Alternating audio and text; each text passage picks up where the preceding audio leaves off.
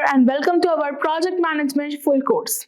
If you are looking to build the skills to become a rockstar project manager, you are at the right place. Project management is super important in every industry. It's all about getting tasks done on time, staying on budget, and delivering awesome results. Whether you are totally new to the project management or just want to sharpen your skills, this course has got your back.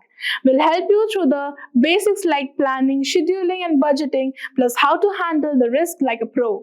You will also learn about popular methods like Agile and Waterfall, and we'll show you how to actually use them in real projects. Here's the exciting part. In 2025, the demand for the project managers is expected to skyrocket and salaries are looking really attractive. So if you're thinking about stepping into this career, now's the time. Before we begin, are you ready to take your project managing skills to the next level? Then Simplilearn's PMP Certification training is your gateway to success. As a globally recognized PMI partner, we offer the top-notch training designed to help you pass the PMP exam on your first attempt.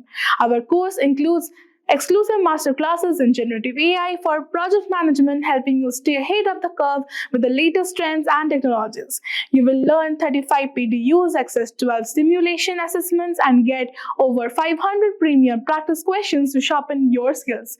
With a 1,000-question bank, cheat sheets, and guaranteed exam pass study plan, we have got everything covered. Whether you are enrolling alone or with friends, Simplilearn's PMP training is your pathway to becoming a certified project management professional. So what is project management? Now, as defined in PMI's PMBOK, project management is application of knowledge, skills, tools and techniques to project activities to meet project requirements. So every project will have an objective to accomplish. Similarly, the objective of project management is to make the final deliverables in a finite time and budget. This involves having clear understanding about the deliverables of the project, required resources for the project, resource in terms of human resources, technical resources, financial resources, etc. Project manager should have a full picture of those aspects. We can call it as constraints or aspects, and manage those throughout the project lifecycle, for which a project manager should have a full view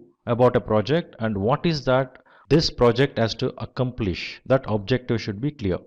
So as part of project management, the 6 constraints which project managers should look at are scope, time, quality, cost, risk and resources. So each of these areas has very important role to play in project management. The clarity in scope, the clarity in terms of schedule within which the project has to be delivered, the cost, what it incurs to that particular project. Once it is finalized, one cannot vary, one cannot change without any proper approvals. Similar to that, we have quality management, which has to ensure the scope, the specifications, what are defined, project output will be accordingly achieved. Risk, every project is taken up for a specific reason by organization.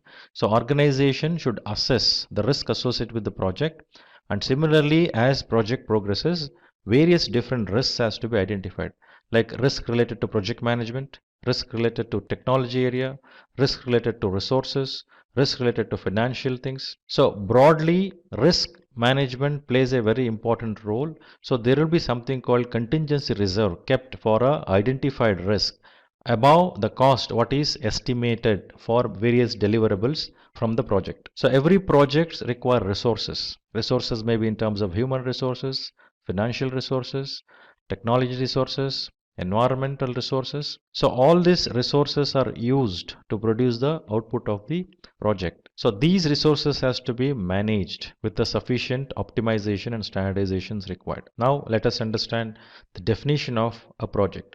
So what is a project? PMI defines a project as a temporary endeavor undertaken to create a unique product, service or result. The temporary nature of a project indicates that a project has a definite beginning and end. So when I say product, unique product, it means every output, it may be similar products you are producing with the same features and functionality, but the output of every project is unique because it is unique in terms of all the 6 constraints what we just discussed now. Now when I say product, it is very easy for us to visualize. It may be a desktop, it may be a laptop, it may be a car, it may be a machine, etc. But how do I visualize a service? Now project's output is a service. Now it's about building a capability. A project Through a project, a capability can be built to ensure services can be provided. That's what the output of project is, service. For example, if I think about a taxi services, for providing a taxi services, I need a mobile app, I need taxi, I need a server,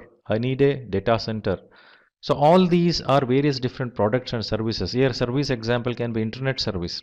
So combination of all the services and products builds the capability for an organizations who can provide the taxi services. So building that capability, we say it is an output of a particular project which is called service. Similarly, results can be improvement of something, improvement in customer satisfaction, increase in some specific objectives or specific results needs to be achieved in performance perspective. So output of every project will be unique product or a service or a result. This we need to clearly understand. So when we say there is a definite beginning and end, every project starts at a certain point in time and ends at certain point in time. So it has a definite beginning and end. That is the reason it is temporary in nature. It is not an ongoing business activity. Before we begin, let's have a look at an incident where two project managers, John and Ted, are talking to each other. John is a senior project manager while Ted is a part of his team.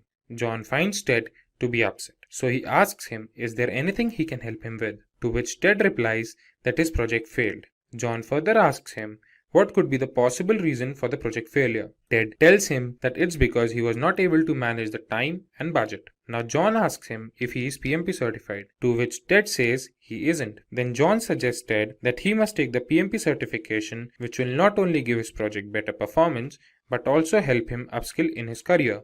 So today we will discuss about PMP certification in detail. Let's first have a look at all the topics we will cover. We will begin with what is PMP, then we will check top 10 reasons to get PMP certified, followed by the basics of PMP. Then after we know the PMP basic concepts, we will check who can get this certification and pattern for the PMP exam. Then we will learn about the PMBOK guide, which is an integral part to prepare for the PMP exam. Finally, we will see the cost and the validity of the certification. So without any further ado, let's begin with what is PMP. PMP, or Project Management Professional, is the world's most renowned project management certification for project managers. This certification is provided by the Project Management Institute. Now, when we know what is Project Management Professional or PMP certification, let's have a look at some reasons why you should get PMP certified. Today, I will give you top 10 reasons to take PMP certification. PMP certification helps you become a better project manager. The process that helps us acquire the certification goes to several phases like gaining project management experience and passing the PMP exam, which helps you in bringing sanity to the project manager. The process helps project managers to learn different industry trends, have practical knowledge, and several other project management constraints.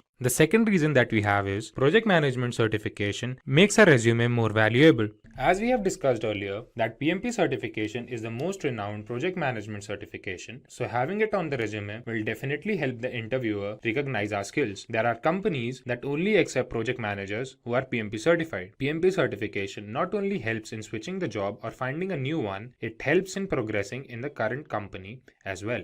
The third reason that we have is it provides more job opportunities. When one acquires the PMP certification, it proves that one has expertise in completing the project effectively and efficiently. So the certification increases the trust factor of the interviewer in you and increases your probability of getting that job. The fourth reason that we have is salary hikes. PMP certified project manager is one of the highest paid jobs around the globe, and this trend will continue to grow. The global survey by the Project Management Institute shows that PMP certified project managers tend to get 20% more salary than the non-certified project managers. The next reason that we have is PMP certification validates your dedication to the job.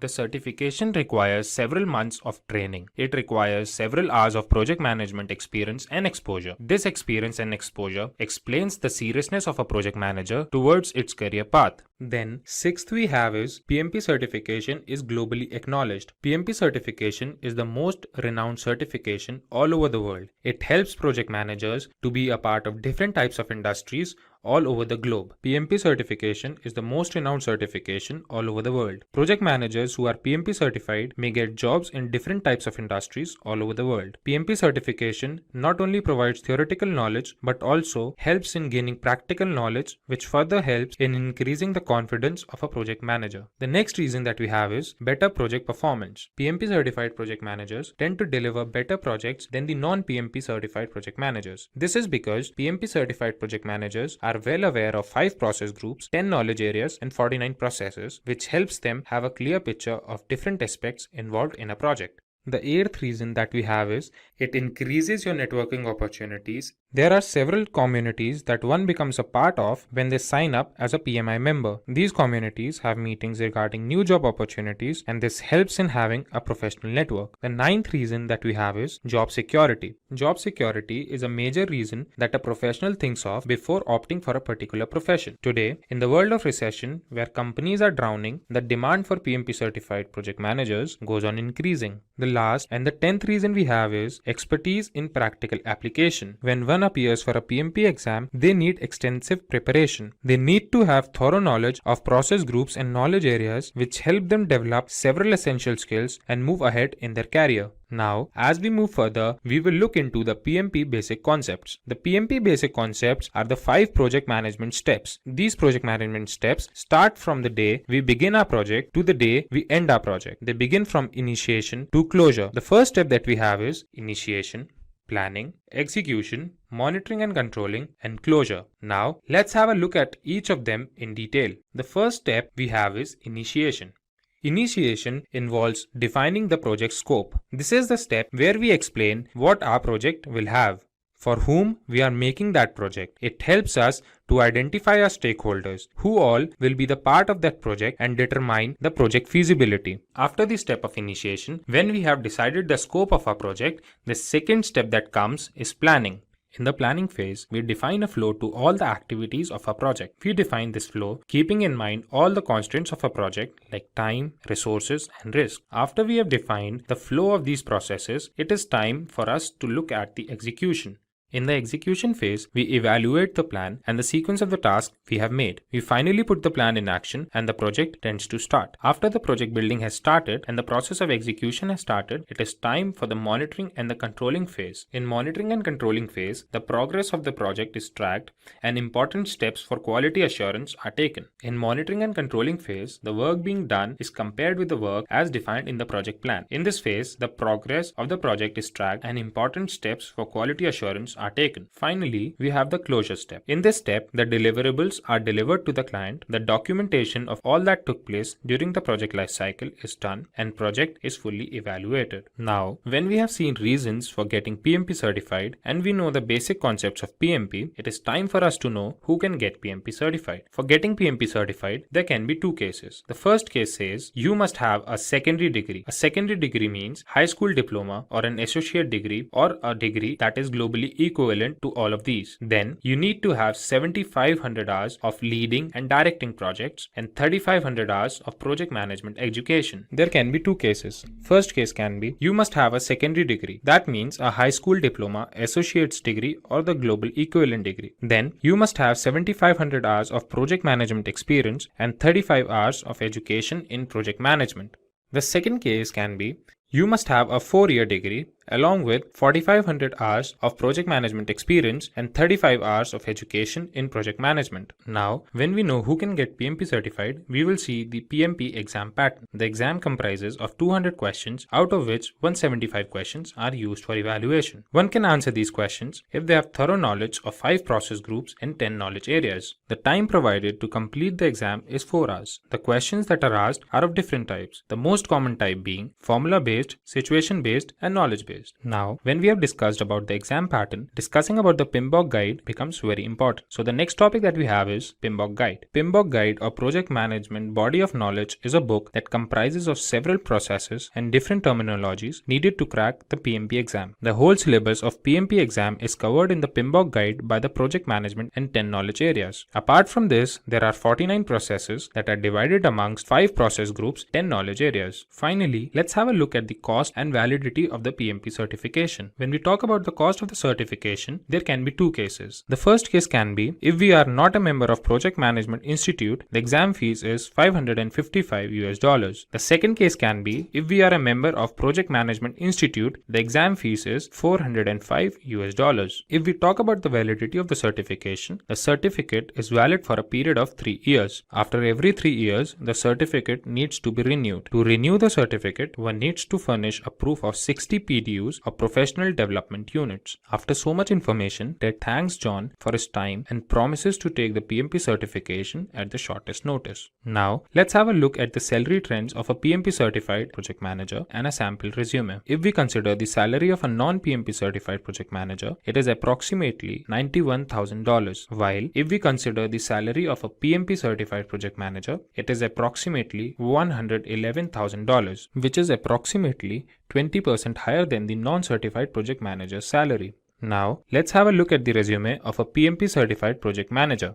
If you are somebody with PMP certification and looking for a project manager or a senior project manager role, your resume should look something like this. The summary in the beginning would include how much experience you have and anything that supports your claim of being a project manager. Like here, James Brown has written, he has more than 10 years of experience with generating and building projects. Then, when you talk about your experience, you should put something that emphasizes on the responsibilities that you had, your area of expertise, put something that shows your skill set for the desired post, and also something that you learned from your former job role. This shows that you have command over your work and also the determination to skill and upskill yourself. Like here, James Brown has 3 years of experience as an assistant manager training new associates and then more than 3 years of experience as a project manager where he not only led projects but also learned new project management tools like Trello and Primavera. After this, add relevant information regarding your education. Your resume must include skills that you have or you have gained in your years of experience. Like here, James Brown has divided his skills into 2 parts, where he has written his technical skills and non-technical skills. He has included a skill of Agile and quality assurance software, as well as he has his knowledge of different project management tools. Then putting your certifications play a major role. This proves that you are up to date and updated with current market trends. James Brown has his certifications in C and Java, and more importantly, he has his project management certification, Project Management Professional. Here's Max, an assistant project manager who looks tensed and is pacing around the room. Then Jack, a project manager who works with him, walks into the room and asks him, why does he seem so tensed? To which Max replies, he's facing difficulty in estimating the budget. Jack responds, it might be because he's not planning the project properly. Jack reassures Max and begins to tell him about project planning. So without any further ado, let's begin with what is project planning. Project planning is the second step or phase of the project lifecycle. Project lifecycle has 5 different phases from initiation to closure. Today, we will be learning about this phase that comes immediately after initiation, in which the project plan is documented and further requirements are defined. Project planning includes the following things. The first and the foremost thing is describing the objectives or outputs we are expecting the project to yield. Second, we have is the elaboration of the scope to make sure what the project is all about and what all can be expected from the project. The third step we have is forming a schedule. This schedule is important to run or perform different tasks of a project, each task having its own start date and end date. This helps the project to finish in the scheduled time and limit. Lastly, we have making and generating progress reports, in which all that went during the tenure of the project is documented. This helps in evaluating the project and helps in the forthcoming projects. Now, let's have a look at the project planning fundamentals. The first fundamental that we have is the determination of scope, cost, and resources. The determination helps us in having a rough estimate about the time that is required to finish the project. It helps us in determining the number of people required and what should be their skill set. We can divide the project into smaller manageable sections, and this is made possible with the help of work breakdown structure. The second fundamental refers to identifying the problem. There are several techniques by which we can collect information and discover issues. There may be several problems in a project, and in that case, several risks or issues are prioritized, and the risk that requires immediate attention is dealt with first. Then comes identification of stakeholders. When we can identify the stakeholders, we can know who all will be affected and in what way, which helps us having a better understanding of the project. Stakeholders may be anybody. They may be the part of the project team, or project managers, or customers. They help during the project and contribute to its success. Then the last fundamental we will discuss is defining project objectives. A project plan is made keeping in mind the requirements of the project team and expectations of the stakeholders. If the project team can meet the expectations of the stakeholders, then only we can say that the project is successful. Now, when we know about project planning and its fundamentals, it's time to see why project planning is so important. Project planning reduces the cost and time of the project as every step is monitored and optimized in the best possible manner. Project planning increases employee satisfaction as every employee who is a part is engaged in the team for improved project performance. Project planning helps in the implementation of quality assurance as the output of every step is duly tested. Lastly, project planning helps in reducing project risk as planning helps to analyze, prioritize, and deal with that risk. Moving on, let's have a look at the tools for project planning. The first tool that we have is a Gantt chart. Today, Gantt charts are one of the most popular project management tools. They help in tracking the status of the work at a particular time and their dependencies on each other. Gantt charts help in showing different phases and steps involved in a project. The second tool we will talk about is Critical Path Method or CPM. Critical Path Method helps in scheduling the project activities so that the project runs properly. The Critical Path Method focuses on the longest stretch of dependent tasks and determines the time needed to complete them. The next tool is Project Evaluation and Review Technique or PERT chart. PERT provides a graphical representation of the project's timeline,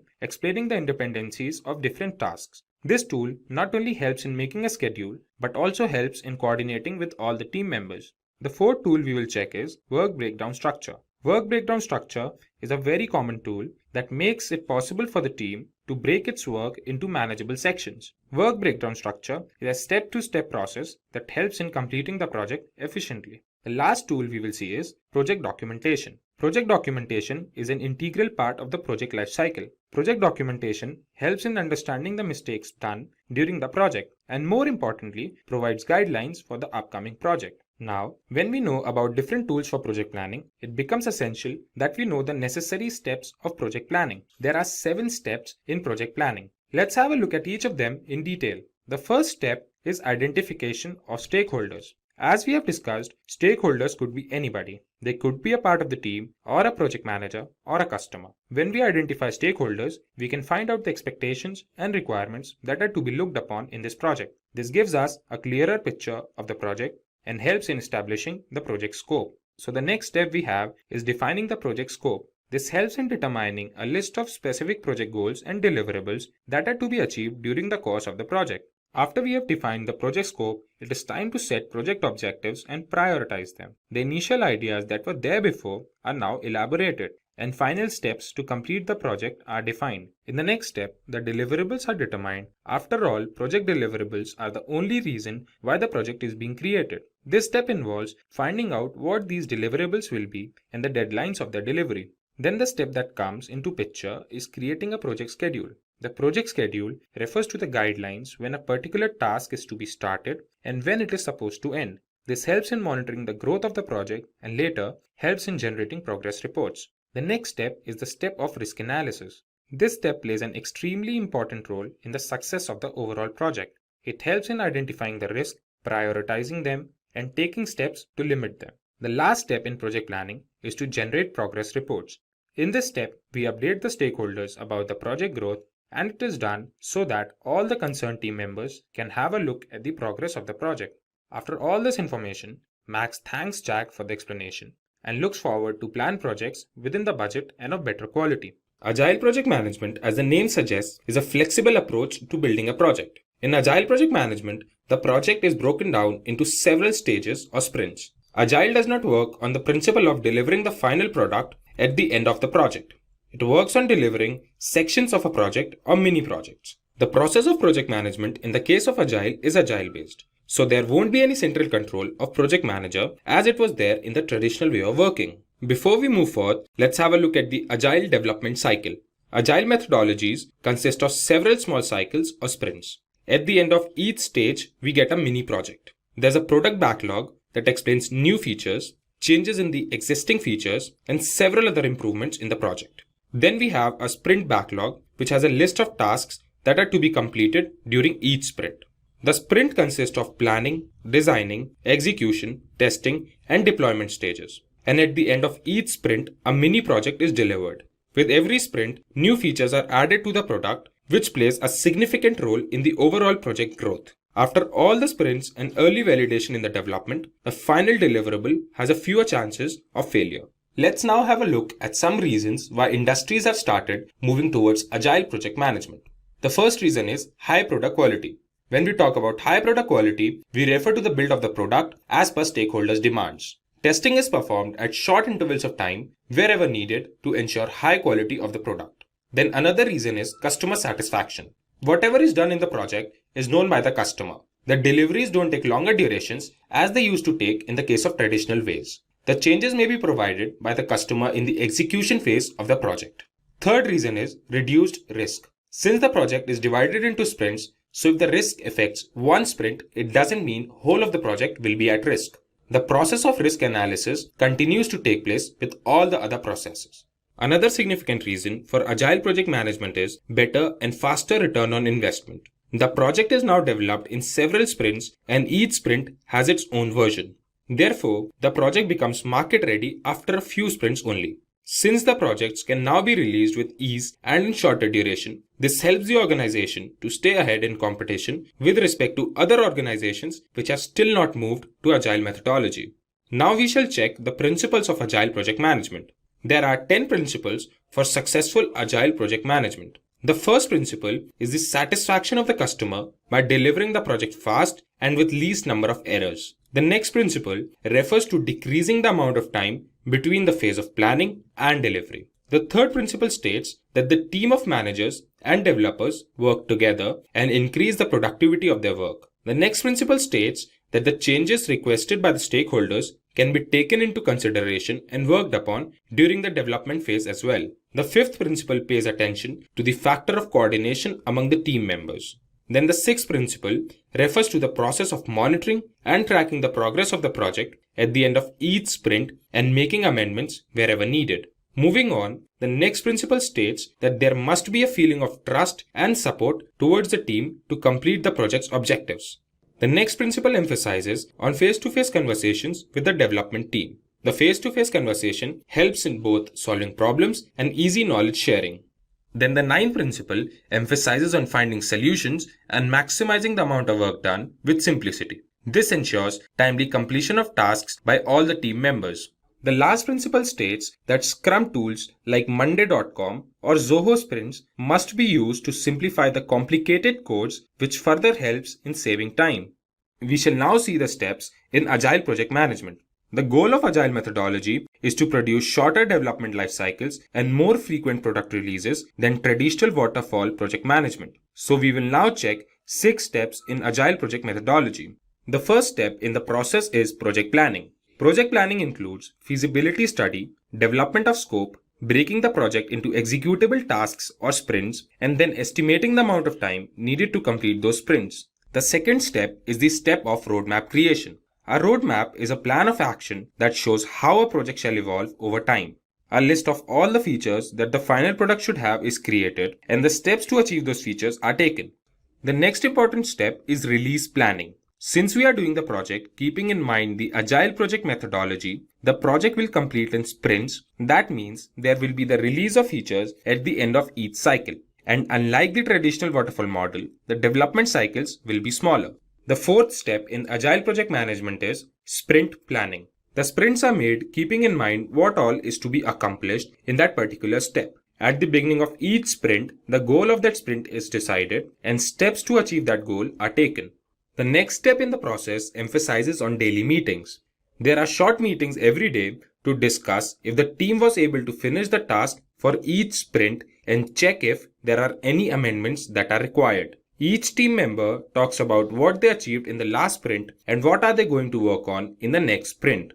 The last step is the step of sprint review and retrospective. There are 2 meetings after each sprint. First meeting is for the sprint review. This meeting is with the stakeholders to show them the finished product. This helps both sides to build a relationship and discuss if there are any issues in the end product. The second meeting is for having a sprint retrospective. This meeting involves the stakeholders to discuss what went well and what went wrong during the sprint. Sprint retrospective takes place after the sprint review and before the next sprint planning.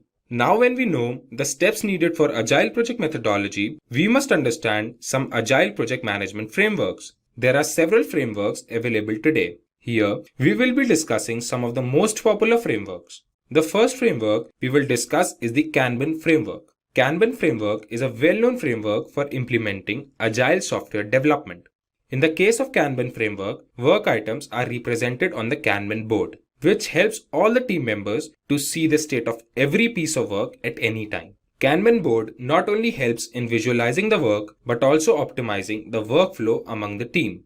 The next framework we will discuss today is the Scrum framework. Scrum framework is a popular framework for managing complex knowledge work like in the field of research and advanced technologies. Scrum is a simple framework that helps teams work together and learn through their experiences gained while working on a problem. The third framework we will see today is the hybrid framework. The hybrid framework is a combination of agile methodology and non-agile methodology. In the case of a hybrid framework, planning is done using the traditional way of project management, while the execution and delivery is done using the agile methodology. Since the hybrid is a combination of the two, it handles the requirement changes and delivers the product in different stages. The fourth and the last framework we will see is the lean framework. The lean framework works on the principle of providing maximum customer value and creating zero waste. It focuses on optimizing the flow of products all through the value stream. This helps in eliminating waste all through the process and create processes that requires less human efforts. This also simplifies the process of information management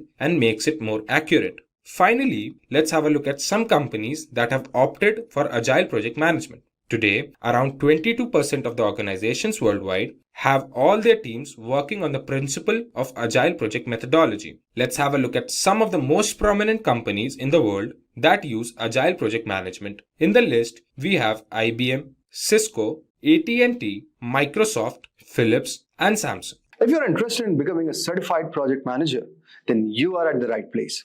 This tutorial will teach you everything you need to know about the project management professional certification.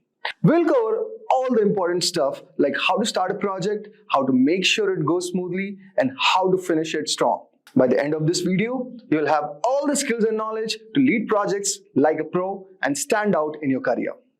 Now, before we move on, let us discuss our agenda for today's session.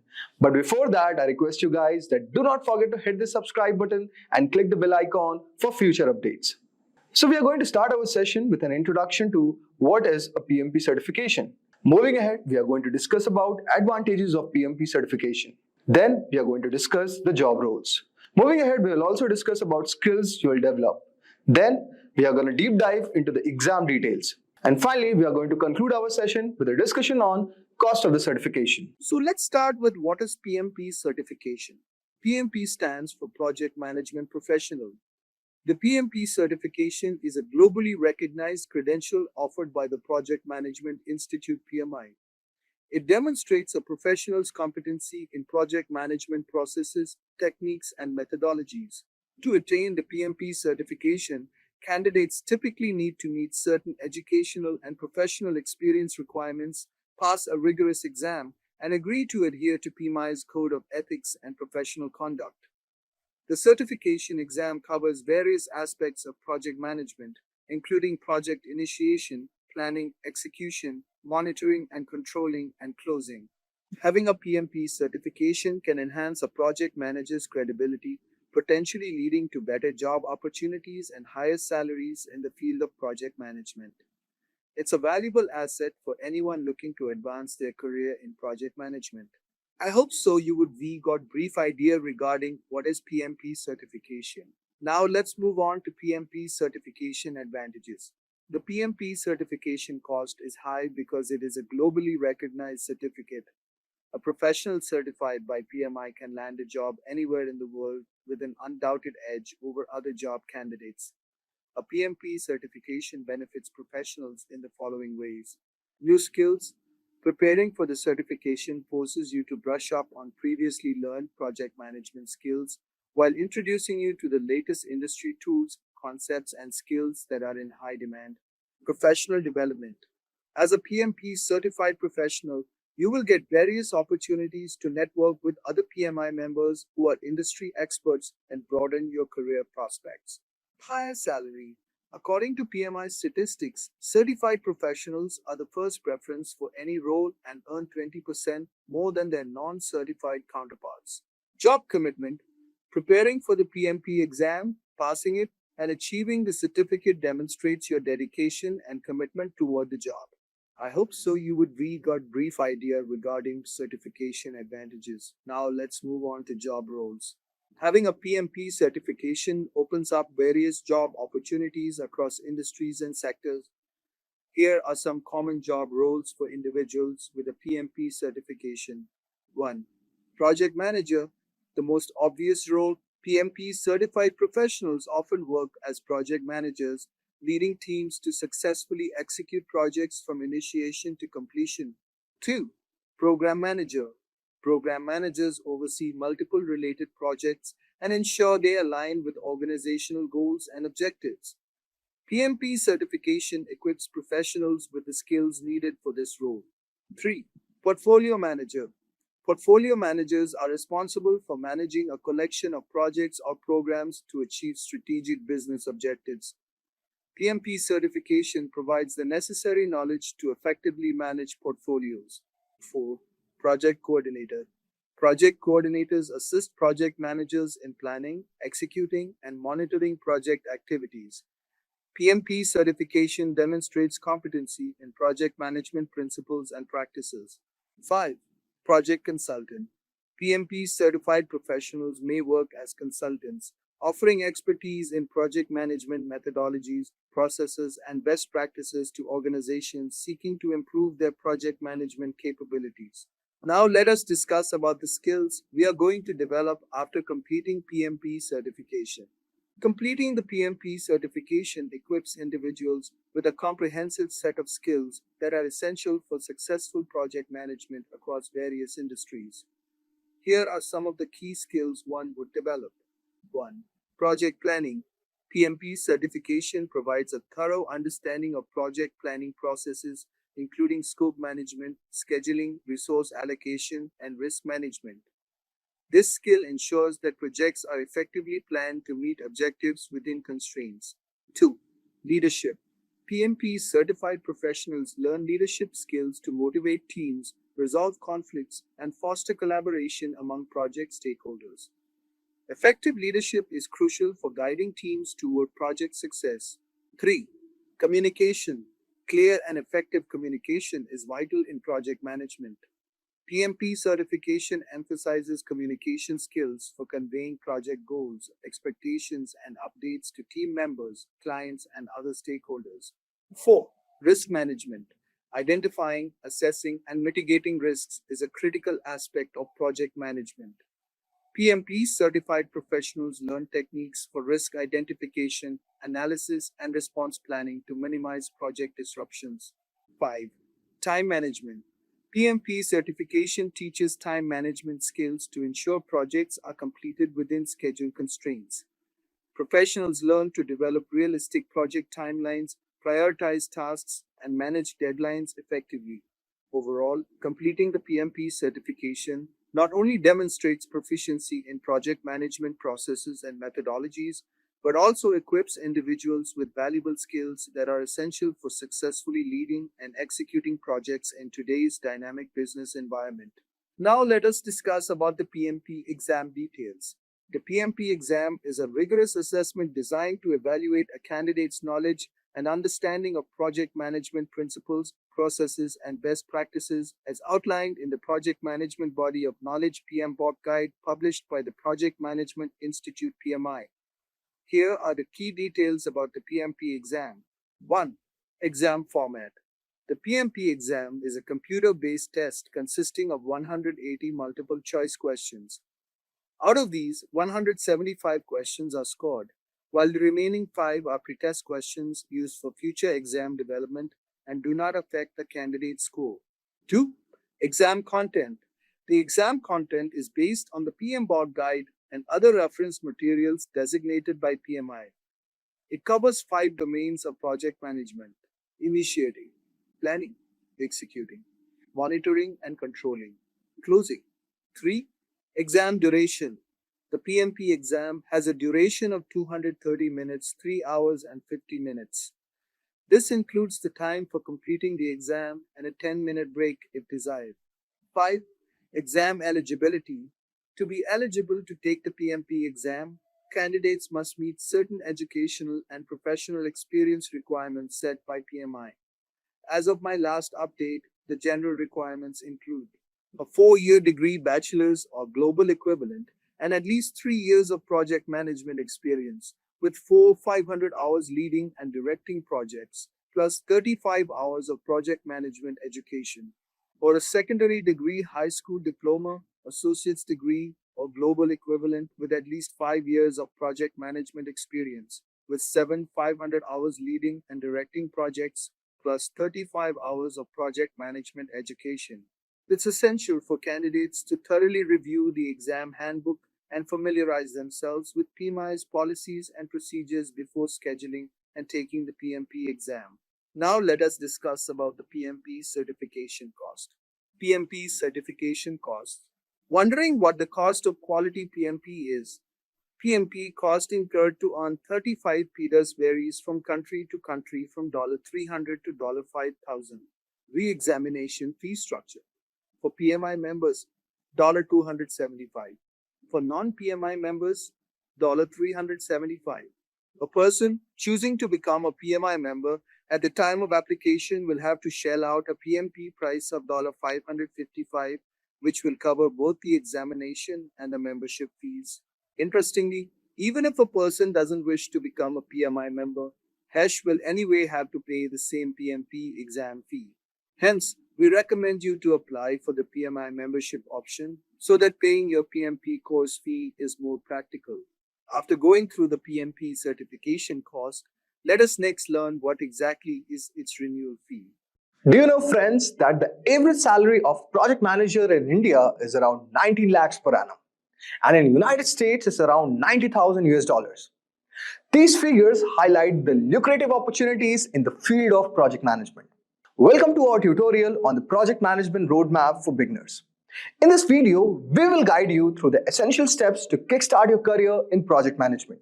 From understanding the key concepts to developing crucial skills to exploring popular methodologies and gaining practical experience, we have got you all covered.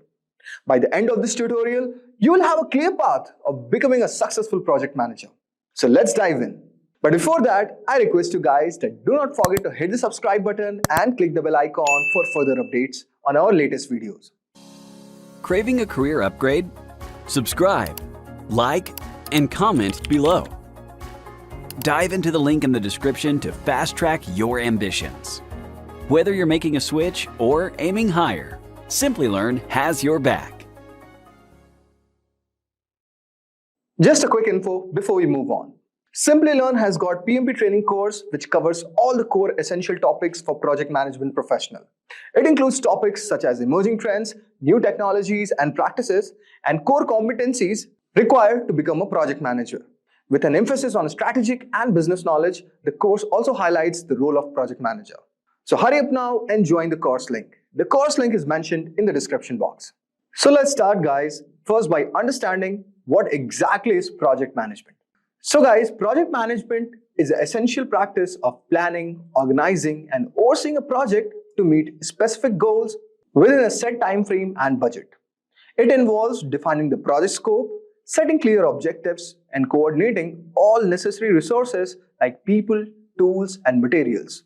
A project manager's job is to make sure all the tasks are completed on time, within budget, and up to the desired quality standards.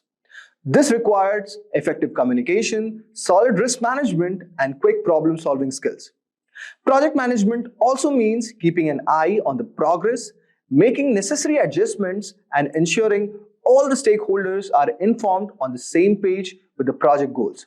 There are various methodologies like Waterfall, Agile, Scrum, which offers different ways to handle projects. I hope so you have got a brief idea regarding this. Now let's move on and discuss briefly regarding what are the key skills needed to become a project manager. So guys, to be an effective project manager, you need to develop a diverse set of skills that will help you to navigate the complexities of managing projects. Here are some of the essential skills that project managers should have. The first one is communication. Clear and concise communication is very vital in this domain. You need to convey ideas, expectations, and updates to your team and stakeholders. Effective communication helps to avoid misunderstandings and keeps everyone aligned with the project goals.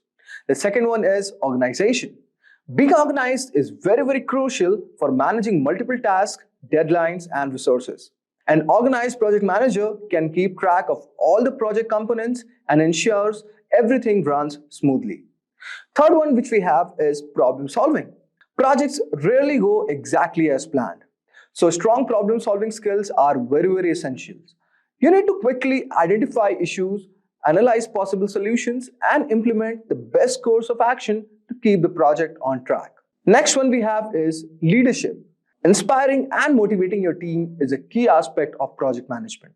A good leader guides their team, delegates tasks effectively, and fosters a positive and productive work environment. Next one we have all over here, that is time management. So guys, prioritizing tasks and managing your time efficiently ensures that project milestones are met. Good time management helps you to stay on schedule, meet deadlines without compromising the quality. Next one we have is adaptability. Projects can be unpredictable sometimes. So being adaptable and flexible is very important. You need to adjust plans, strategies as necessary to accommodate changes and unforeseen challenges. And finally we have is solid risk management. You know friends that identifying potential risk and developing strategies to mitigate them is very crucial for project success. Effective risk management helps to minimize the impact of uncertainties on the project. So by honing these skills, you can become a more effective project manager, capable of leading your team to success and delivering projects that meet or exceed expectations. Now we are going to move forward to understand the core project management concepts. So guys, understanding core project management concepts is very essential for successfully managing the project. The first one that we have all over here is scope. So guys, scope defines what the project will deliver and work required to complete it. Clearly outlining the scope helps to prevent scope creep, where uncontrolled changes or continuous growth can derail the project. Next one we have all over here is resources. This involves identifying and allocating the necessary resources, including team members, tools, material, and budget. Efficient resource management ensures that the project has everything it needs to proceed without delays. The third one that we have all over here, that is schedule. So guys, the project schedule outlines the timeline for all tasks and milestones. Creating a detailed schedule helps you to keep the project on track and ensures that deadlines are met. The fourth one that we have all over here is budget. So guys, this is very important factor. And managing the project budget involves estimating cost, setting budget, and controlling expenses to ensure the project remains financially viable. Effective budget management helps prevent cost overruns. Finally, we have is risk management and quality. Let's first talk about risk management. So guys, identifying, assessing, and mitigating risk is very crucial. A proactive approach to risk management can help anticipate potential issues and develop contingency plans, reducing the impact of the project. If we talk about quality, then ensuring that the project meets the required standards and specification, it is very required for it to become a success. So quality management also involves setting quality criteria, continuously monitoring, and evaluating the project deliverables. Now let's move on and discuss about project management methodologies. So guys, project management methodologies provide a structured approaches to managing projects and ensuring efficiency and consistency. The first one that we are going to discuss all over here is called waterfall model. It is a linear and sequential approach where each phase of the project must be completed before moving on to the next. It's best suited for projects with well-defined requirements and minimal changes. The next one that we have all over here is called Agile. Actually, Agile is an iterative and flexible approach that focuses on delivering small, incremental improvements. Agile promotes adaptability and continuous feedback, making it ideal for projects with evolving requirements. The third one that we have all over here is called Scrum. Scrum is basically a subset of Agile. Scrum breaks into the project for short, time-bound iteration called sprint, which basically lasts for 2 to 4 weeks. So, in this, there are regular meetings such as daily stand-ups and sprint reviews, which ensures constant progress and feedback. So guys, choosing the right methodology depends upon the project's nature, requirement, and team dynamics. Ensuring a tailored approach to project management is very crucial. Now let us discuss about some of the tools that you should be aware of if you want to become a project manager. Effective project management relies on the tools to organize, track, and manage tasks efficiently. Some of the popular project management are, the first one that we have is Trello. Trello is a visual tool that uses boards, lists, and cards to organize tasks and projects. It's highly intuitive and flexible, making it ideal for teams that prefer a straightforward, visual approach to managing tasks and tracking progress. Next we have all over here is Asana. Asana offers a comprehensive suite of features for task management, project planning, and team collaboration. With its ability to create projects, assign tasks, set deadlines, and track progress, Asana helps to ensure that everyone stays on the same page. The third one that we have all over here is called Microsoft Project. This tool is a powerful project management software which is used for planning, scheduling, and managing projects. It offers advanced features like Gantt charts, resource management, portfolio management, making it suitable for complex projects. Next one that we have all over here is called Jira. Originally designed for software development teams, Jira is an excellent tool for managing agile projects. It supports Scrum and Kanban methodologies, which enables teams to plan sprints, track issues, and monitor progress through detailed reporting. Next one that we have all over here is called Slack. While primarily it is a communication tool, but Slack integrates with many project management tools to facilitate seamless collaboration. Teams can communicate in real time, share files, integrate other tools to create a centralized hub for project activities. So these were some of the tools that you should be aware of, and by leveraging these tools, project managers can enhance their productivity, improve collaboration, and ensure that projects are completed on time and within budget. Now let us move to our final part, that is certification and education.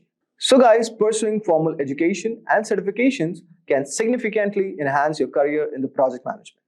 Here are some of the key educational paths and certifications you can consider if you want to become a project manager. The first one is degree programs. A bachelor's degree in business administration, management, or a related field provides a strong foundation in essential business and management principles.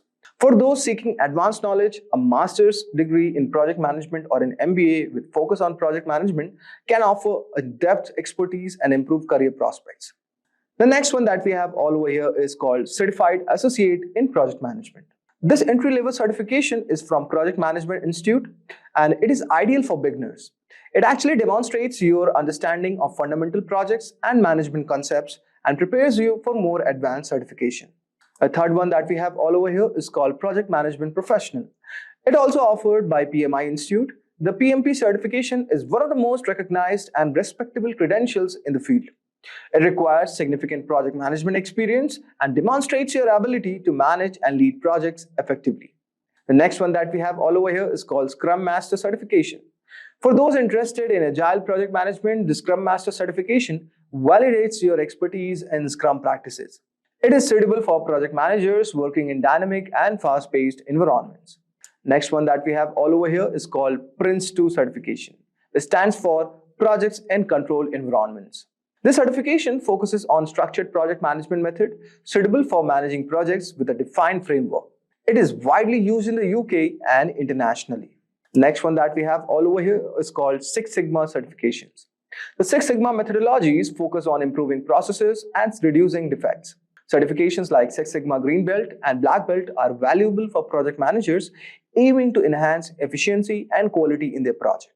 Next one that we have all over here is called Agile Certified Practitioner or PMI ACP certification. This certification is from PMI and it validates your knowledge and skills in agile processes. It covers various agile methodologies including Scrum, Kanban, Lean, and many more, making it ideal for those who are working in agile project environments. Next one that we have all over here is called Certified Scrum Product Owner CSPO certification. This certification is for those who want to focus on the product owner role within a Scrum team. It teaches you how to manage product backlogs, prioritize work, and ensure that the team delivers high-value products. So guys, by pursuing these educational paths and certification, you can build a strong knowledge base and gain practical skills, and also enhance your credibility in the field of project management. Let's begin with discussing what exactly project management is. Project management is the process of leading the work of a team to achieve all project goals within the given constraints. The information is usually described in project documentation created at the beginning of the development process. The primary constraints are scope, time, and budget. Project management is the application of processes, methods, skills, knowledge, and experience to achieve specific project objectives according to the project acceptance criteria within agreed parameters. Now let's focus on the steps to becoming a project manager. And we will see the steps how to become a project manager. And you could see the first step is understanding the role, the second is getting certification, third is you should have experience, then skills, and then you should expand your knowledge with time, and you should build your network, and then demonstrate the leadership, and you should have a good portfolio and your professional growth, and then you should seek employment and ace the interview. So we'll discuss each of the particular steps to becoming a project manager. So becoming a project manager is an exciting and rewarding journey that requires a combination of skills, knowledge, and experience. Whether you are starting from scratch or transitioning from a related role, here's a comprehensive guide on becoming a project manager. Starting with the first skill, that is, understand the role. Begin by clearly understanding what project management entails. Project managers are responsible for planning, organizing, and overseeing projects from start to finish. They coordinate resources, manage budgets, mitigate risks, and ensure timely delivery of project objectives. Research the key responsibilities, industry standards, and the best practices associated with project management. And the next skill is acquire education and certifications. While not always mandatory, obtaining a degree in a relevant field such as business administration or project management can provide a strong foundation. Additionally, consider pursuing certifications such as Project Management Professional (PMP) or Certified Associate in Project Management (CAPM) that is offered by Project Management Institute (PMI). These credentials demonstrate your commitment and competence in the field. Next skill we have is gain relevant experience. To build practical skills, seek opportunities to work on projects in any capacity. Offer to assist project managers or volunteer for projects within your organization. This hands-on experience will provide valuable insights into project dynamics, team collaboration, and problem solving. Document your project involvement and accomplishments to showcase your experience to future employers. And next skill you need is develop key skills. Project managers require a diverse skill set. Enhance your skills in areas such as communication, leadership, organization, negotiation, time management, and risk management. Effective communication is particularly crucial for collaborating with stakeholders, managing conflicts, and ensuring project goals are understood by the team. Next, you should expand your knowledge. Continuously learn and stay updated on industry trends, methodologies, and tools. Familiarize yourself with project management frameworks like Agile, Scrum, or Waterfall, and explore project management software and collaboration tools such as Microsoft Project, Jira, or Trello.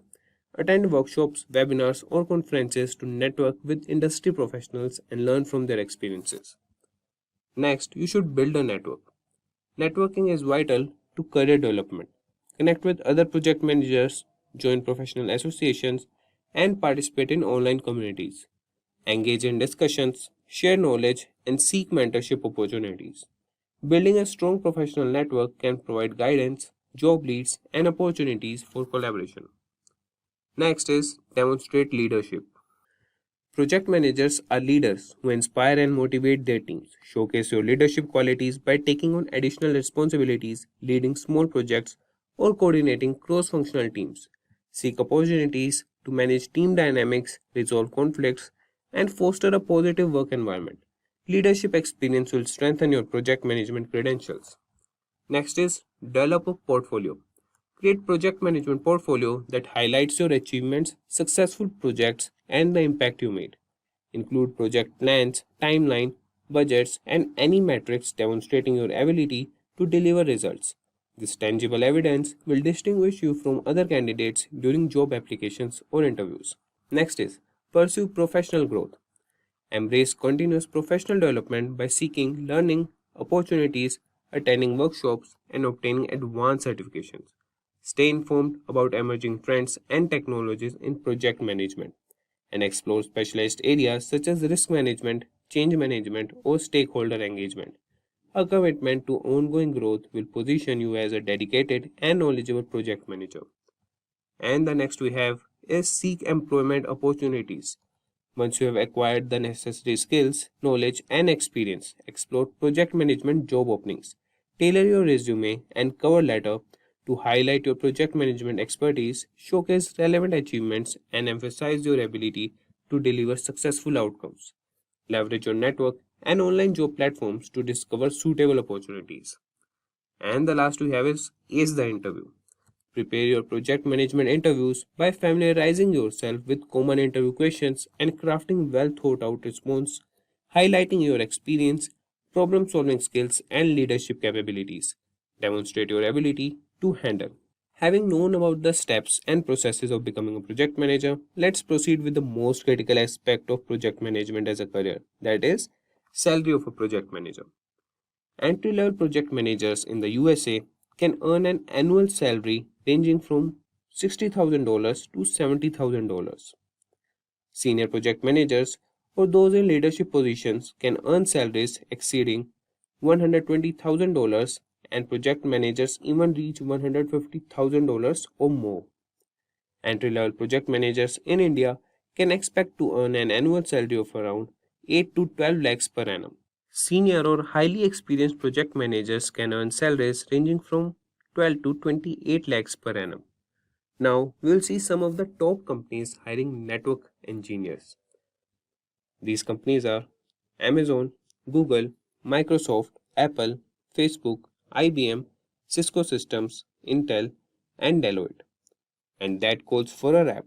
But before we end this tutorial, let's take a minute to hear from learners about their success. Microsoft Excel is one of the most common applications these days. It is used in both offices and at homes. Microsoft Excel is an easy project management tool that allows the team members to easily see the tasks in a project, develop a plan, and track its progress.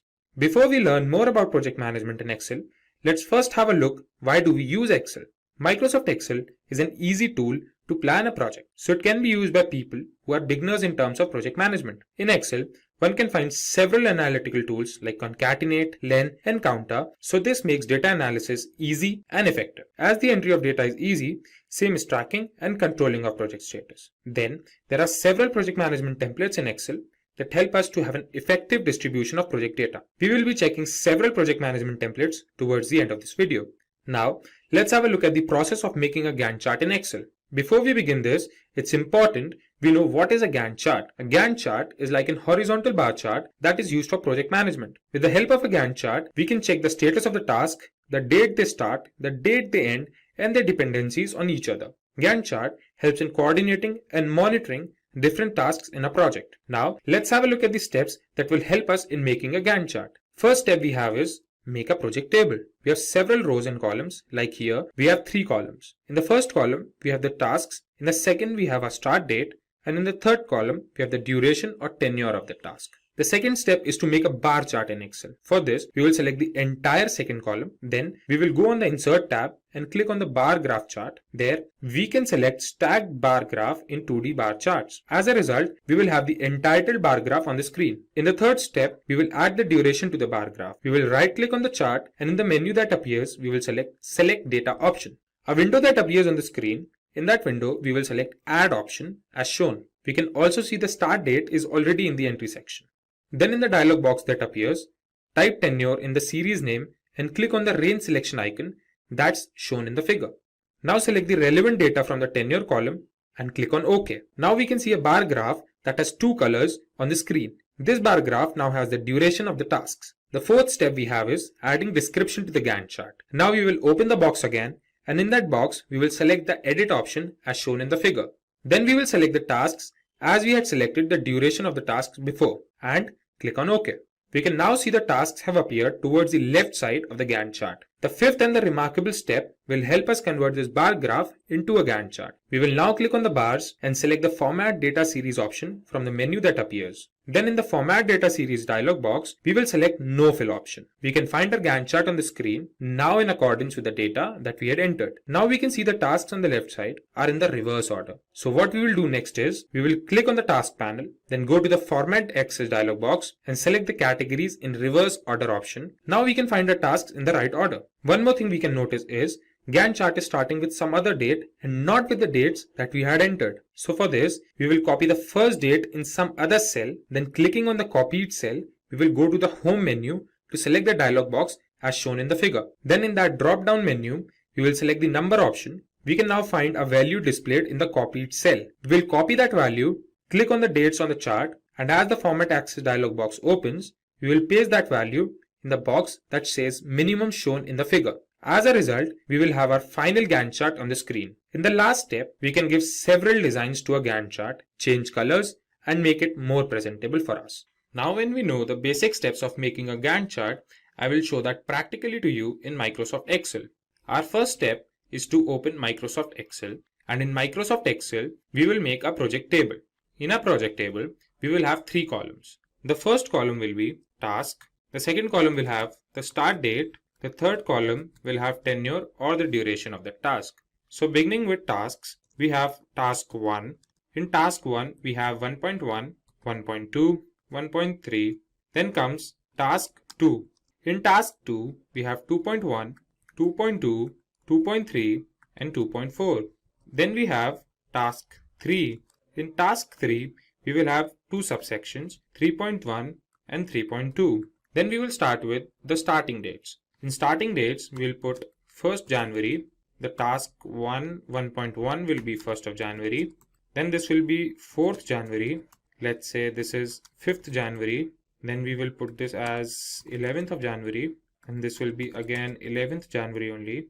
This will be 15th January. Let's put this as 17th January. Let this be 19th January. Task 3 begins on 23rd January. And the 3.2 section begins at 26th of January. Now let's put the tenure or the duration of the task. We will begin with task 1. It takes 12 days. Then 1.1 takes 7 days. We say this takes 4 days and this takes 8 days. Then for task 2, it again takes 12 days. It takes 5 days, 5 days, and let's say this takes 6 days and this takes 4 days. Then we come to task 3. This takes 8 days and let's say this takes 6 days and the 3.2 section takes 5 days. So this is how our project table is ready. In the second step, we will select the entire second column. After we have selected this column, we will go to the Insert tab. In the Insert tab, we'll go to the bar columns, and in this, we will select 2D stacked bar charts. Now we have the entitled bar chart in accordance to our data on the screen. Then comes the third step. We will add the duration of the tasks to the bar graph. We will click on the chart, and after we click on the chart, we will select Select Data option. In the Select Data Source dialog box, we find the start date is already there. Now we will click on Add, and after we click on Add, in the series name section, we will put tenure. Then in the series value, we will click on this icon and select the entire tenure series and click on OK. So this is the bar graph that we have now. This is now in 2 colors, the orange color and the blue color. This bar graph now has the duration of all the tasks in our project table. Now in the fourth step, now it's time for us to add description to our Gantt chart. Instead of this 1, 2, 3, 4, 5, we will put task 1, task 2 and the subtasks. So what we will do is, we will again go to that box, we will left click on the Gantt chart, select the Select Data option, and then we'll go to the Start Date. Here, we'll select the Edit option. In the Edit option, we will select all the tasks and click on OK. Now we can see all the tasks are aligned towards the left of the bar chart. As we can see, this is a bar chart or a bar graph and not a Gantt chart. The next step we have is converting this bar graph into a Gantt chart. So we will click on the bars and select the Format Data Series option from the menu that appears. Here we have this Format Data Series option. Now we can see the dialog box on the screen. Here we'll go into the color section, fill section, and then we will select no fill. Now we can see the blue lines have disappeared. So this looks like a Gantt chart. So now when we have a Gantt chart on the screen, we can notice that the tasks here are in the reverse order. So what we will do is, we will click on these tasks and select the Format Axis option. Here, we will select Categories in reverse order. We can see our Gantt chart is now in order, like we have our task 1 on the top and task 3 at the bottom. The dates are starting from 11th of December, but the dates we have provided are from 1st of January. Now we will copy this cell, then go on the dates box. Here, we'll go to Format Axis. In the Format Axis, we can see minimum. In this minimum, we will paste this value and press enter. As we press enter, we can see our Gantt chart starting from the date that we wanted to start, and that too in the correct order, starting from task 1 to task 3. Now as a result, we have our final Gantt chart on the screen. In the last step, what we can do is make our Gantt chart more representable. We can change the color of these bars, we can give them shapes, and we can do many other things to make it more presentable. We will first select the bars. Like what we will do is, we will select task 1 and let's say we give it the color blue. Then task 2, we will give it color green, and in task 3, we'll give it the color black. So here the subsections will give different colors to the subsections as well. Then we come to task 2.1. This is how we can change the color of these cells, or apart from changing colors, we can select a bar graph and do the gradient fill. So this is how we can make a Gantt chart more presentable.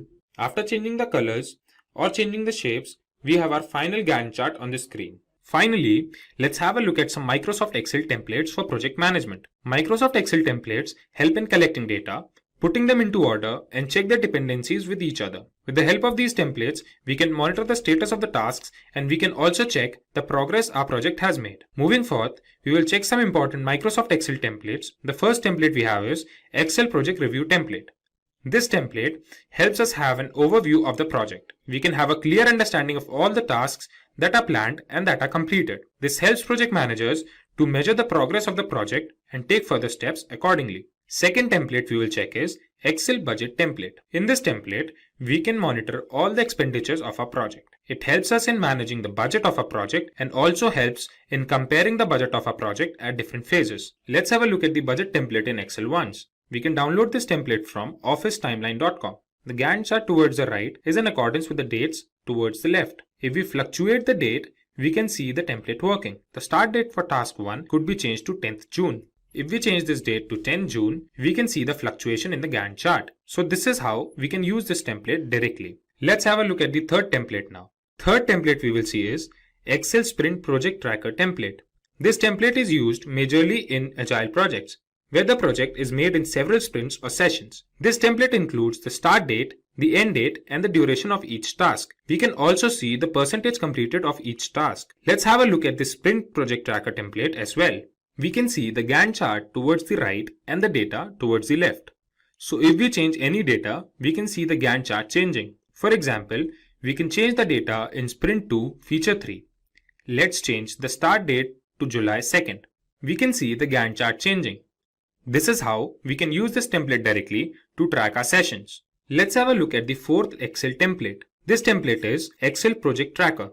In this template, we have the data of all the tasks with the status and owners. We can track the percentage of tasks completed and also compare the planned duration of the task to the actual duration of the task. After the critical part tracker, let's check the Excel Project Schedule template. This template helps in effective management of the project, as it helps in monitoring the time that each task of the project takes. It provides a clear view of all the work associated with the project. Let's have a look at this template in Excel once. We can see the Gantt chart in accordance to the data. If we change the estimated hours at two places, let's say at the design review, we make it 15 hours instead of 5 hours. And at the create staffing plan, we make it 2 hours instead of 20 hours. We can see the Gantt chart fluctuating. This is how we can use this template to manage the schedule in a project. Moving forward, the next template we will see is Excel Project Status Report template. This template helps us having a list of project deliverables and the risks associated with that project. This template helps the project managers about different crucial activities involved in a project. After this, we have Excel Milestone Tracker. The milestone tracker helps us in tracking or monitoring different tasks in a project. Project managers use this template to monitor the project performance with respect to the timelines. The last template we will see is Excel Project Planner. Excel Project Planner includes a list of tasks with the respected owners along with the start date and the end date of that task. This helps in monitoring each task and comparing the estimated task date with the actual ones. Let's have a look at this template in Excel. We can see the Gantt chart with respect to the data entered. Let's make changes at several places in the data. We can make this 22 to 24. We will make this 23 go to 2. And we can make this 5th September go to 15th September. And when we make the changes, we can realize the Gantt chart is fluctuating. So this is how we can use this template to plan a project effectively and efficiently. If you are looking to become a skilled project manager, have a look at the postgraduate program in project management by Simplilearn. A project is a temporary endeavor undertaken to create a unique product, service, or result. For example, developing a new product, service, or result, constructing a building, industrial plant, or infrastructure, and implementing, improving, or enhancing existing business processes and procedures. In the next screen, we will focus on the characteristics of a project. A project can be distinguished based on its characteristics. The definition describes two characteristics of a project. First, it is temporary in nature. Temporary here does not mean short in duration. A project can extend for long duration based on the requirements. For example, creating a new indigenous missile defense system for a country. However, there is always a definite planned start and end date for a project. It cannot go on indefinitely. Secondly, the project is supposed to produce a unique output. The output could be a product, service, or result. There can be many common activities between two projects, but the outcome of each project should be unique in some way or the other. Now, let us look at what marks the end of a project. A project ends when either the objectives are met or the project is terminated because the objectives will not or cannot be met. The other reason to terminate the project can be that the need for the output of the project does not exist anymore. Usually, the sponsor of the project takes a call about the closure of the project. It is important to differentiate project work from regular operational work. For example, your office receptionist does the same work every day of picking any incoming call and directing the call to the right person in the office. This is an ongoing repetitive work and can be classified as operation. Operations, unlike projects, are neither temporary nor unique. Creating a new software system to effectively track your customer complaint can be an example of a project. When the software is successfully developed, the project objective is met, which marks the end of the project.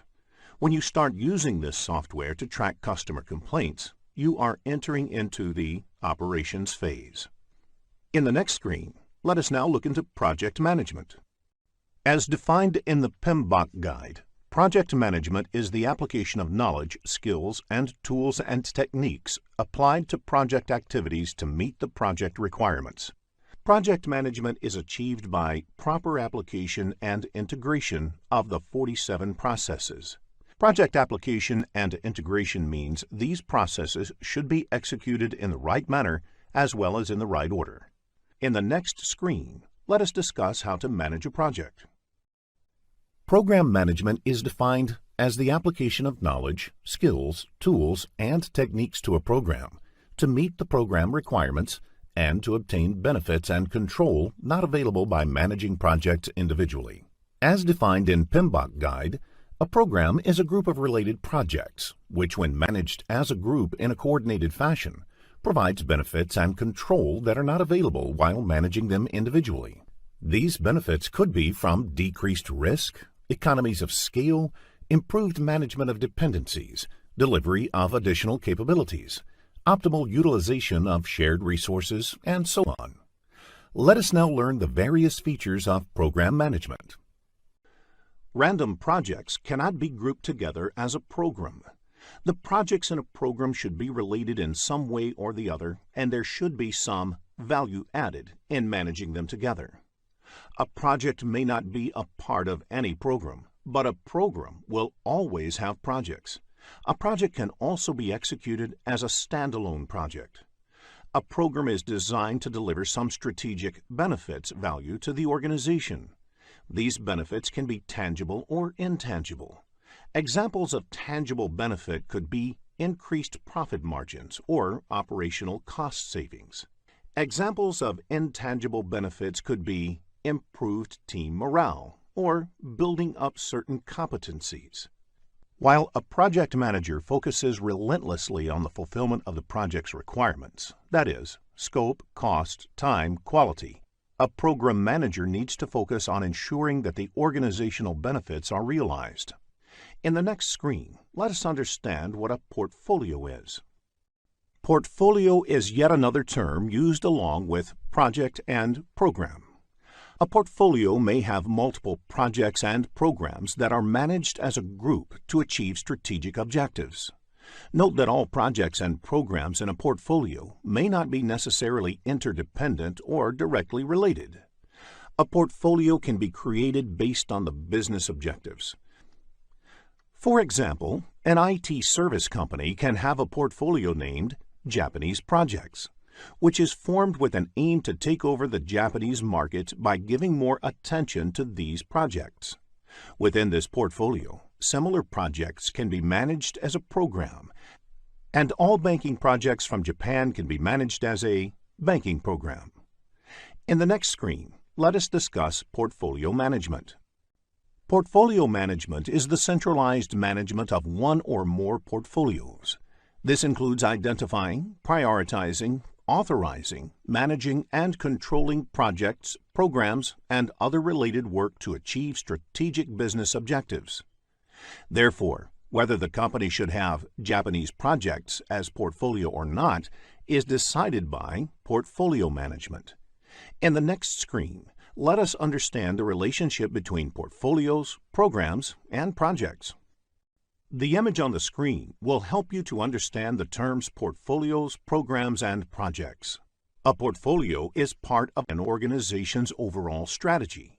It represents a conscious decision by an organization to invest in the portfolio. The overall objectives of a portfolio are then cascaded down to the lower-level components. The components could be sub-portfolios, programs, or projects. These components can further be broken down into smaller components for ease of management. Although a project may not contain operations, a program, or a portfolio, it can include other work. This other work may comprise training and development, customer support and services, etc. If the other work has synergy with the overall objectives and adds to the capability to deliver the higher level benefits, then it can be included in the program or portfolio as well. In the next screen, we will discuss Project Management Office. Project Management Office, or PMO, is a specific type of body or department within an organization. PMO performs several roles in the organization, and these can broadly be classified as primary roles and other roles. Typically, the PMO may take up any one or a combination of the three primary roles. It provides the policies, methodologies, and tools and templates for managing projects within the organization. It provides support and training in organization on how to manage projects.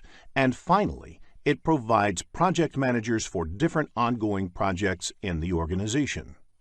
PMO may also help in managing interdependencies between the projects, selecting, managing, and deploying shared or dedicated project resources, if need be, terminating a project, and organizing lessons learnt sessions and maintaining the project management knowledge base for an organization. In the next screen, we will discuss how to manage the triple constraints. Any project can be done successfully if there is no constraint on time or there is unlimited budget available. Unfortunately, that is not true in real life. A project is performed within some constraint, and these constraints are usually competing. Therefore, if you change one, it would affect the other. For example, if the project duration increases, it would lead to increase in the project cost as well. Triple constraint is a term that originally referred to the three competing project constraints within which the projects are performed. These constraints are cost, time, and scope. Quality is a primary concern for a project manager. Therefore, the project manager has to make trade-offs to keep the scope, cost, time, quality plane in balance. To achieve the balance, the project manager also needs to manage other aspects of the project. For instance, the people, stakeholders, risks, communication, and procurements. The project manager plays the essential role of integrating all these different aspects of project management. In the PMP examination, you can expect business scenario-based questions focusing on the triple constraints. In the next screen, let us understand who a stakeholder is. A stakeholder can be defined as the one whose interests may positively or negatively be affected or perceived to be affected by the decision, activity, or outcome of the project. As per the definition, the project team, project manager, project sponsor, PMO office, customer, etc. are the stakeholders of the project. A project sponsor is the one who gives a go-ahead for a project and provides the necessary resources to execute the project. Therefore, the head of projects in the organization who provides a green signal to start a project and allocates required resources to the project is the project sponsor. A project sponsor is usually somebody placed high up in the organizational hierarchy of the performing organization. That is, the organization in which the work of the project is being carried out. In the next screen, let us look at stakeholder management. One of the key responsibilities of a project manager is to manage stakeholders. A project manager has to involve the stakeholders from the beginning of the project until the end, so they are aware of every step. A project manager has to take up specific activities for stakeholder management, identifying both internal and external stakeholders. Missing out any stakeholder can be disastrous for a project. A stakeholder who is identified towards the end of the project may come up with his own requirement at that stage, and incorporating them can be risky. Determining stakeholder requirements. After identifying all the stakeholders, the project manager also needs to ensure that their requirements are clearly identified. Sometimes, stakeholders might themselves not know of their requirement, and it is the job of the project manager to get them right by doing a proper stakeholder requirement analysis.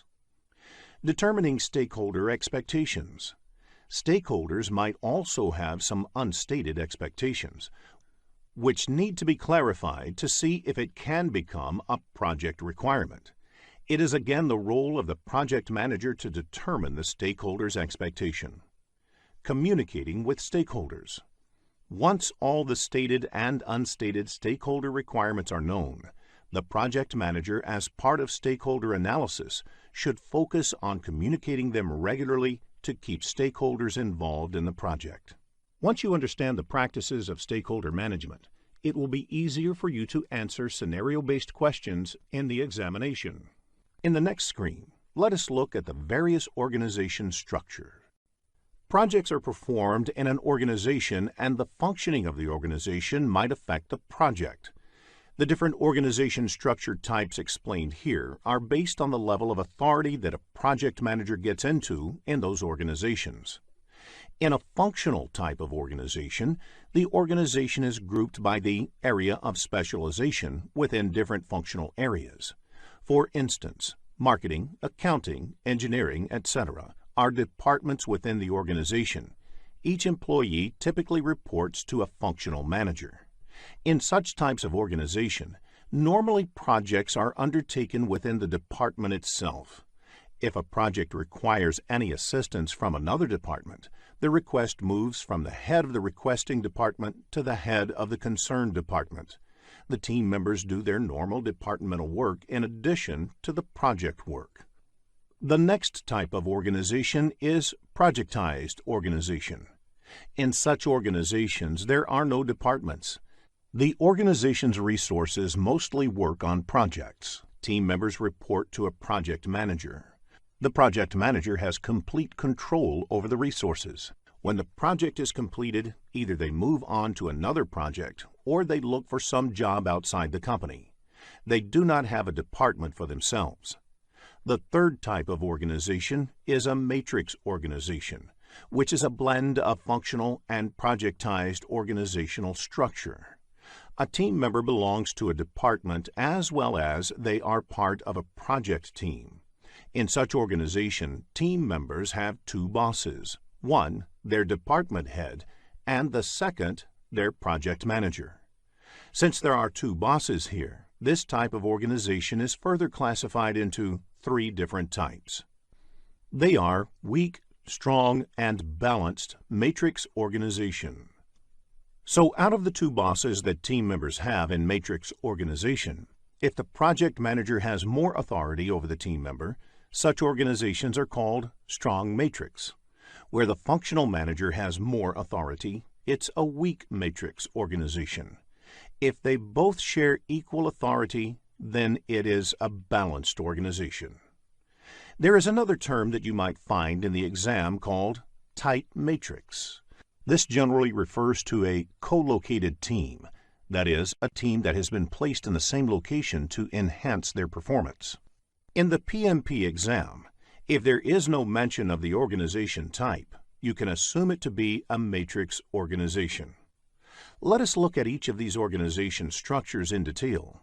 In the next screen, let us look at functional organization. In a functional organization, the resources of the organization are grouped by functions, sometimes called departments. Examples of functions could be sales, finance, administration, manufacturing, etc. Each function plays a definite role in the organization and is headed by a functional head or supervisor. All the resources in such an organization report directly into their functions. Therefore, a salesperson would report into the sales organizational hierarchy, a purchase executive would report into procurement, and so on. You would notice that in a functional organization, the project manager's role is not explicitly called out. When a functional organization embarks on a project, each of the functions that are involved may volunteer some resources to work on the project. One of these resources may end up playing the project manager's role. The resource assignments may not even be full-time, and sometimes even the project manager is part-time. Since the project manager has no authority over any of the resources, they are dependent on the functional heads. This makes it more challenging for the project manager to coordinate in the team. However, functional organizations provide an opportunity for specialization. For example, if a purchase executive was reporting into the purchase department, that executive would have exposure to all the purchasing that happens within the organization and has a well-defined career path. In functional organizations, project management happens at the functional head level. Next, let us look at the projectized organization in the next screen. The projectized organization has all the resources aligned around projects. The project managers have complete control over the resources working on their projects. The biggest advantage of the projectized organization is that the resources have loyalty to their projects and project execution becomes easier. This kind of structure is suitable for organizations whose work is in the nature of projects. There are few disadvantages in this structure as well. Firstly, the role of the resource is over once the project is completed. Secondly, highly specialized roles within a project may not be fully occupied all the time. For example, a purchase executive may have work for selected periods on a project while purchase activities are going on. However, for the rest of the period, their capability may not be optimally utilized. There is less scope for functional specialization as the project boundaries limit the kind of work for the resources. Each project manager is in charge of a project and its resources. Next, let us look at the matrix organization. In a matrix organization, the resources report to the functional managers and are managed by the project managers as well. There might even be a function that represents all the project managers in the organization, which provides project management expertise. The matrix structure has three variants, commonly referred to as weak, balanced, and strong. In a weak matrix, the authority of the project manager is the weakest and strongest in a strong matrix structure. The titles given to project managers in functional or weak matrix organizations are project expediter or project coordinator. They would be called project managers in a balanced or strong matrix structure and have slightly more authority over the time of the team members. The advantage of the matrix structure is that resources can be optimally utilized while preserving the capacity of the project managers to get projects executed efficiently. Resources can specialize in their functions and have stability in their careers, also contribute to the projects at the same time potentially. The disadvantage of matrix organization is that the communication overhead increases significantly. This is because every resource in the organization belongs into a project and into a function, leading to a dual reporting structure. In a matrix organization, project management happens at project resource level. In the next screen, let us summarize the advantages and disadvantages of different organizational structures. Each organization structure has its own set of advantages and disadvantages. The advantage of functional organizations is that resources may find clearly defined career paths and achieve specialization and skill development in their respective fields. It will be a flexible workforce since only one manager will be responsible, avoiding confusion. The disadvantage of such organization type is that project work is hampered. Department work is always given higher priority than the project work. In addition, there is no career path in project management, which leads to lower interest in projects. In the case of the projectized organization, one of the clear advantages is better communication within the projects. Since project work is the only work team members are doing, it also leads to loyalty towards the project goals. The disadvantage of such organization type is the inefficient use of resources, because every project team has their own support function. Therefore, this might lead to the duplication of effort. It also leads to the resources being left with no work, since their roles are over once the project is completed. It also hampers skill development because the project requirements dictate what kind of work team members perform at different stages on a project. Now, let us look at the matrix organization. It also has the advantage of better coordination and maximum utilization of resources. However, the disadvantage is the higher potential for conflict among the managers, which might lead to communication complexity and overhead management. In the next screen, let us focus on the comparison on project lifecycle and product lifecycle. Project lifecycle spans the initiation of a project until the closure of the project. The product lifecycle, on the other hand, also encompasses the operational and maintenance phases. A typical product lifecycle starts with conception of the product and goes until its withdrawal from the market. The withdrawal might be because it becomes obsolete, or there is no further need for the product in the market. A product has a long life cycle. A product can require or spawn many projects over its life. For example, a project in product conception phase could be to determine customer needs, whereas a project during product maturity phase could be used to perform competitive analysis. Typically, a product lifecycle is longer than the project lifecycle. A project also has its own life cycle, and this life cycle depends upon the industry and the organization within which the project is being executed. Sometimes different organizations within the same industry use different life cycles. There can be questions in the exam based on the comparison of project life cycle and product life cycle, so understanding the differences will be useful in answering such questions. In the next screen, let us discuss more on project life cycle. A life cycle is composed of phases. Each phase represents a discrete unit of work required to be done on the project. There are different ways of classifying project life cycles. Let us first discuss the sequential versus overlapping life cycle. In sequential phases, the subsequent phase starts only after the previous phase has been completed, whereas in overlapping phases, 2 or more phases may run in parallel for some time. This could help fast-tracking and compressing the amount of time required. The other way of classifying life cycles is how they go about the process of planning.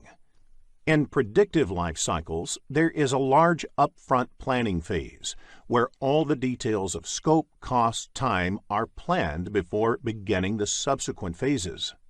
These phases then are executed in either sequential or overlapping modes. They are suitable for large projects where all the requirements are likely to be known in advance and where upfront planning effort is required to get the necessary approvals. Another feature of predictive life cycles is that each phase may potentially be different in the nature of activities and may require people with different skill sets. For example, traditional software development life cycle has phases like requirements, feasibility, planning, design, construction, testing, and transition. We will continue project life cycles in the next screen. Incremental and iterative life cycles have a short upfront high-level definition and planning phase. The product is then developed through a series of iterations, where iteration increments or adds to the functionality by a little. All the activities are intentionally repeated in iterations. Adaptive or agile life cycles are variants of incremental and iterative life cycles where iteration is very short, typically 2 to 4 weeks. Agile methodologies are becoming very popular in the software development industry and in other industries where the requirements are highly changeable and frequent feedback is beneficial. Let us now check your understanding of the topics covered in this lesson. A project manager is supposed to fulfill a project's requirements, that is, to deliver a unique output in a timely manner. It starts in the form of an idea that is approved by a project initiator or sponsor. The project manager and the project team then elaborate their understanding of the requirements and produce the final deliverable, which can be a product, a service, or a result. Throughout the project management team needs to ensure that the stakeholders are engaged in the project and their expectations are being managed. The project management team also needs to ensure that there is good communication between the project team and the stakeholders. In addition, the team should make sure that the constraints of scope, cost, time, quality, and others are balanced. In addition to producing deliverables, a project generates data. Such historical data, archives, or records are important for planning future projects. There are 5 major process groups in project management. In the next screen, we will discuss how these process groups are related to each other. The 5 process groups in project management are initiating, planning, executing, monitoring and controlling, and closing processes. The image shows how these process groups interact with each other. The initiating processes occur only once during a project or phase within a project, at the beginning, whereas the closing processes occur only once towards the end. However, planning, executing, and monitoring and controlling processes are repeated several times during a project. The planning processes take information from the initiating processes and help to prepare an initial baseline version of the plan. As the team starts execution, they understand the ground realities better. The deliverables produced and the data of the progress are fed into the monitoring and controlling process group. In the monitoring and controlling process group, the information generated during execution is processed and utilized in 3 different ways. Firstly, it can be used for revising the plan, which is termed as replanning. Secondly, it can be fed back into execution as defects or corrective and preventive actions or approved changes. And thirdly, the information can result in the cancellation of the project or the successful completion of the project upon validation of the deliverables produced. While discussing processes, consider it from the perspective of project manager or as part of the project management team.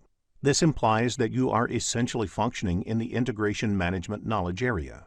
The initiating process includes 2 steps, which include getting the project charter approved and identifying stakeholders. Click each tab to learn more. A project manager is concerned about getting the charter for the project approved. Project charter sets the beginning of the project, where the management has decided in its favor and is ready to commit resources for it. The other process in the initiating process group is identifying stakeholders. The project manager and the project team should know the stakeholders and their requirements, which is the starting point for planning. You may get concept-based questions in the PMP exam, so study the initiating process to answer such questions easily. Planning accounts for most of the processes in the project management framework. As many as 24 out of the 47 project management processes belong to the planning process group. The basic objective of the planning processes is to produce the project management plan collectively. The developed project management plan under integration management assimilates the output of all the planning processes under various knowledge areas. The project management plan is the collection of all subsidiary plans that address different aspects of the project. The project management team integrates all these plans and ensures that they are in harmony with one another. The team also prepares a blueprint of how the project needs to be executed, controlled, and closed. The planning process starts with scope planning, which is to understand exactly what you are trying to achieve. This is translated into a project scope statement, which can be decomposed into a work breakdown structure, or WBS, which forms the basis of other planning processes. Any change to the scope invariably has a bearing on other parameters that can affect the project. Following the same logic, it is easier to understand how the planning processes in other knowledge areas, such as quality, cost, and time, can influence the time that will be taken, the cost that will be incurred, and the way quality will be managed. To satisfy the scope, cost, time, and quality equilibrium, the project team needs to manage communications, risk, stakeholders, procurements, and human resources. This is where the planning processes under these knowledge areas come in. All these planning processes interact with each other. Planning is an interactive activity that gets elaborated, refined, and adjusted as more and more information about the project is discovered. Planning without execution is futile, but execution without planning is fatal. However, in execution processes, the project team spends a lot of time putting the plan into action. When you perform the executing processes, you often blend the execution and controlling processes. Execution is all about performing the plan that is producing the deliverables and providing information on the progress. Processing of this information and the validation of the deliverables is a control function. The executing process is the direct and managed project work, where the project manager essentially puts certain mechanisms in place to ensure that the work is being carried out. The project manager primarily focuses on ensuring that the procurements are conducted. These procurements are deliverables or services that the project needs to buy from external sources. The project manager also needs to ensure smooth flow of communication within the project team and with the external stakeholders. The manager should make sure that stakeholders are engaged in the project and that the processes for managing quality are being followed correctly. It is important for the project manager to make sure that the right team is being used. They have the knowledge and competencies to do the job, and they work together as a team. The project manager should also manage the team to make sure they are positioned for success. Monitoring is observing and getting data about how things are going within the project, whereas controlling is taking actions to bring things back on track. Monitoring and controlling apply to different aspects of project management. The image shows the various areas of project management where monitoring and control applies. However, the knowledge area that has a corresponding control process is human resources, because human resources should be managed, not controlled. An important aspect of controlling is having an elaborate mechanism to handle changes. Closing processes bring a project or a phase within the project to an orderly conclusion. Only 2 knowledge areas include a closing process. These are integration management and procurement management. Closing a project or a phase falls under integration management and applies to the overall project. Before the project is formally closed, all the procurements or contracts that are entered into for the project must be formally closed as well. Study the closing processes in detail to answer concept-based questions in the PMP exam. If you are looking to become a skilled project manager, have a look at the postgraduate program in project management by Simplilearn. There are 47 processes in project management, grouped into 10 knowledge areas and mapped to 5 process groups. In this lesson, we will look at the first knowledge area, that is, project integration management and its processes. In the next screen, let us understand the concept of project integration management. Project integration management involves unification, consolidation, articulation, and integrative actions that are crucial for successfully completing the project. The project integration management is high-level work that project manager does, and it involves managing interdependencies among the other knowledge areas. The other 9 knowledge areas involve detailed work in a specific direction. For example, project cost management deals only with how to manage cost in a project. The project management processes do not happen independently. For example, a new resource added to the project may require changes in cost or schedule or both. In dealing with such situations, the project manager integrates the processes of project management. The need for integration drives much of the communication and the work of the project manager. Let us discuss the key role of project manager, sponsor, and team in the next screen. Project manager, team members, and project sponsors have different roles to play in a project. The project manager is supposed to play multiple roles in the project. The key role is to perform integration. The project manager puts all the pieces of the project together into a cohesive whole. In doing so, the project manager tries to ensure that the project is done faster, cheaper, and utilizes resources optimally while meeting the project objectives. As the project progresses, the team members work on completing the project activities. The role of the project sponsor is to protect project from any unnecessary changes and to ensure that it has the required resources for completion. The project sponsor is the champion for the project within the performing organization, that is, the organization in which the work is being performed. In the next screen, we will cover the project selection methods. An organization can undertake a project under contract with an external organization or take up a project driven by internal business needs. There should be a formal process of selecting project in all organizations to ensure that it is making the best possible use of limited corporate resources. For example, if the organization has an option to take up any one out of the 2 projects, both of which use the same corporate resources, the organization would naturally select the one which is more profitable. There are 2 broad ways to select a project. One way is the benefit measurement method, where one project is compared with other competing projects. Another approach is based on mathematical models, wherein you examine the most optimal selection of projects by trying to optimize a goal. For example, maximize operating profits. Such methods may be called constrained optimization methods. There are different methods under both these categories, and you should be familiar with the names of these methods. Broadly, the benefit measurement methods focus on ascertaining the costs and benefits of undertaking the project.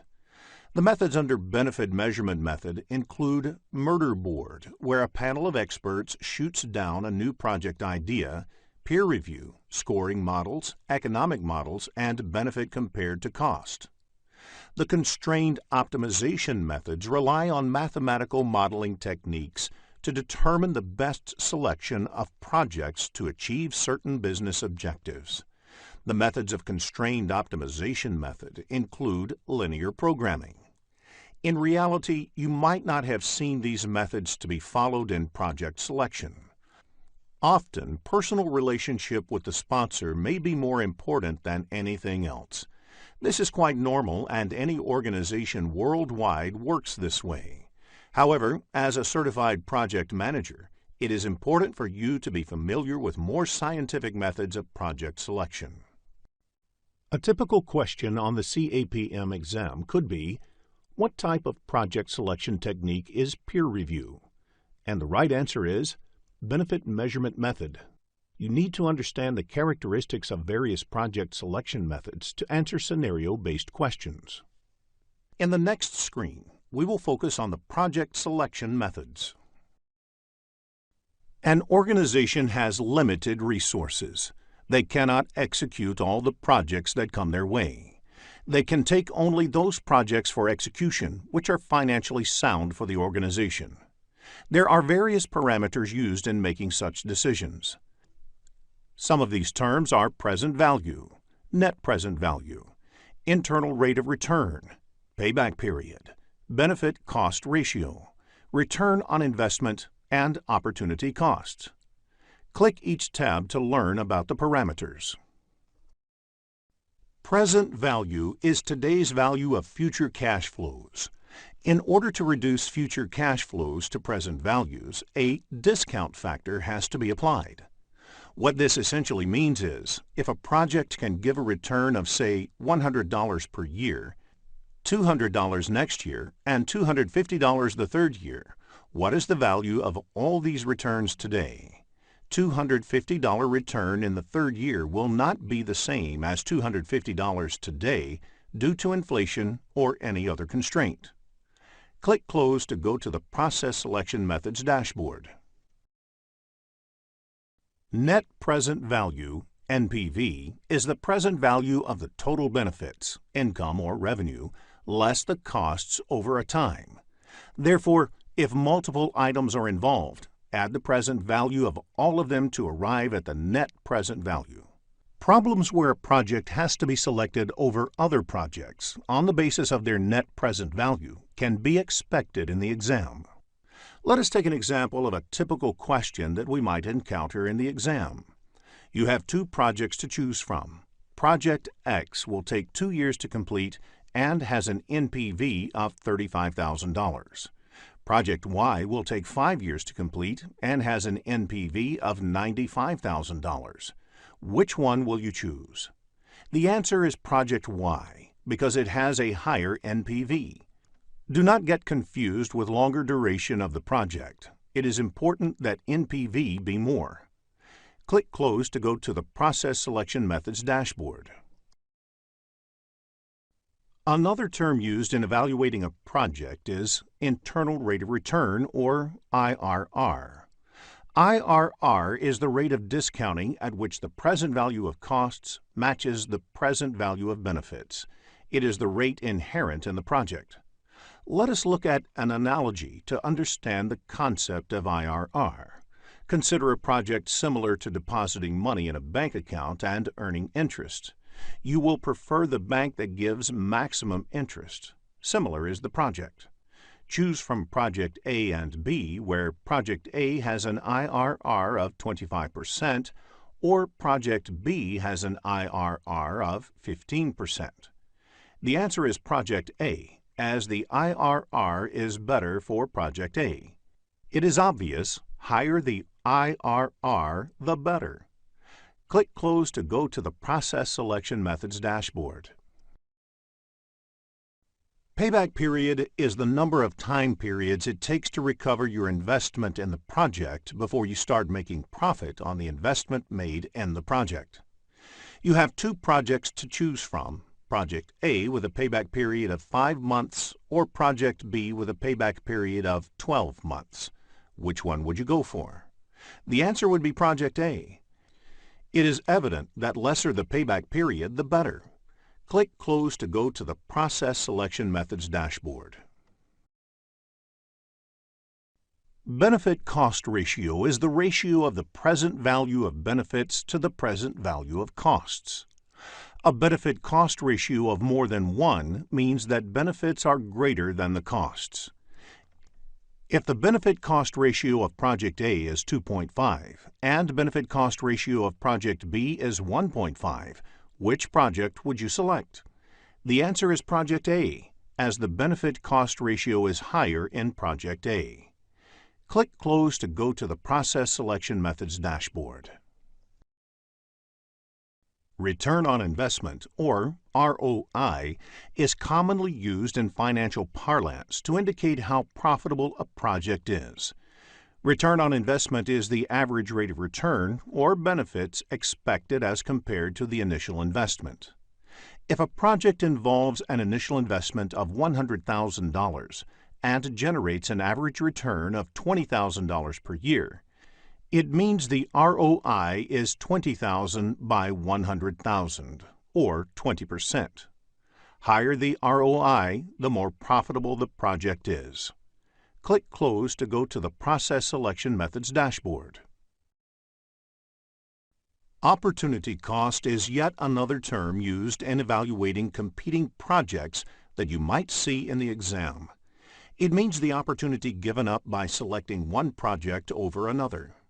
Problems where a project has to be selected over other projects on the basis of their net present value and opportunity cost can be expected in the exam. For example, you may come across a question such as, what is the opportunity cost of selecting Project B if Project A has an NPV of $55,000 and Project B has an NPV of $85,000? The answer is $55,000. This is the NPV of Project A, which was selected over Project B.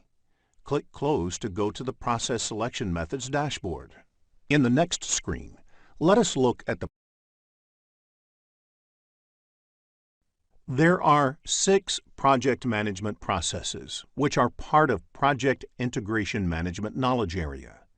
They are the Develop Project Charter, done in the Initiation Process Group, Develop Project Management Plan, undertaken in the Planning Process Group, Direct and Manage Work Carried Out in the Executing Process Group, Monitor and Control Project and Perform Integrated Change Control, undertaken in the Monitoring and Controlling Process Group, and Close Project or Phase done in the Closing Process Group.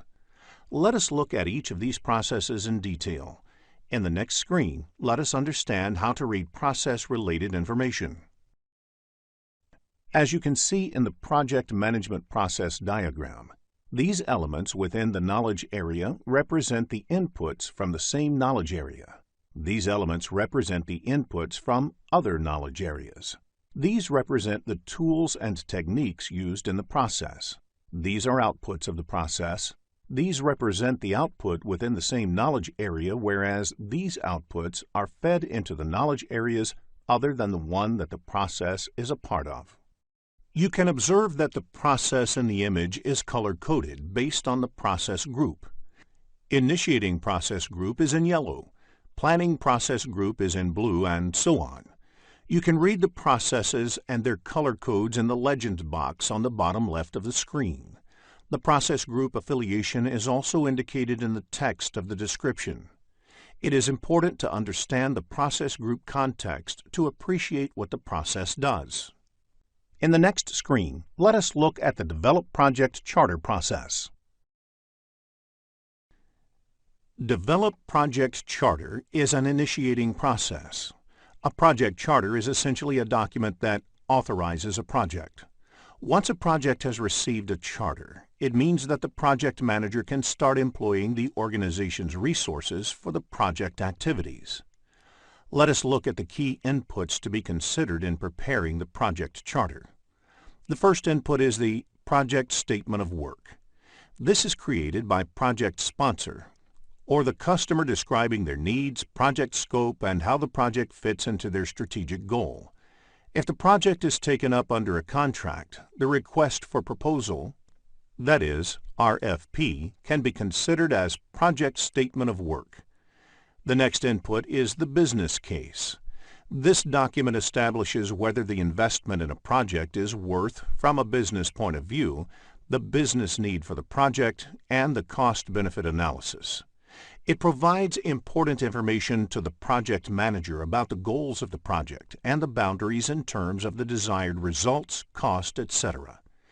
If the project is being undertaken as part of a contract or agreement, the agreement provides an important input for the project manager that establishes what must be done in the project. The next input to be considered for project charter is enterprise environmental factors.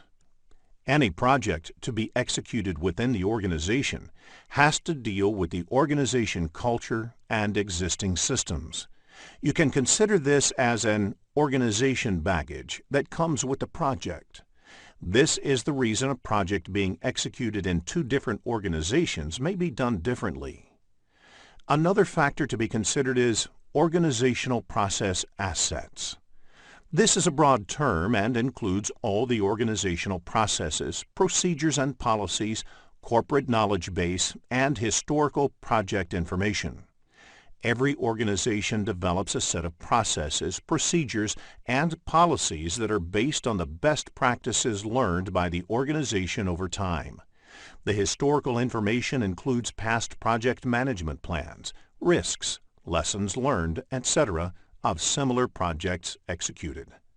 Now, let us look at the tools and techniques used in this process. The first technique is expert judgment. Expert judgment is an invaluable input to the process of formally authorizing a project, because an expert can provide insights into why a project makes business sense or why it does not. From experience, they may be able to shed light about the validity of the business drivers, feasibility, assumptions, and constraints that need to be considered for the project.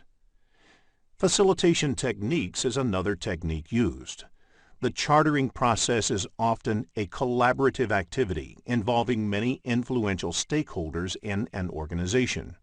Facilitation techniques help bring all these stakeholders together and engage in fruitful discussions in order to arrive at an informed decision whether to go ahead with a project or not.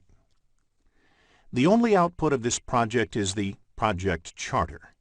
Let us try to understand what the project charter might contain. The project charter usually contains the high-level project requirement, and it should be created by the project sponsor and handed over to the project manager. The project manager can do the groundwork to prepare the project charter, but it must be signed by the project sponsor or somebody in the performing organization who is higher in authority than the project manager. It is important to point out that a project charter is not a project management plan. The detailed risk, schedule, cost analysis, etc. is part of the project management plan and should be done during the project planning phase, when there is more detail on the availability of the project to do so. The charter should be sufficiently high level to accommodate the minor changes that might arise in the project. In the next screen, let us discuss the second process under Project Integration Management, Develop Project Management Plan. This is the process of documenting the actions necessary to define, prepare, integrate, and coordinate the subsidiary plans. Examples of subsidiary plans are Project Time Management Plan, Project Cost Management Plan, Project Human Resource Management Plan, etc. The Project Management Plan does not just describe when the project would start, what activities should be done, and when the project would get over. It is a detailed document and describes how the project would be executed, monitored, and controlled, and closed. Many people think that project schedule developed using Microsoft Project is the project management plan. However, that is not true. Project Management Plan contains all the subsidiary plans and their baseline value. It also contains the allowed variance in the baseline value. Performance measurement baseline of project's time is the total of project baseline time and the agreed time variance for the project. For example, the Time Management Plan section would have mentioned the time taken by a project. The period mentioned in the Project Management Plan is 180 days. This 180-day period is also called the baseline time value. Therefore, the baseline value is the initial agreed value in the project management plan. So, If the time variance agreed in the plan is 10%, the project should be executed in maximum 180 plus 180 multiplied by 10% is 180 plus 18, which is 198 days. Whether the baseline time value should be 180 days or 300 days is decided by analyzing the project activities, and it should not be decided arbitrarily. In the next screen, let us look at the various inputs, outputs, and tools and techniques of this process. Let us look at the inputs considered in developing the project plan. Project charter from the previous process is an important input. The other inputs include output of the other planning processes, because the project management plan is supposed to integrate all of these plans. The examples of other plans are time management plan, cost management plan, and quality management plan, etc. All of these plans are developed over a period as the project progresses. These will be discussed in detail later in this tutorial. In addition to these, enterprise environmental factors and organization process assets are also inputs to developing the project management plan. In fact, these two factors have more influence in developing project management plan than in developing project charter. It is recommended that you understand these inputs, outputs, and tools and techniques clearly, as most of these will be repeated in other processes as well. The two tools and techniques employed in this process are expert judgment and facilitation techniques. The very obvious output of this process is the project management plan. In the next screen, let us look at some of the key terms which are crucial in understanding these processes. Let us look at a few key terms to understand project management processes. The first is the work authorization system. There should be a formal process of authorizing work within the project. So, be it internal team members or project contractor, there should be a formal process of giving go-ahead to start work on the project. The next two related terms are corrective and preventive action. You will come across these terms throughout this PMP tutorial. Corrective action is any action taken to bring expected future project performance in line with the project management plan.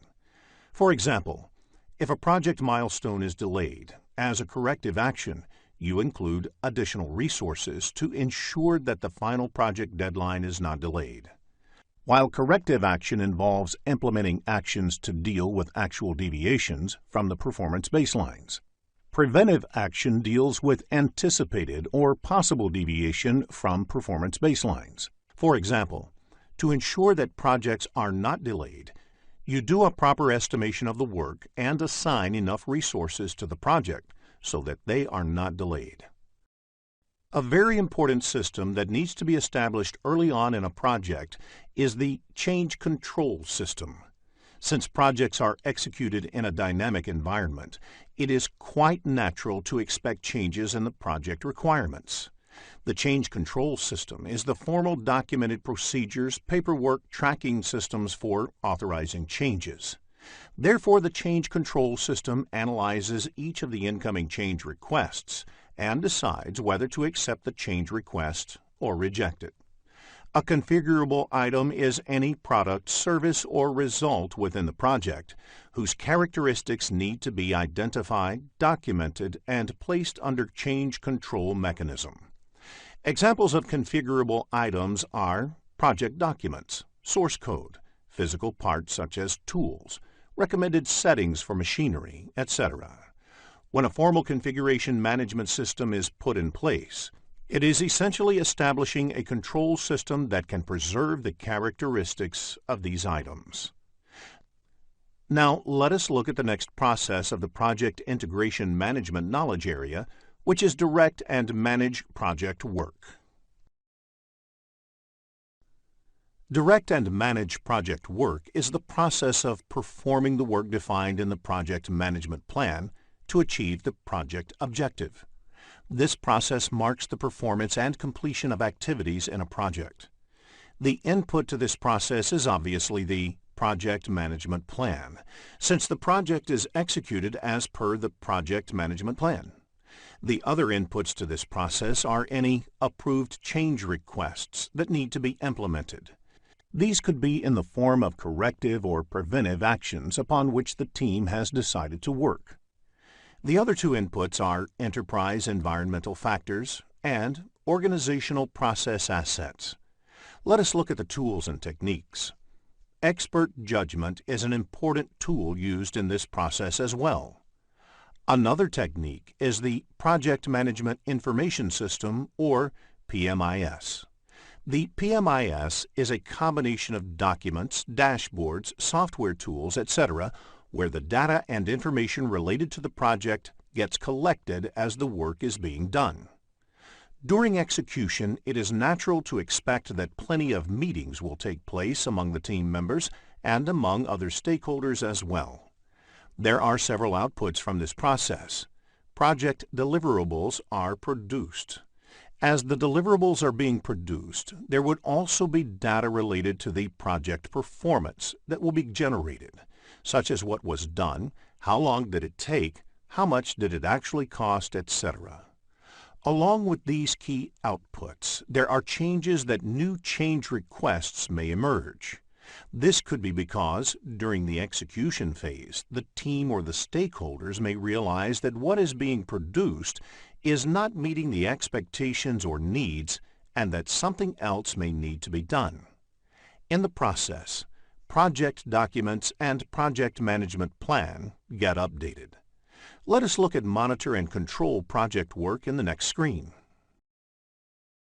Monitor and control project work is the process of tracking, reviewing, and regulating the progress to meet the performance objective or objectives defined in the project management plan. Now, the estimated time performance measurement baseline is 180 days and 10%.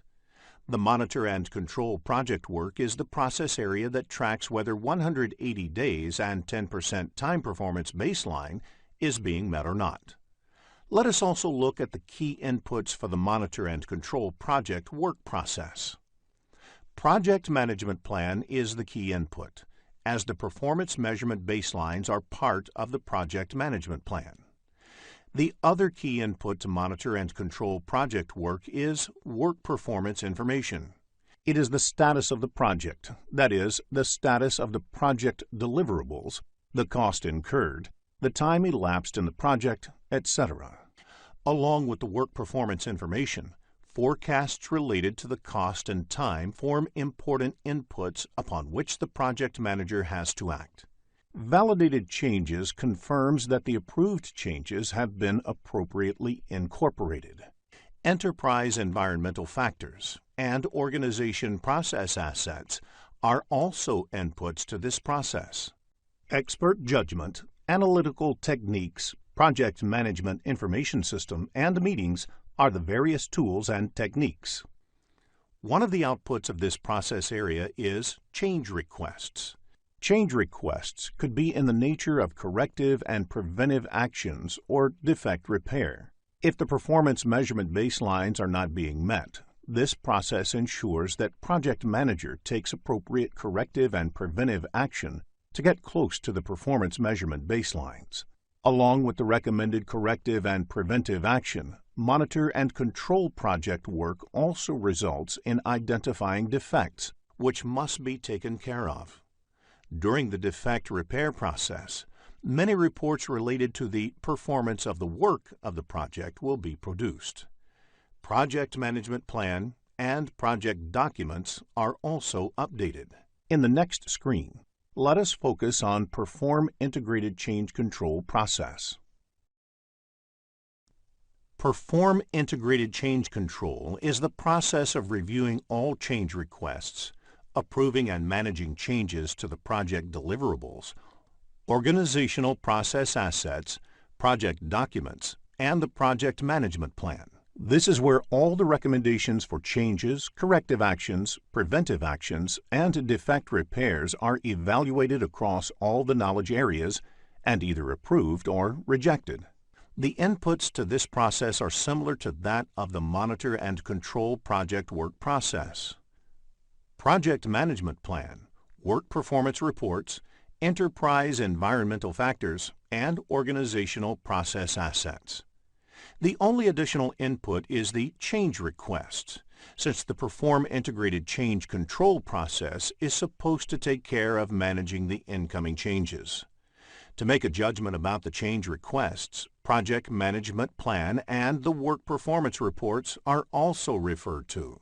Another important tool and technique used in this, along with expert judgment and meetings, is change control tools, and most important among them is Change Control Board. The team takes up the ownership of analyzing each of the incoming changes and also does the impact analysis for the changes, and finally approves or rejects a change. The project manager, project sponsor, and a few of the important stakeholders and team members may be part of the Change Control Board.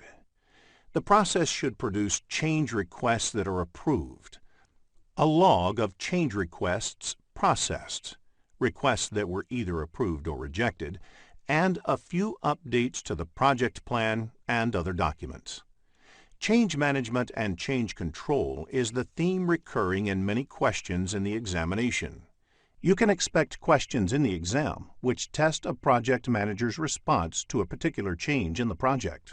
In the next screen, let us take a closer look at functioning of this process. Now, let us look at the process of change. First, the project manager should determine that a change has either already occurred or if the change is necessary. One of the important qualities of a good project manager is that they will push back on unnecessary changes.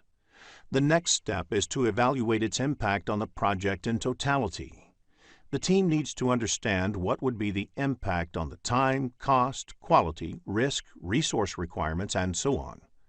Once the impact is known, the project manager along with the team should look for various possible options to accommodate the change. For instance, in order to accommodate an increase in scope, it may be necessary to extend timeline, add resources, increase budget, or a combination of the above. Once the impact analysis and exploration of possible options are completed, the project manager should present it to internal as well as external stakeholders for their approval. It should be presented to internal stakeholders first, because the management of an organization may decide to absorb the change within the project's reserves without opting to bill the customer. If the project will have an impact on the agreed baselines of time, cost, scope, and quality, one needs to get in touch with the external stakeholders and the customer. These steps are an important aspect of a project manager's job, and the ability of a project manager to manage change will be tested in the CAPM examination. In the next screen, let us look into a business scenario to understand this concept better. After reading the problem statement, click the Solution button to look at a possible answer. Close project or phase is the last process of the project management integration knowledge area. This process ensures that the project or a phase is formally closed after completion. Remember that PMI expects a mature organization and a trained project manager to be diligent in following closure formalities. Without going through the formal closure formalities, the project cannot abruptly be closed. The project should be formally closed, even if it is terminated due to some problem. The key input to this process is the accepted deliverables. The deliverables have to be brought into a state that they can be properly transitioned. Transition means they are handed over to the organization or group that will be responsible for operations, maintenance, and support. The other inputs are project management plan and organizational process assets. Expert judgment, analytical techniques, and meetings are the commonly used tools and techniques. The closure of a project or phase results in a product, service, or a transition. In the process, one of the important outputs is updates to the organizational process assets.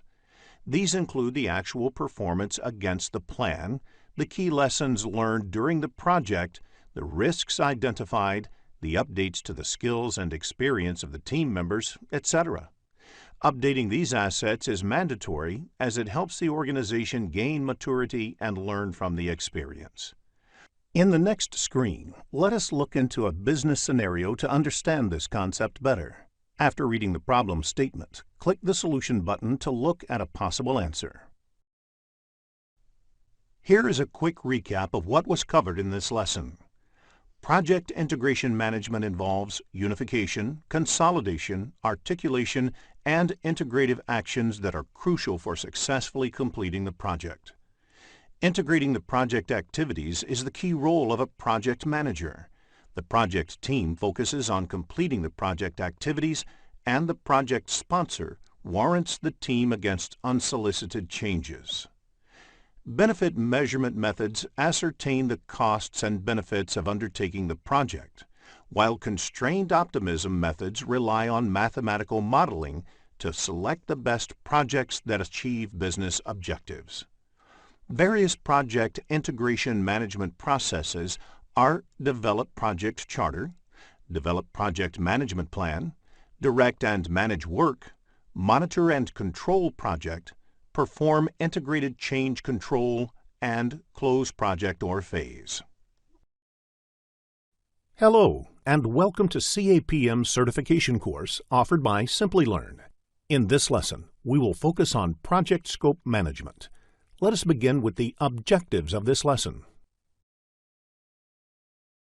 After completing this lesson, you will be able to define project scope management, differentiate between project scope and product scope, identify the key terms used in project scope management, explain work breakdown structure, describe the project scope management processes. In the next screen, let us take a look at Project Management Process Map.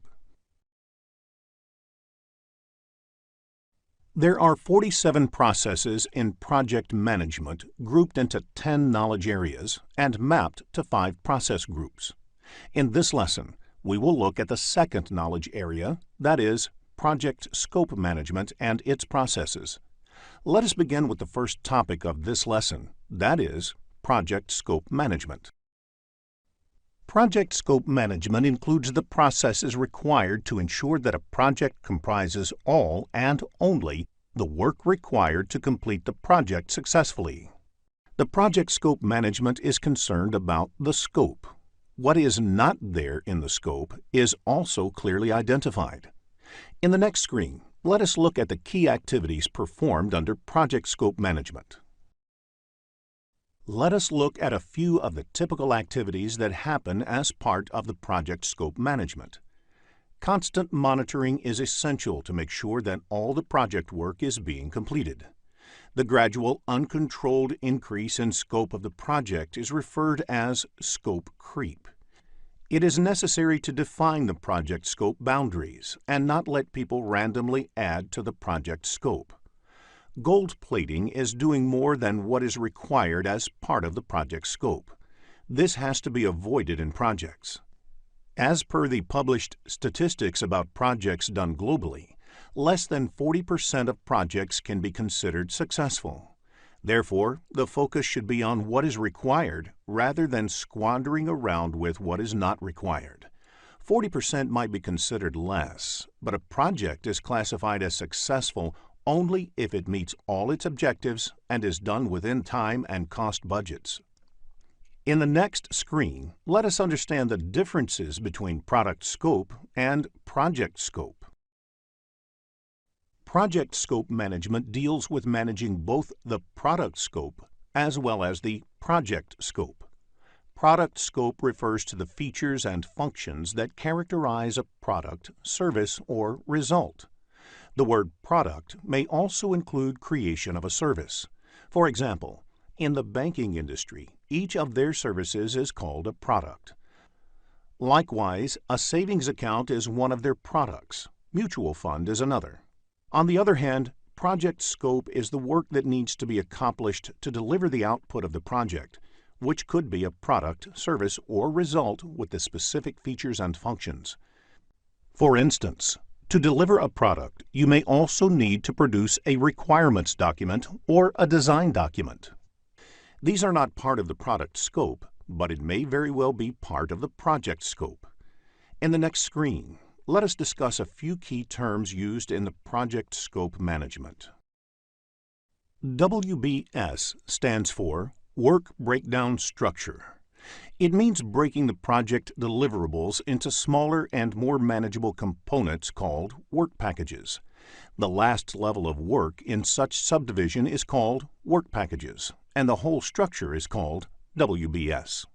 For example, a typical software development project would have various activities like finalizing requirements, designing the new system, coding, testing, and going live with the new system. Each of these translates into high-level deliverables, which can be further subdivided into smaller activities which are more predictable. WBS Dictionary, like any dictionary, contains the explanation of the terms used in WBS. A typical WBS dictionary has details like the control account, name of the work package, description of the work package, resource assigned, if there are any assumptions or dependencies to complete the work package, the due date to finish the work package, technical dependencies, and so on. WBS Dictionary is useful for the person or group working on the work packages as it further elaborates the decomposed work package. Control account is a level within WBS at which management wishes to exercise control. For example, perform earned value analysis, track performance, etc.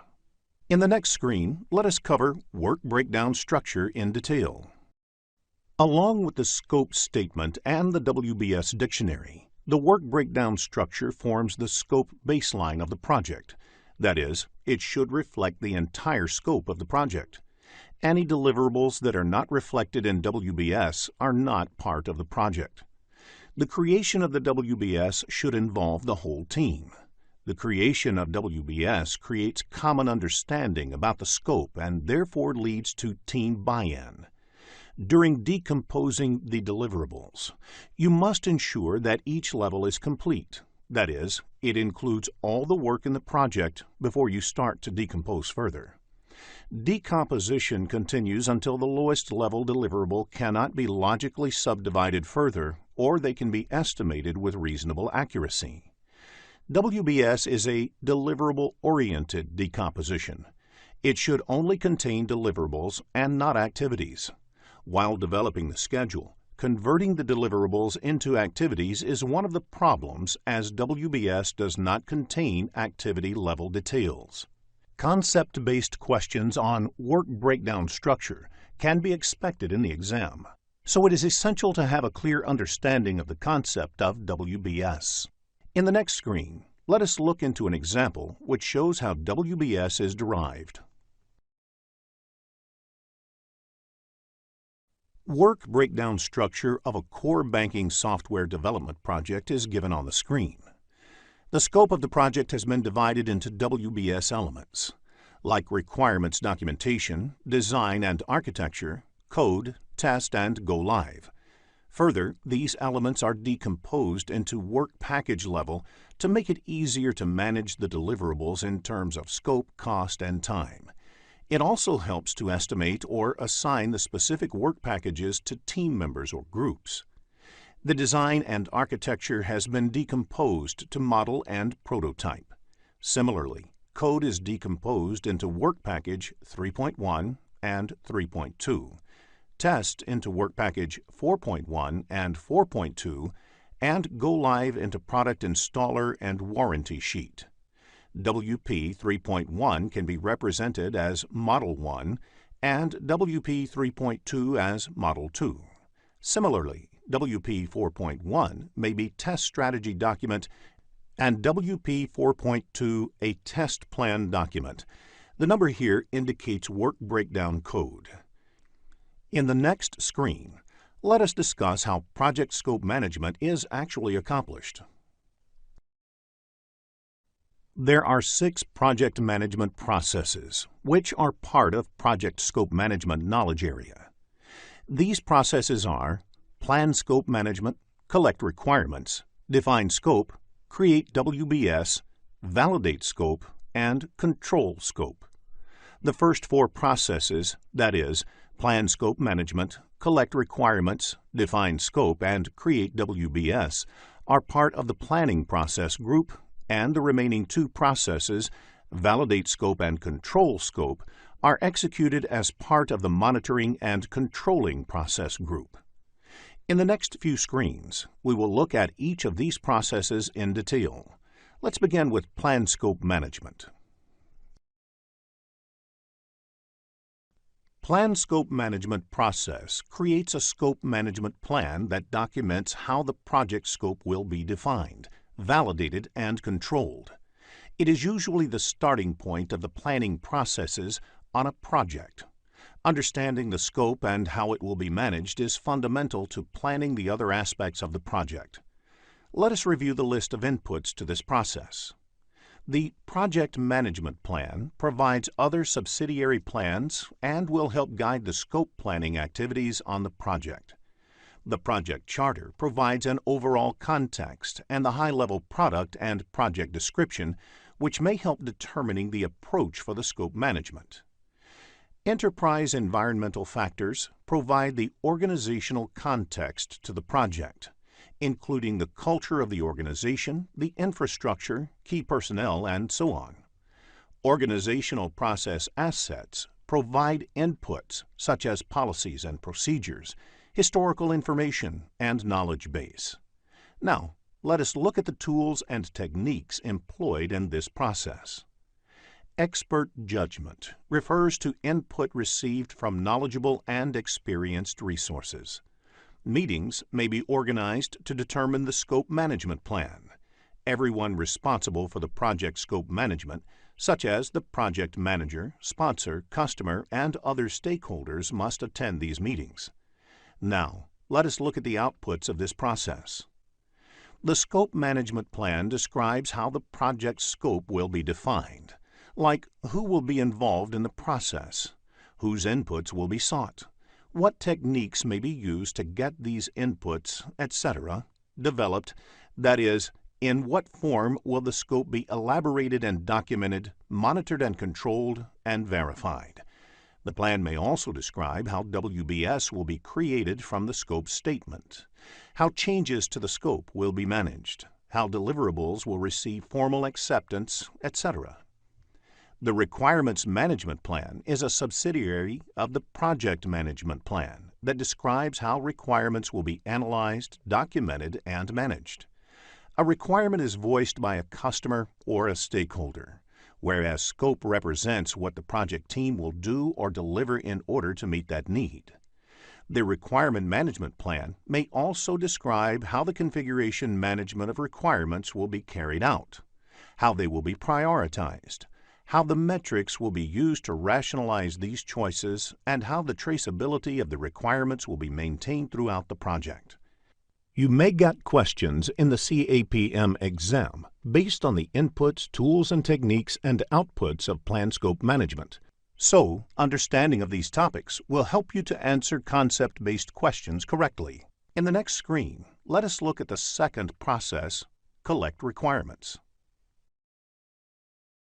Collect requirements is the second of the 6 project scope management processes. It is the process of defining and documenting stakeholders' needs to meet the project objectives. Let us look at the inputs to this process. Scope management and the Requirements Management Plan provide clarity on how the team should go about collecting and documenting the requirements for the project. The Stakeholder Management Plan provides insights into the stakeholders' communication requirements and the level of stakeholder engagement needed. The Stakeholder Register may provide useful guidance about which of the stakeholders could provide the requirements for the project. It is very important that all the stakeholders' expectations are captured adequately and represented in the requirements document. The Project Charter provides high-level requirements and expectations and may be used to detail out the requirements. Now let us look at the tools and techniques that can be employed to collect the requirements. It is important for the project team to use a combination of techniques that will give them maximum clarity about the requirements. Some of the techniques may include direct interaction like interviewing, forming focus groups, conducting workshops, and using group creativity techniques like brainstorming and group decision-making techniques. It may also include some offline activities like conducting surveys via questionnaires, etc. Observation can be a very powerful way to capture requirements that may be difficult to state or articulate. Prototyping is a powerful technique where the team comes up with a model or sample artifact that helps the users visualize and gain more clarity about what is being developed.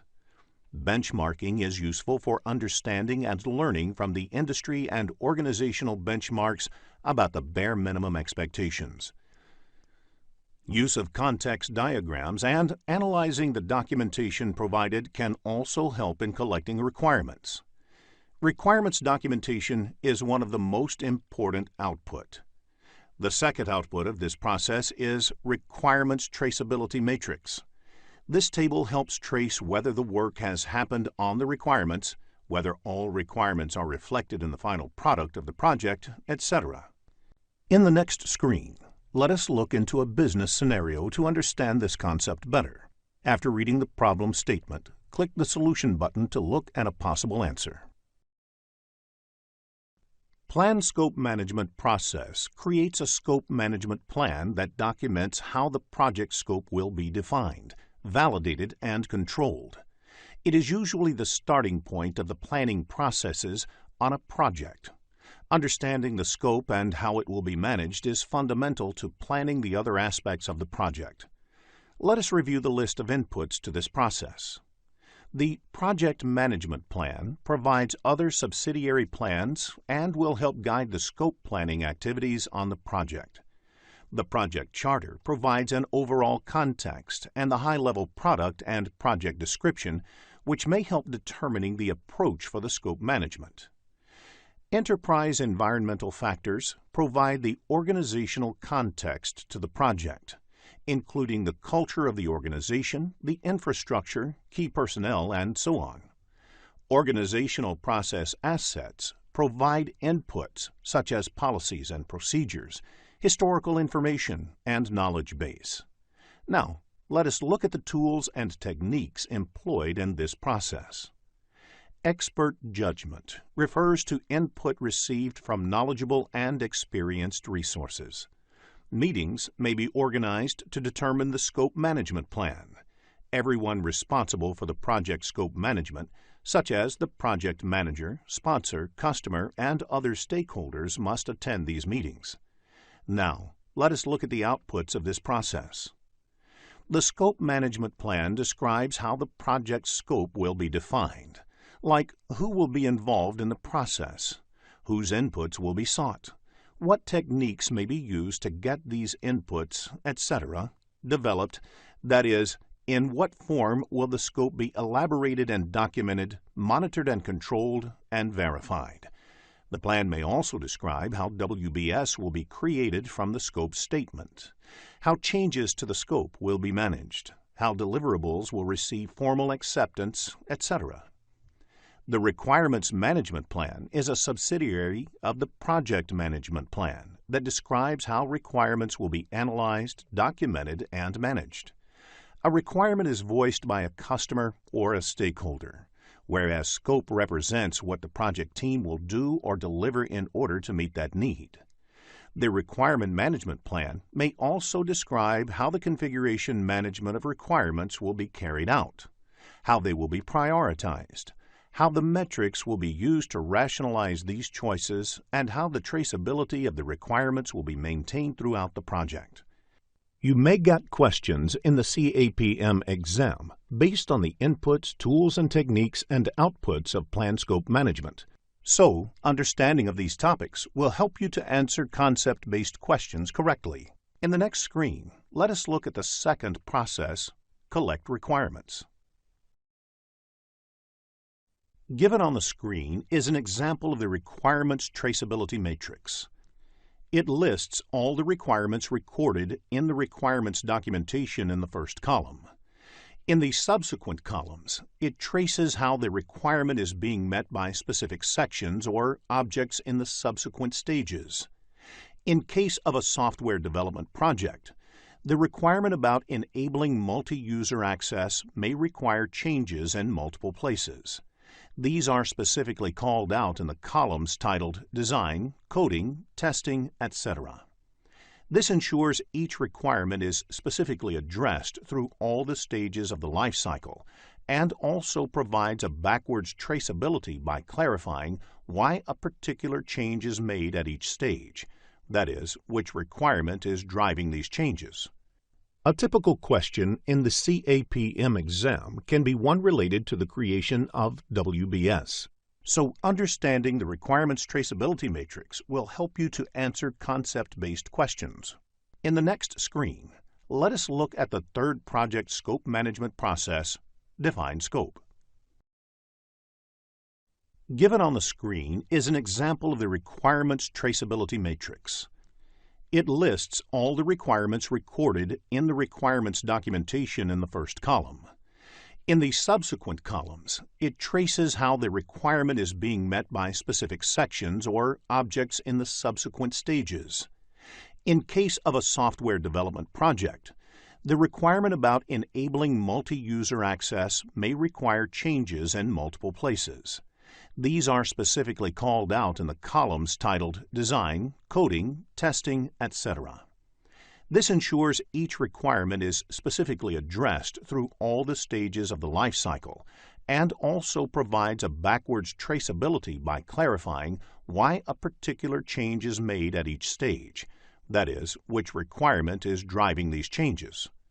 A typical question in the CAPM exam can be one related to the creation of WBS.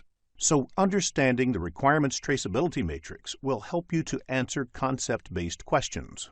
In the next screen, let us look at the third project scope management process, Define Scope. The next process in the project scope management is Define Scope. Define Scope is the process of developing a detailed description of the project and product, collect requirements lists for all the different requirements or needs expressed by the stakeholders. Define Scope deals with the detailing these requirements and determining what will be in the scope of the project and what will not be. It belongs to the planning process group. Let us look at the inputs to this process. The Scope Management Plan provides the details about the process of capturing and documenting the scope of the project. Project Charter, which describes the business need of the project, and requirements documentation developed as part of the Collect Requirement process also form inputs to this process. Organizational process assets are also a part of the Define Scope process. Organization templates may be used to write the project scope or refer to the lessons learned from previous similar projects. For projects which have product instead of a service as an output, product analysis is a commonly used technique. This defines what is required in a project's product. Alternatives generation is a technique used to see if the project requirements can be completed in a different way, similar to lateral thinking. Expert judgment is a technique using an expert, may be an external consultant to look at various requirements and come up with the project scope statement. In order to define the scope, you may also conduct specific workshops that are facilitated to generate ideas around the project scope. The output of this process is the project scope statement, which describes in detail the project's deliverables and the work required to create those deliverables.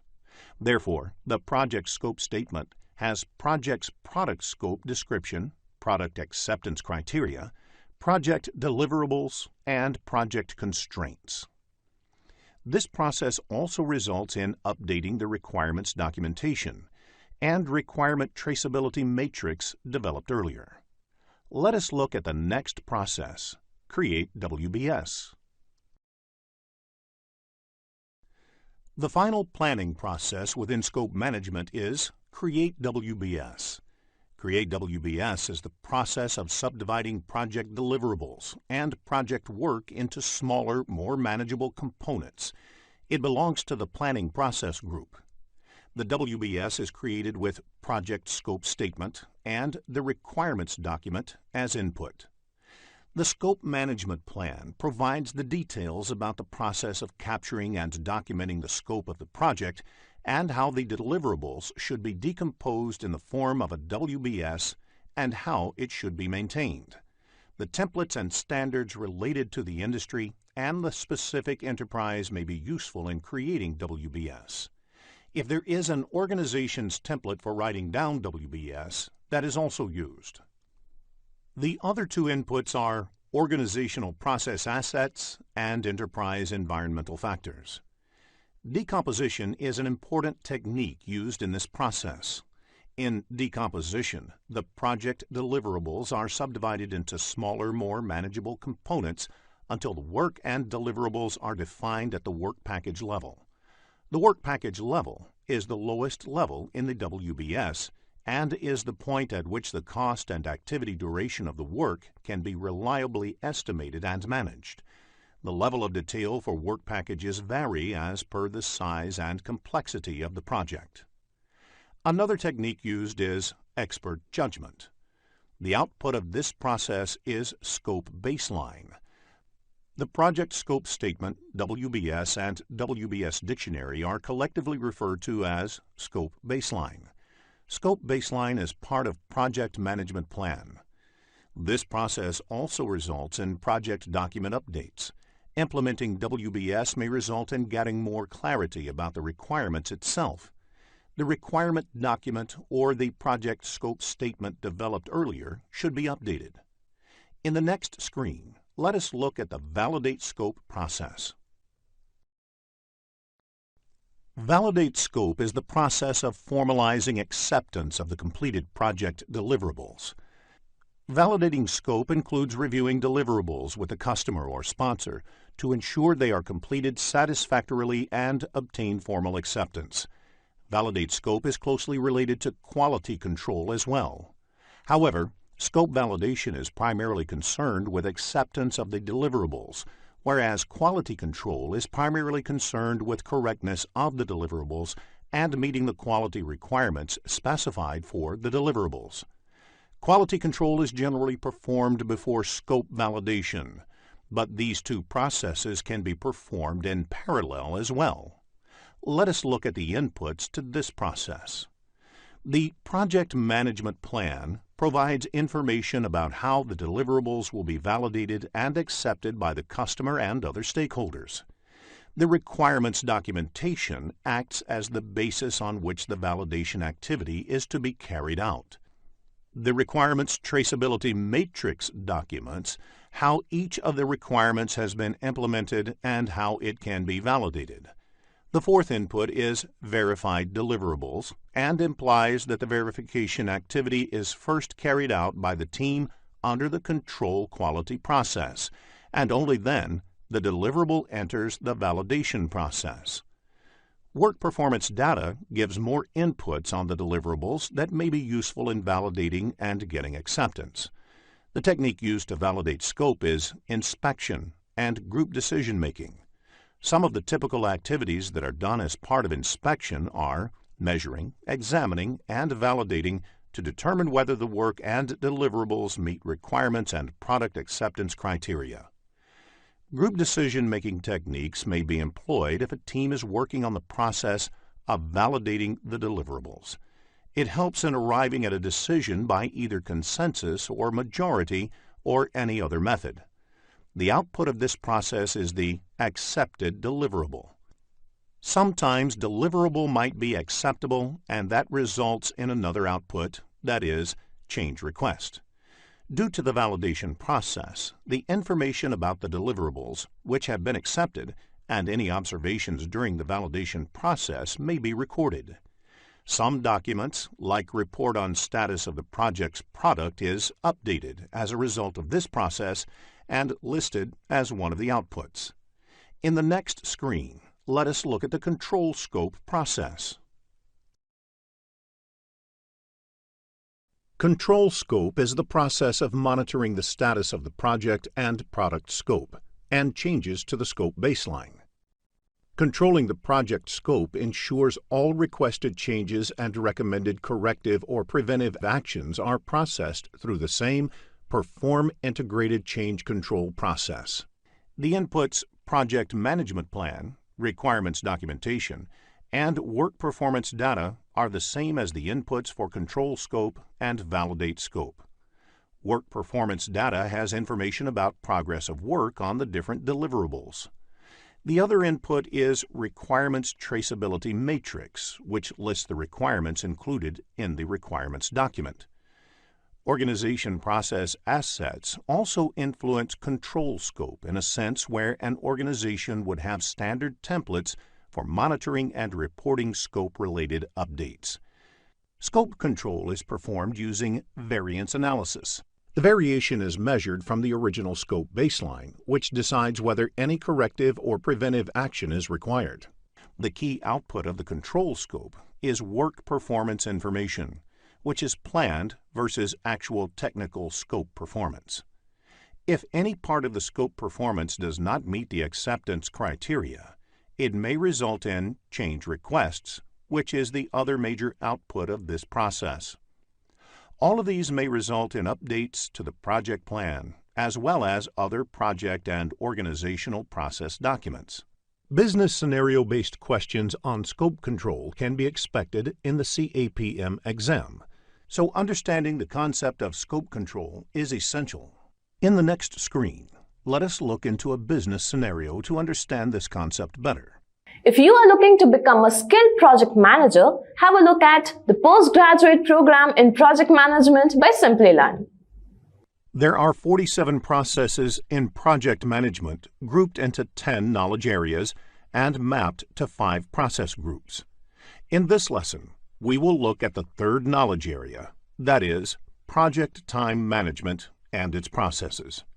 Let us begin with the first topic of this lesson, project time management. The purpose of project time management is to ensure that the projects get completed on time. This knowledge area is primarily concerned with developing a project schedule and ensuring that project goes as per the agreed schedule. If there is a need to change the project schedule, the change should happen by following a proper change control procedure. Another term used in the PMP examination is Schedule Management Plan. Schedule Management Plan is part of the Project Management Plan and has information on the planned project schedule and its management and control. Let us discuss the key activities of project time management in the next screen.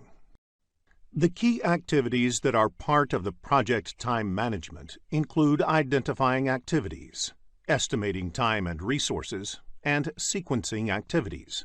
It is important to identify a list of activities that would be a part of the project. Next, an estimation of time and resources required for completing the identified activities are done.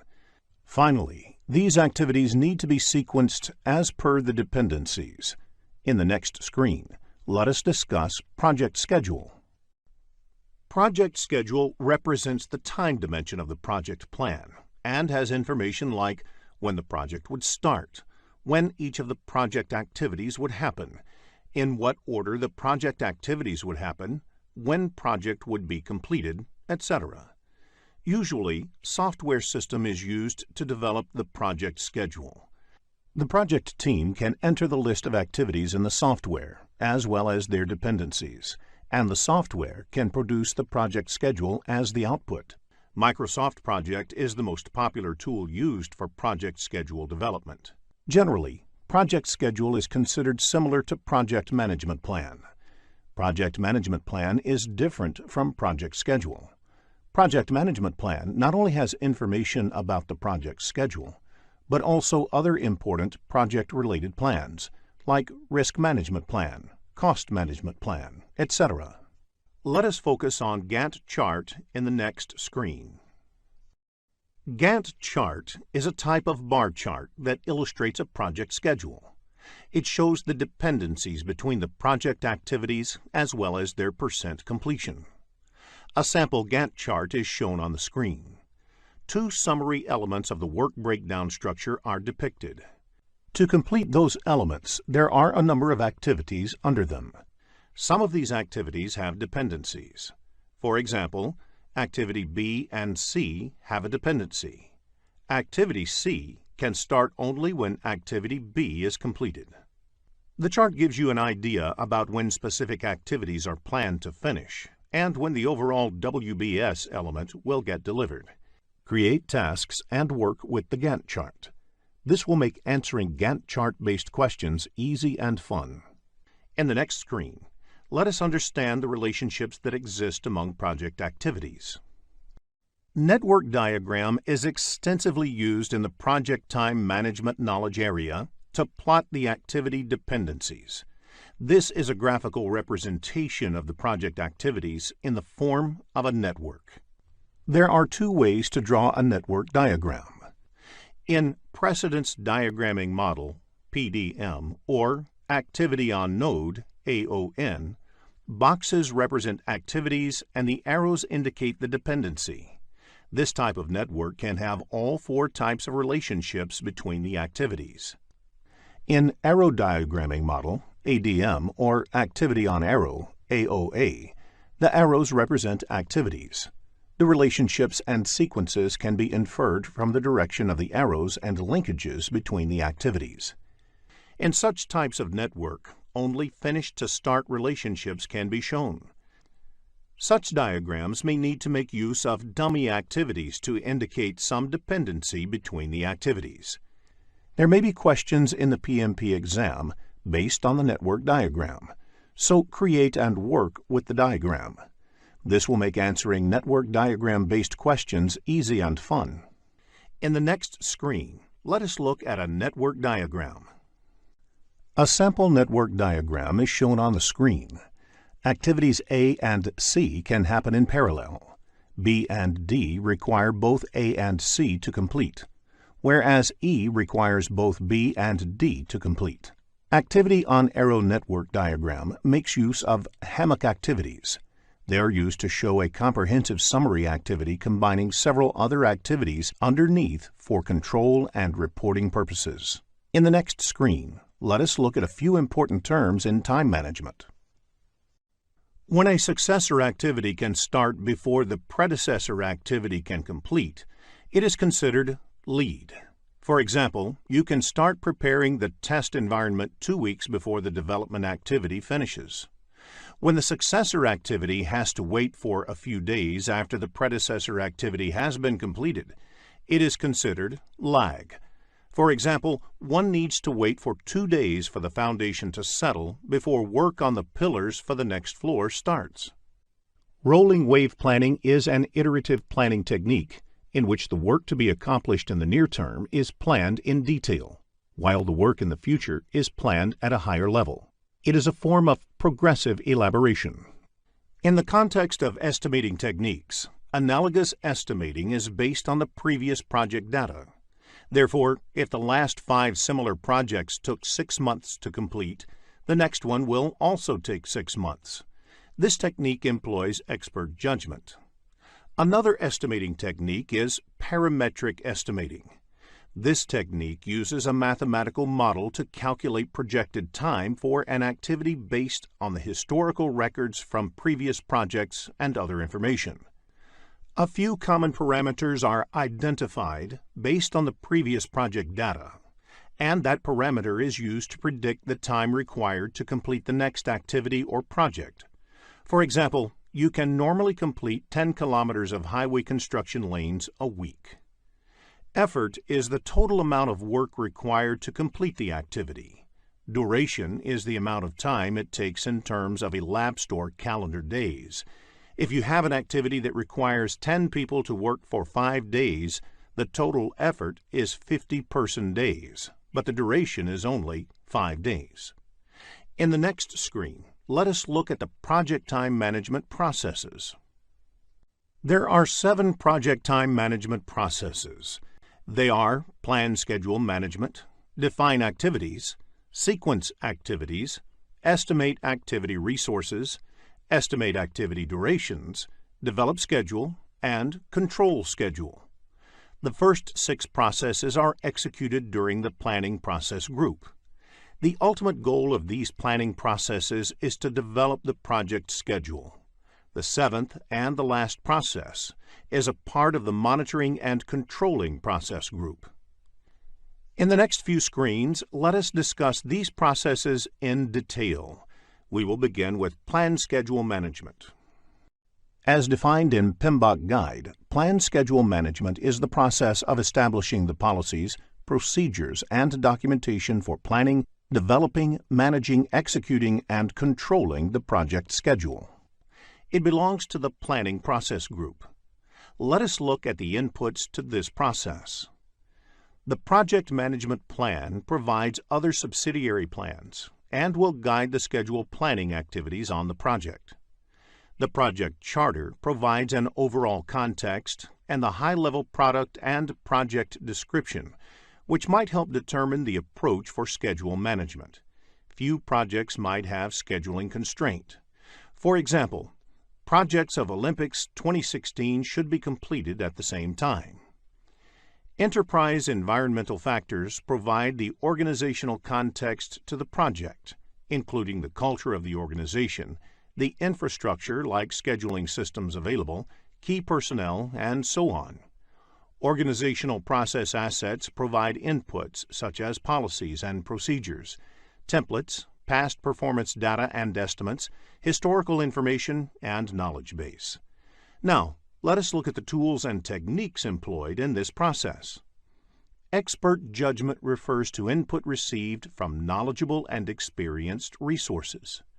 Experts can draw from their previous experiences the proper approach to govern the schedule on a project.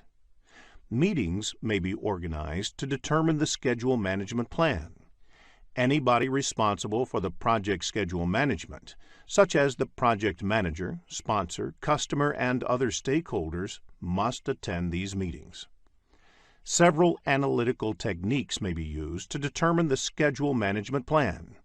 These may include different planning approaches and philosophies, such as rolling wave planning, or different scheduling software that allowed to build what-if scenarios, and study the effect of advanced scheduling techniques like leveling, fast tracking, and crashing.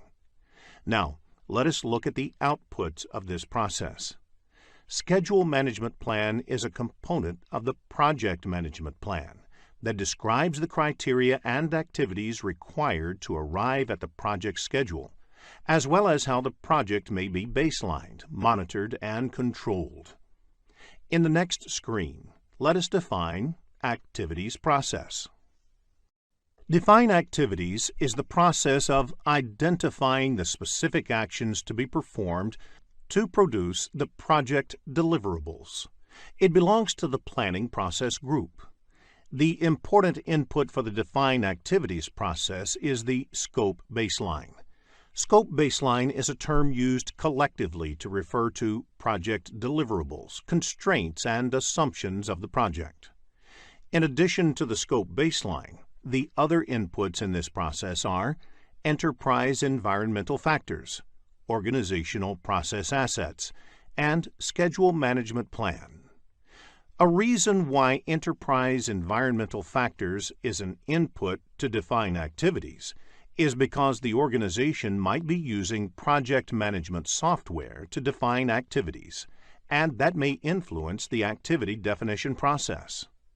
The knowledge base containing historical information regarding activities lists used by previous similar projects is a good example of organization process assets applied to scheduling. The tools and techniques used in defining activities are decomposition and rolling wave planning.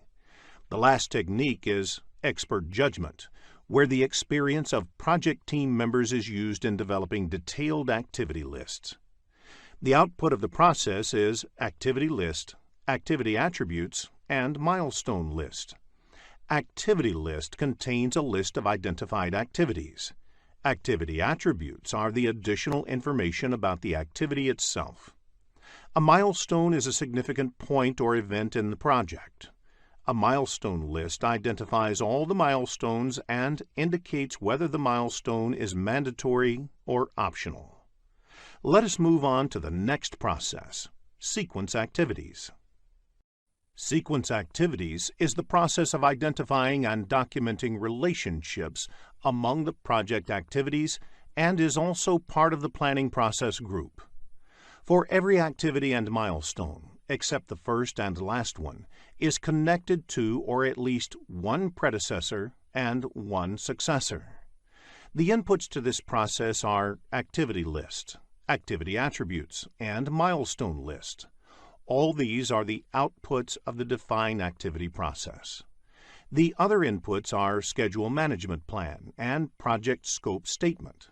Schedule management plan provides guidance in terms of methodology to be employed for many of the scheduling activities on the project.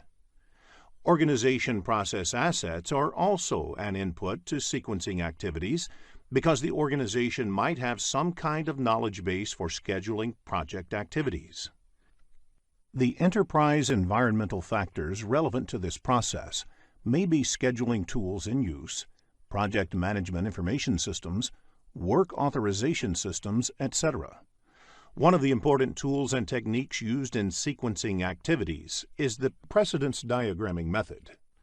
In this method, the activities are drawn on a network diagram and all the different kinds of dependencies between the activities are determined. While determining activity dependency, it is important to identify the type of relationship or dependency between the activities. The other technique is leads and lag, which is widely used for sequencing activities. The output of the process is the project schedule network diagram, which is a graphical representation of the project activities in a form of network, which also shows the activity dependencies. While designing the network diagram, new activities might be identified, and that would result in some of the project document updates, especially the ones that list all the project activities. In the next screen, let us look at the estimate activity resources process. After sequencing the activities, the next step in project time management is estimating the resources required to accomplish each of the identified activities. Estimate activity resources process also belongs to the planning process group.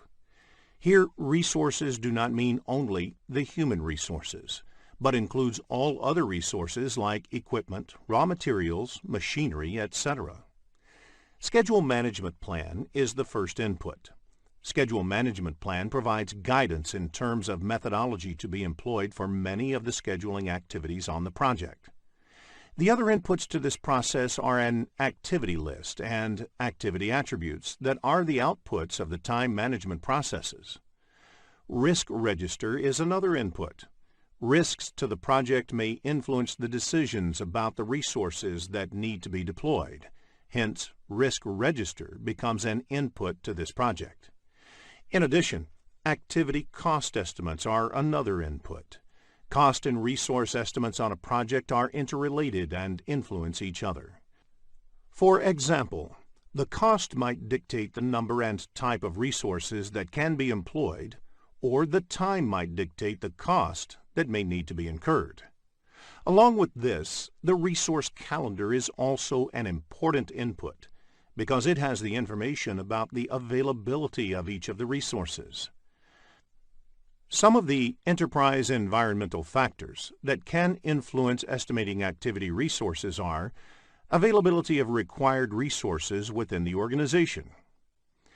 The organizational process assets is also an important input, as the organization might have standard policies for staffing or for hiring contractors on the project. With all these inputs available for estimating activity resources, there are various techniques used for estimating the required resources. The first technique is using expert judgment. In this technique, an expert in resource planning and estimating can estimate each of the activities. The next technique used is alternative analysis. In this, the activities are analyzed to identify different ways of completing them. This is to ensure only the required resources are assigned to each of the activities. This helps in resource optimization. Along with the two techniques, many organizations routinely publish their estimating data, and this could be used in activity resource estimation. Another technique that is routinely used in activity estimation is bottom-up estimating, which is decomposing the activity further down to understand it in more detail and estimating at that level. Later, all such estimates are added to arrive at the estimate of the activity. In real projects, one has to use all to estimate each of the activities. Sometimes, the project management software also helps in estimating. The software estimates are based on the inputs provided to it. Software should only be considered as a supporting tool in estimation and never fully rely on its output. Clearly, the output of this process is the activity resource requirements. Along with this, resource breakdown structure is also prepared. The resource breakdown structure is the categorization of all the required resources in various categories. That is, human resources, equipment, raw materials, etc. In the process of estimation, several other project documents may also be updated. For example, the resource estimates are directly correlated with cost estimates. Let us now move on to the next process, estimate activity durations. The next process is to estimate the duration required to complete each of the activities. The duration estimation should be done by someone who is familiar with the project. For example, the same activity, if done by a high-skilled resource, would take less time compared to a less skilled resource. This may vary regardless of the resource used due to the project requirements. In addition, the activity duration estimation should be updated continuously as you move ahead with the project, because as the project progresses, there will be more clarity on the project. The inputs of this process are similar to the ones in sequence activities process. Schedule management plan is the first input. Schedule management plan provides guidance in terms of methodology to be employed for many of the scheduling activities on the project. For instance, it may contain information about the estimation techniques to be employed and the people who need to be involved in the estimation process. Activity resource requirements is also an input to this process because resources assigned to an activity would significantly affect the activity duration. That is, the lower-skilled resources would take more time than the high-skilled resources. The other inputs include activity list, activity attributes, and resource breakdown structure. Resource calendars are also an input to this process. The type and skill set of resources available to the team may have an impact on the time it would take to complete the activities. Risks to the project may influence the decisions about the time required to complete the activity. Hence, risk register becomes an input to this process. The project scope statement defines the constraints and assumptions affecting the project duration. An example of enterprise environmental factor that can affect duration is organization's productivity metrics, which is collected based on the experiences from multiple projects. The last input in this process is organizational process assets. Now, let us look at the tools and techniques used for estimating activity durations. First is the expert judgment, which means using previous project experiences in estimating the current project duration. This can be used with other estimation techniques and used to reconcile differences if different techniques result in different estimates. Three-point estimating is a method where 3 estimates are used instead of 1.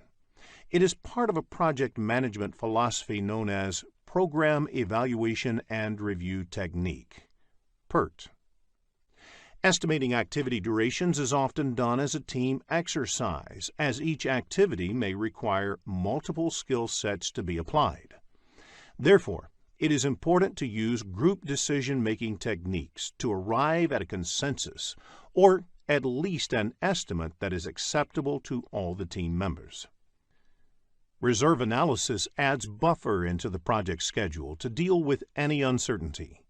The contingency reserve may be added as a percentage of the activity duration or fixed number of work periods.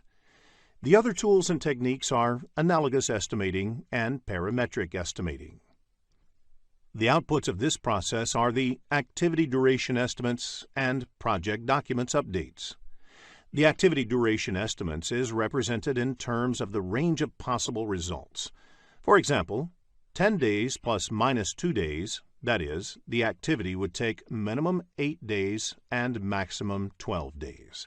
In the next screen, let us look into a business scenario to understand this concept better. After reading the problem statement, click the Solution button to look at a possible answer. Develop schedule is the process of analyzing activity sequences, durations, resource requirements, and schedule constraints to create the project schedule. It belongs to the planning process group. Generally, scheduling software is used for developing the project schedule. Entering the activities, durations, and resources into a scheduling tool generates a schedule with planned dates for completing project activities. Developing a project schedule is an iterative process. Revising and maintaining a realistic schedule is a task in itself, and it continues throughout the project as the work progresses. The most of the inputs of this process are the outputs of estimate activity durations process. They are risk register, project scope statement, project staff assignments, resources calendars, organizational process assets, enterprise environmental factors, schedule management plan, activity list, activity attributes, project schedule network diagrams, activity resource requirements, resource breakdown structure, and activity duration estimates. Various tools and techniques are used to develop schedule process. Schedule network analysis is a technique that generates project schedule. It employs various analytical techniques such as critical path method, critical chain method, modeling techniques, and resource optimization techniques to create the project schedule. The other tools and techniques include leads and lags, schedule compression, and scheduling tool. Let us now look at the outputs of this process. The project schedule consists of a minimum planned start date and planned finish date for each activity. Although project schedule can be represented in tabular format, it is more often represented graphically using either bar charts or network diagrams, or a combination of the two. The final schedule, which is the output of the developed schedule process, is also called schedule baseline. Once the schedule is baselined, it can be changed only through formal approvals. Meeting the schedule baseline is one of the measures of project success. Schedule data produced may include number of resources, key milestones, etc. Project calendars specify the available working days and the number of shifts in each day. It indicates how many hours and days are available for the work of the project to be completed. Project management plan updates are a result of the developed schedule process. Many of the other subsidiary plans of the project plan may get impacted, which may include cost management plan, scope management plan, risk management plan, etc. This may also result in other project documents being updated. In the next few screens, let us discuss schedule network analysis techniques. It is essential to know if the required resources are available at that time, along with the time estimate of each of the activities. Since schedule is calendar-based, it helps in estimating the same. Schedule network analysis technique generates project schedule. There are various schedule network techniques. Critical path method relies on determining the critical path on a project schedule. Critical chain method is a variant of the critical path method, wherein the critical chain is determined based on the logical, resource, and other kinds of dependencies between the activities. What-if scenario analysis is about trying to vary a certain parameter to observe the impact on the schedule. For instance, you may want to check result if you put in more resources on a particular activity to reduce its duration.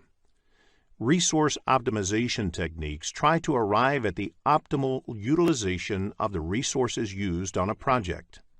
Ideally, you would want the resources to be fully utilized, but you would also want to build in sufficient buffers in case a certain resource is not available due to various reasons. In the next screen, let us look at the program evaluation and review technique. Program evaluation and review technique is based on 3-point estimates for an activity. The pessimistic estimate refers to the worst-case scenario, whereas most likely estimate is what you expect to happen in a realistic scenario. The optimistic estimate, on the other hand, represents the amount of time an activity would take in the best-case scenario. Based on these three estimates, the expected duration of the estimate is calculated as per the formula given on the screen. The formula for calculating standard deviation of an activity and variance of an activity is also given. There is no question asked on variance, but the formula is important because if the standard deviation of the whole project is to be calculated, the process is to calculate the variance of the whole project and then take its square root to calculate the standard deviation of the project. Concept-based questions on PERT can be expected in the PMP exam, so make a note of the formulae while you prepare for the exam. In the next screen, let us understand PERT with an example. Let us now figure out how we can apply the 3-point estimation that PERT uses in order to draw some useful conclusions. Assume that the optimistic, pessimistic, and most likely estimates are 20, 70, and 30 respectively. Using these values, you can determine the expected duration and the standard deviation as indicated. Now, if the causes of variation are random, you can assume that the actual values would be evenly distributed about the mean and will follow the normal distribution, sometimes referred to as the bell curve. Further, you can use the properties of the normal distribution. There is a 68% probability of the actual value falling within first sigma from the mean, 95.4% probability for the second sigma, and 99.7% probability of the actual value falling within third sigma.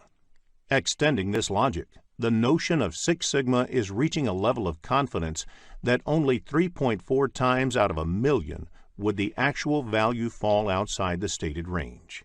PERT allows you to plan based on the intended level of confidence in the outcome and determine buffers accordingly. Let us discuss the critical path method in the next screen.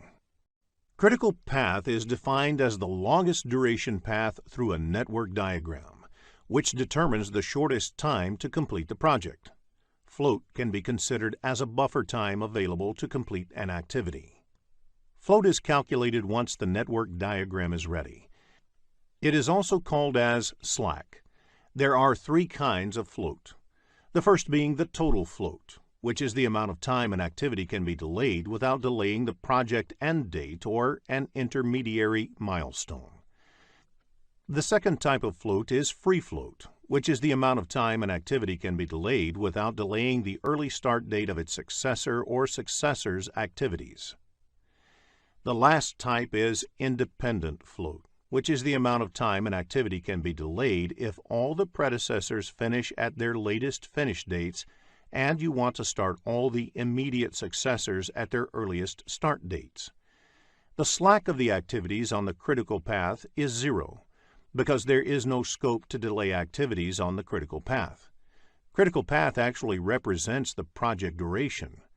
Delaying activities on the critical path is as good as delaying the project duration. Concept-based questions on critical path can be expected in the exam, so it is essential to have a clear understanding of the concept. In the next screen, let us learn how to calculate float. Float of an activity can be calculated by 2 methods. However, the first step in critical path method is to identify the critical path of the network. Once the critical path is identified, follow the forward pass to find early start and early finish for each activity.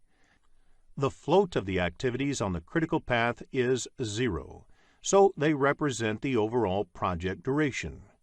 use forward pass or backward pass to calculate the total activity time. Calculate late finish and late start using backward pass method. Note the total float formula before you start for the exam. In the next screen, let us look at forward pass and backward pass methods in detail. In forward pass, you can either go through the network starting with time 0 and keep calculating the time required to complete each of the activities until you reach the last activity of the project. The starting time for each of the activity in this approach is called early start, and the end time for each activity is called the early finish. Alternatively, in backward pass, you can travel through the network from the project end date and calculate the time required to complete each activity. The end date in this approach is called the late finish, and the start date of the activity in this approach is called the late start. The float of the activity is either the difference between the late start and early start, or the difference between the late finish and early finish. Both the differences work out to be the same. Before the start of the PMP exam, please make a note of the total float formula. Let us understand the critical path calculation with an example in the next screen. Let us look at an example for critical path. There are 5 activities in this project and 2 paths in the network diagram. Start, 1, 2, 4, 5, end is one path, and start, 1, 3, 5, end is the second path. Since the duration of the path start 1, 2, 4, 5, end is 18 days, which is more than the duration of the path start 1, 3, 5, end, the critical path of the project is start 1, 2, 4, 5, end.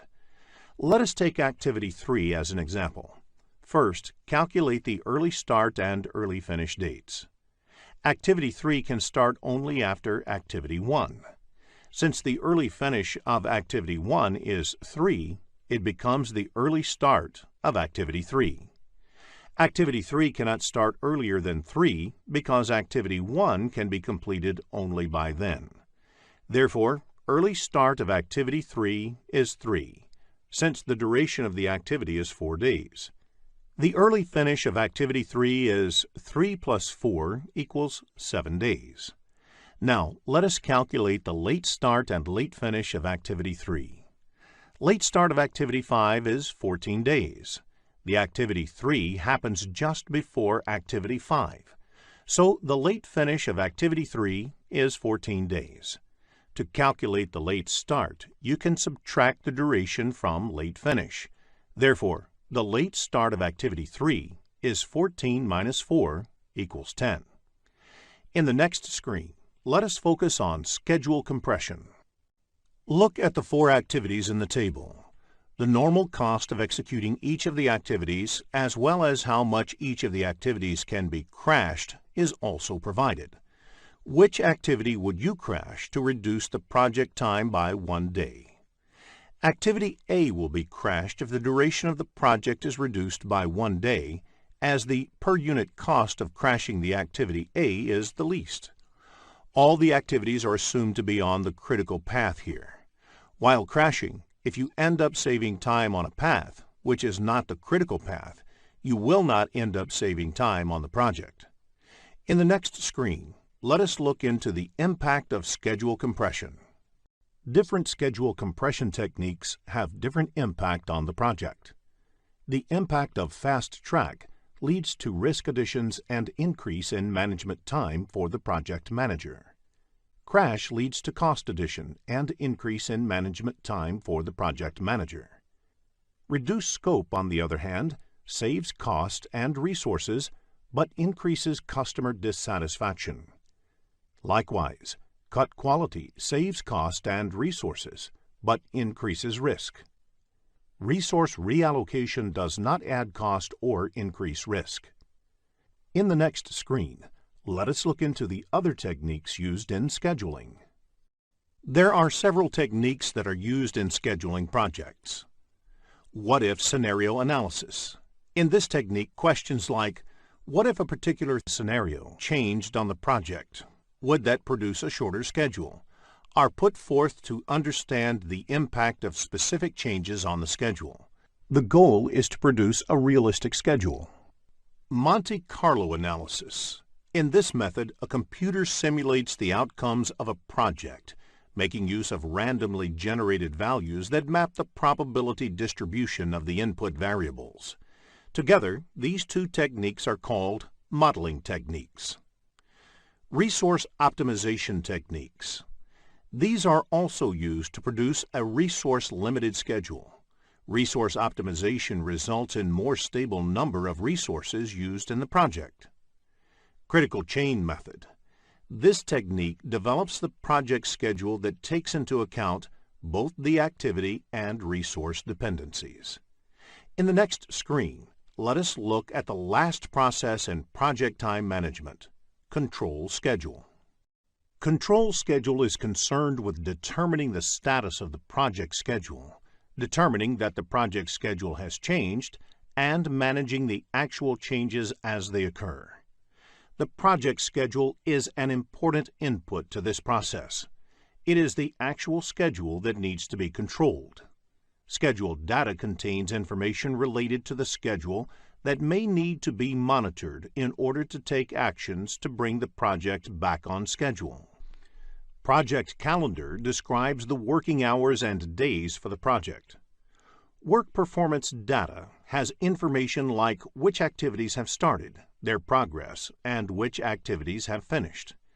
The other inputs of this process are project management plan and organizational process assets.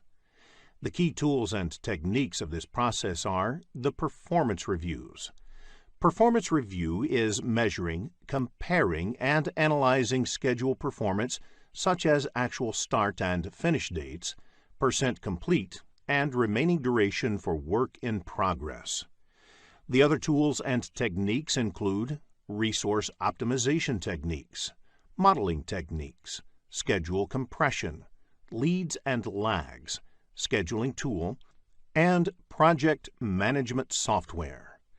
In development schedule process, these techniques are used for the first time to develop the project schedule, whereas in control schedule process, these techniques are used to update the project schedule. The key output of the control schedule process is the work performance information. This is represented in the form of schedule variance, SV, and schedule performance index, SPI. As a part of the control schedule process, the project team will generate forecasts, likely schedule for forthcoming activities, and project as a whole. The other outputs include organizational process assets updates, change requests, project management plan updates, and project document updates. If you are looking to become a skilled project manager, have a look at the postgraduate program in project management by Simplilearn. There are 47 processes in project management, grouped into 10 knowledge areas and mapped to 5 process groups. In this lesson, we will look at the 4th knowledge area, that is, project cost management and its processes. In the next screen, let us understand the concept of project cost management. Project cost management involves activities like estimating the cost of each of the project activities, adding the cost estimates of the related activities to arrive at the cost budget, and controlling the cost to ensure that project activities are completed within the defined budget. In the next screen, let us discuss Cost Management Plan. The Cost Management Plan is a vital step in project cost management. It contains information like planning the project cost, managing and controlling the project in relation to the cost baseline, and managing cost variances. Project Cost Management Plan is a part of the Project Management Plan. The methods used in estimating the cost of each of the project activities are similar to the ones used in estimating project time. For example, time estimation methods like expert judgment, analogous estimating, bottom-up estimating, and reserve analysis are few of the techniques that are also used in estimating activity cost. Let us discuss control account in the next screen. Control account is an important concept in the project cost management. Project cost is generally estimated at individual activity level. It becomes difficult to manage cost at the activity level in large projects. Therefore, the cost is managed at a higher level. This requires related activities to be clubbed and their cost being managed together as one unit. This unit is called control account. While estimating the project time, WBS is created to break down the project into smaller deliverables. These deliverables are broken down into work packages, and these work packages are in turn broken into activities. Control account is defined at a level higher than the work packages. For example, if 5 work packages are part of the one control account, the cost of all activities belonging to these 5 work packages are managed as one unit. In the next screen, let us discuss the project cost management process. Project cost management has 4 processes. They are plan cost management, estimate costs, determine budget, and control costs. The 3 processes, plan cost management, estimate costs, and determine budget, are a part of planning process group, and control cost process is a part of monitoring and controlling process group. Let us look at each of these processes in detail. Let us begin with the first process, that is, plan cost management, in the next screen. Managing costs on a project is a critical exercise. If the activities are planned well, it becomes easier to achieve harmony with the overall cost and budget of the project. Plan cost management is the process of establishing the policies, procedures, and documentation for planning, managing, expending, and controlling the project costs. Let us look at the inputs required for this process.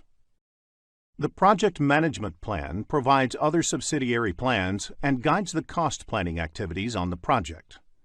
The project charter provides an overall context and high-level product and project description, which help determine the approach for cost management.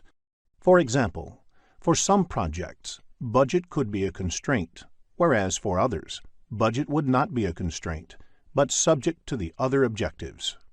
Enterprise environmental factors provide the organizational context to the project, including the culture of the organization and the infrastructure, for instance, the scheduling systems available, the key personnel, and so on.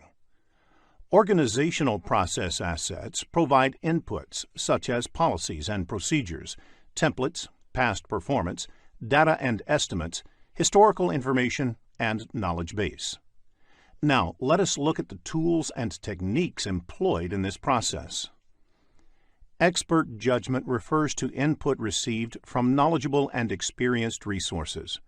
Experts can devise an approach to govern the costs on a project by using their previous experiences. Meetings may be organized to determine the cost management plan.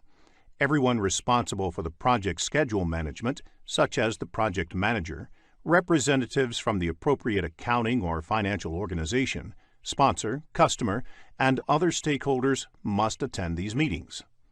Several analytical techniques may be used to determine the cost management plan. These techniques help to map the impact of various decisions on cost. For example, how do risk management processes impact cost, etc. Cost management plan is the primary output of this process. It establishes the units of measure, levels of precision, organizational process links, control accounts to be used, rules for performance measurement and reporting, frequency and methodology of monitoring the costs, and various other details that lay the overall framework for cost management on a project. In the next screen, let us discuss the second process under project cost management. Estimate cost. Estimate cost is the approximation of the monetary resources required to complete a project activity. Cost of a specific activity is estimated based on the information available at that point of time.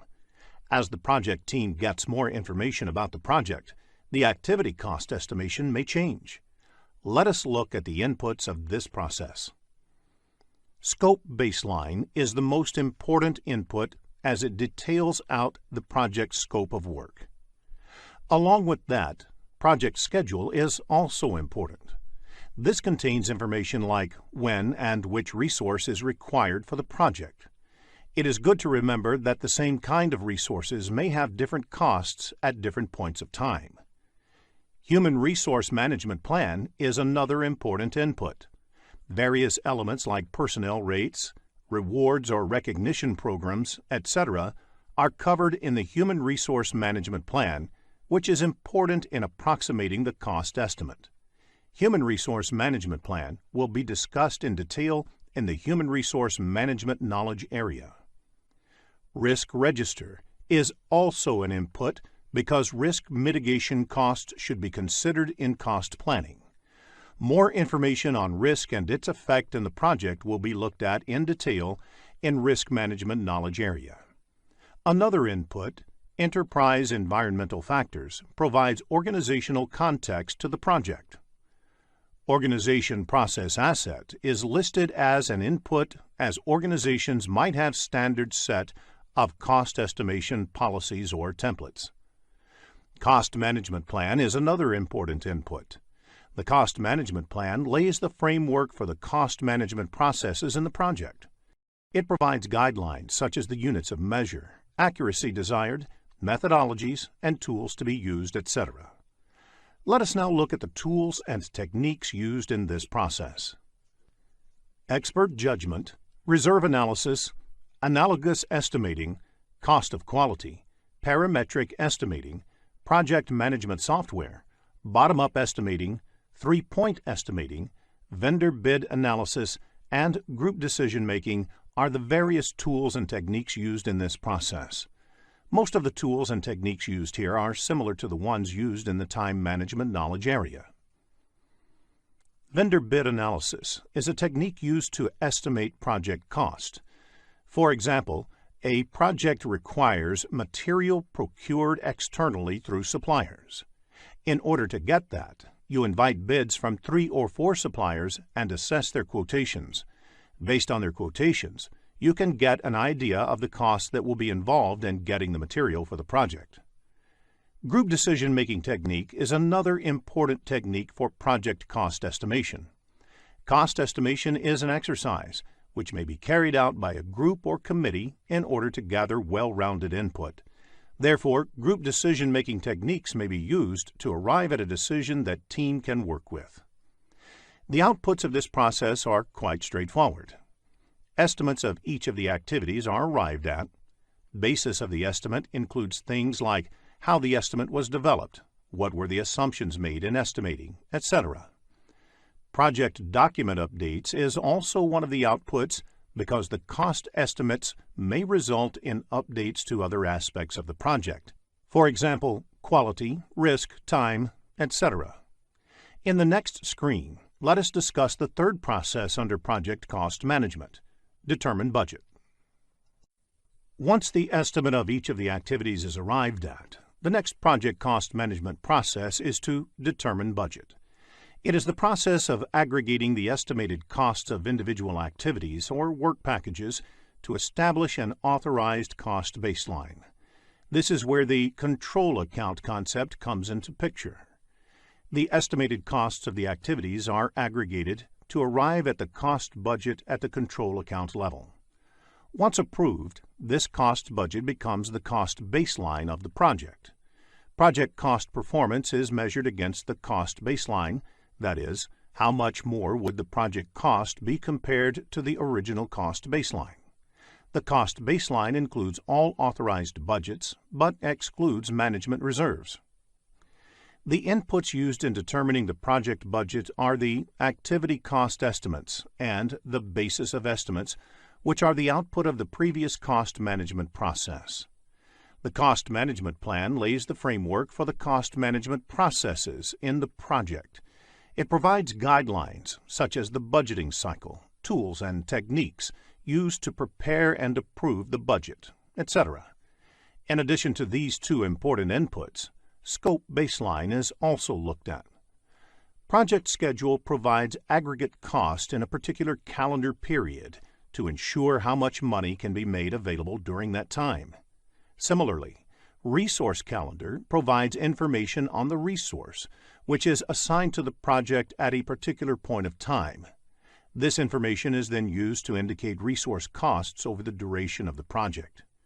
Risk Register gives an understanding of the overall level of risk on the project and, therefore, the level of contingency reserves that need to be built into the budget.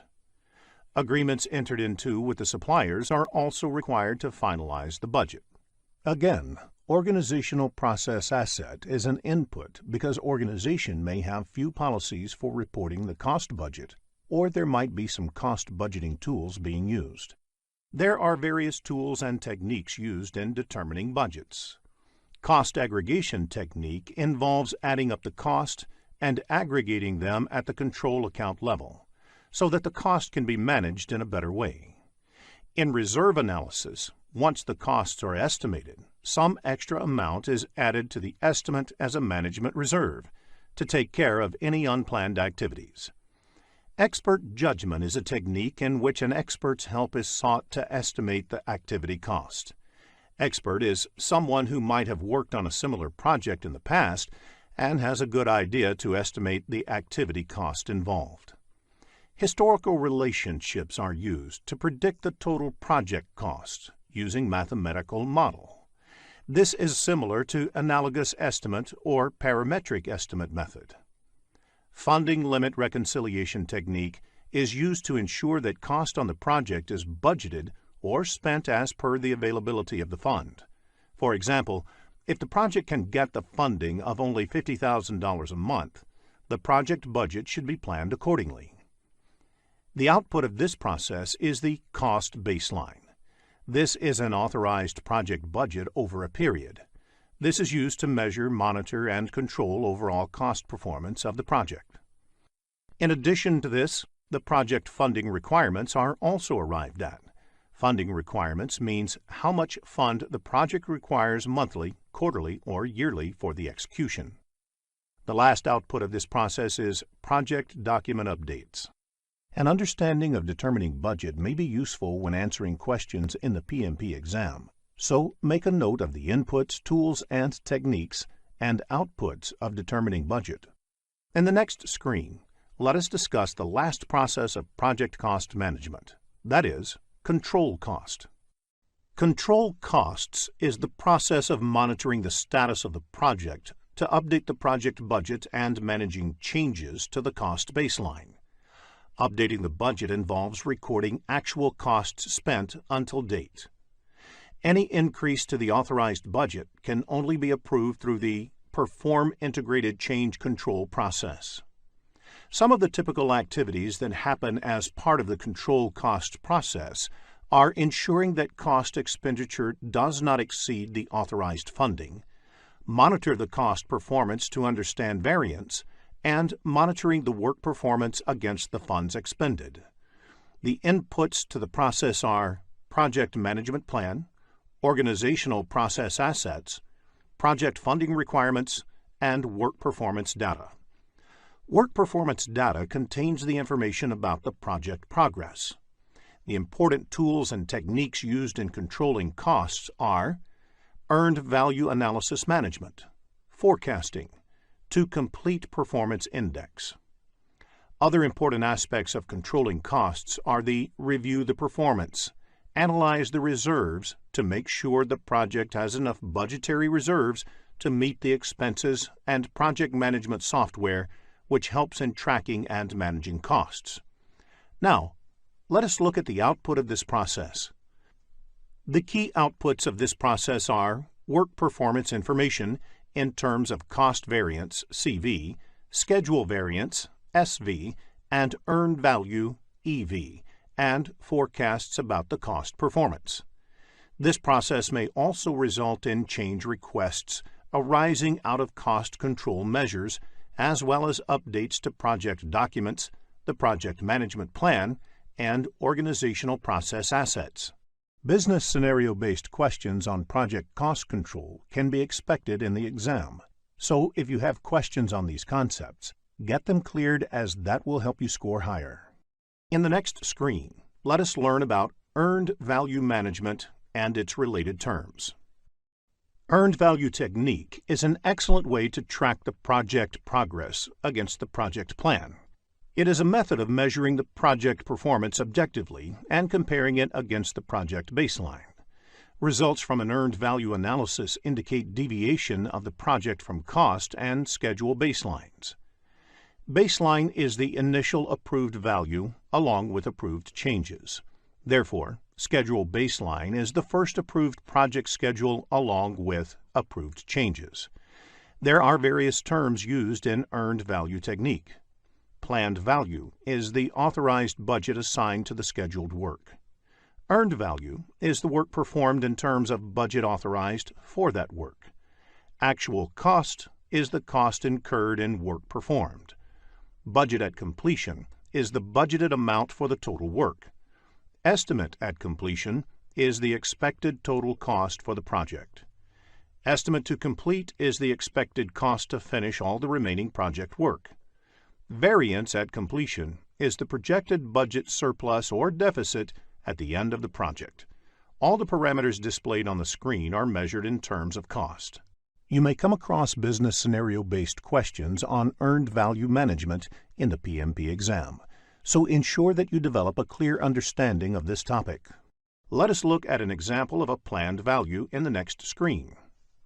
Planned value is the estimated value of the work planned.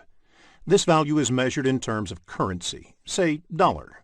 If the planned value is $340, then the work planned is worth $340. How do you calculate earned value? The solution is add the budget allocated to each of the activities that have been completed at the point of time. The resulting value is the earned value. In the next screen, let us look at the formula used to calculate earned value. In cost variance, negative means the project is over budget. Positive means the project is under budget. Similarly, in schedule variance, negative means the project is behind schedule, whereas positive means the project is ahead of schedule. The value of the next two parameters, Cost Performance Index, CPI, and Schedule Performance Index, SPI, values vary between 0 and 1. For example, a CPI of 0.8 implies that 80 cents of work is obtained for every dollar spent in the project. Similarly, if SPI is 0.9, it implies that project is progressing at only 90% of the speed originally planned. The next parameter is Estimate at Completion, or EAC. There are different ways of calculating the EAC value. The method used depends on how the cost and schedule variances are expected to play for the rest of the project. BAC by CPI is used if you expect that the current cost performance will continue until the end of the project. AC plus BAC minus EV is used if you expect that the rest of the project will be managed at the budgeted rate. AC plus BAC minus EV by the product of CPI and SPI is used if you want to factor in the impact of the cost as well as schedule variances. AC plus ETC is used if you want to re-evaluate the project based on a forecast value for the estimated cost of the remainder of the project. The next parameter is Estimate to Complete, or ETC, which is the cost of project from this point to the end. This is calculated by subtracting the actual cost from the estimate at completion. In addition, variance at completion can be calculated by subtracting the estimate at completion from the budget at completion. Variance at completion is the cost estimation whether it is over or under budget. Another parameter is the To Complete Performance Index, or TCPI. This is the cost performance needed to achieve a desired outcome. For example, if the project needs to be managed to the original budget, BAC, then TCPI, that is, the CPI that must be maintained for the rest of the project, is calculated as BAC minus EV by BAC minus AC. Similarly, if it has to be managed within a revised target, say EAC, then TCPI is calculated as BAC minus EV by EAC minus AC. Before the start of the PMP exam, please make a note of the formulas of earned value technique. In the next screen, let us look into a business scenario to understand this concept better. After reading the problem statement, click the Solution button to look at a possible answer. Let us take the example of a software development project. There are 4 phases, and each phase takes a month to complete and is expected to cost $10,000. The phases are planned to be completed one after the other. The status of the project at the end of the month 3 is summarized in the table. Requirements definition is completed and actual spending on this is $10,000. Architecture and design is done and actual spending on this is $12,000. Development and unit testing is only 50% done, though it was supposed to be completed by 3rd month. It has cost $9,000 until date. System testing and go live has not yet started. Note, S indicates start time, F indicates finish time, and PF indicates that it is partly finished at the end of the month. Based on the above information, calculate the CV, SV, CPI, and SPI of the project. Let us look at a solution in the next screen. Before we end this lesson, let us also look at a few definitions that might be useful for your PMP examination. Law of diminishing return. This means the more you put into something, the less you get out of it. For example, doubling the number of resources working on a project will not necessarily have the time. Working capital. The amount of money the company has to invest on the project and the day-to-day company operations. Funding limit reconciliation. The process of comparing the planned expenditure in a given period with the available funding for that period. Large assets purchased by the company lose value over time.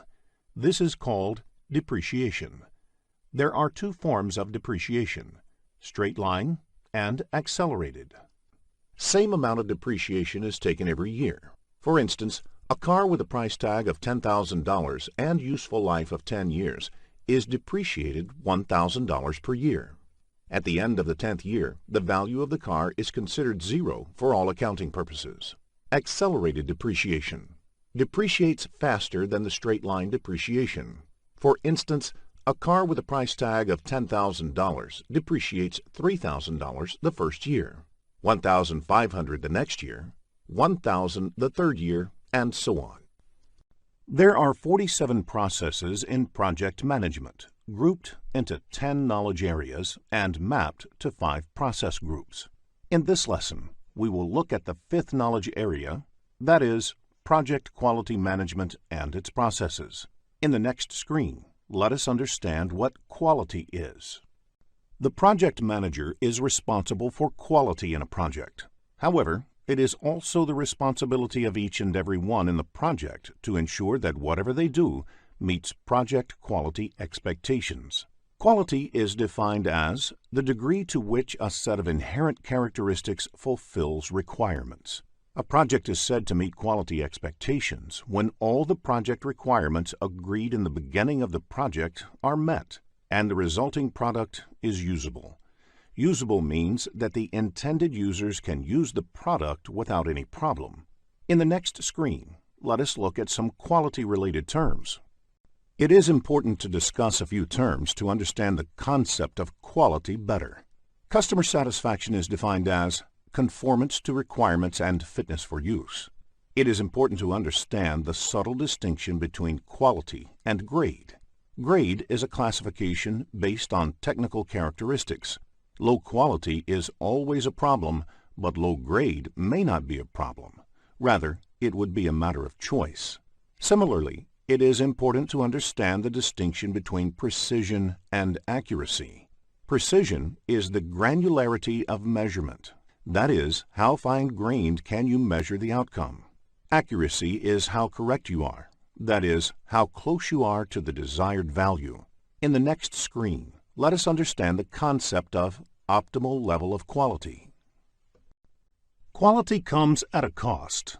More effort put in quality will give better results.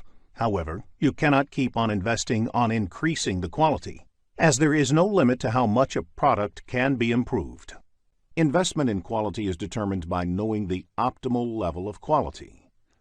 Optimal level of quality, as shown in the diagram, is said to be achieved at the point where the incremental revenue from improvement equals the incremental cost to secure it. Suppose you are the manufacturer of toys, but the toys are below quality and the sales are low.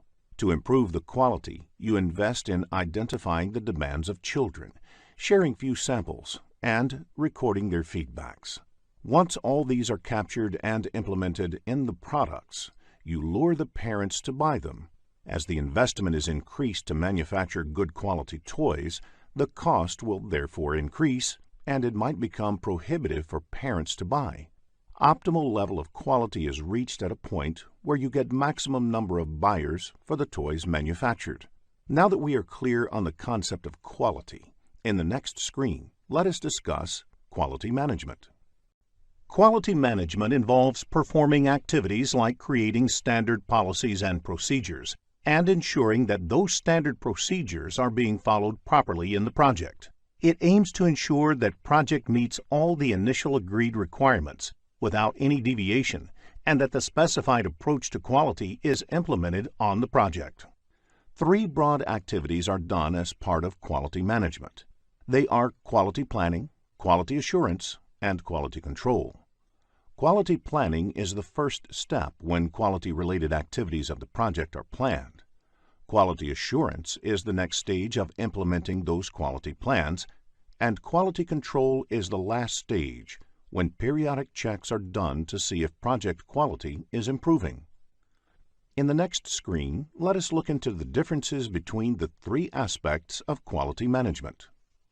It is important to understand the different kinds of activities that come under quality planning, quality assurance, and quality control. Once the quality planning is done, the quality management plan is ready. This quality management plan has standards, templates, policies, and procedures to be followed in the project. It contains information on the level of quality being aimed and the plan to achieve that level. It is the aim of quality assurance activities to ensure that the activities planned under quality planning phase gets executed for the project. It is the task of quality assurance to determine if the project is complying with the organizational as well as project policies and procedures.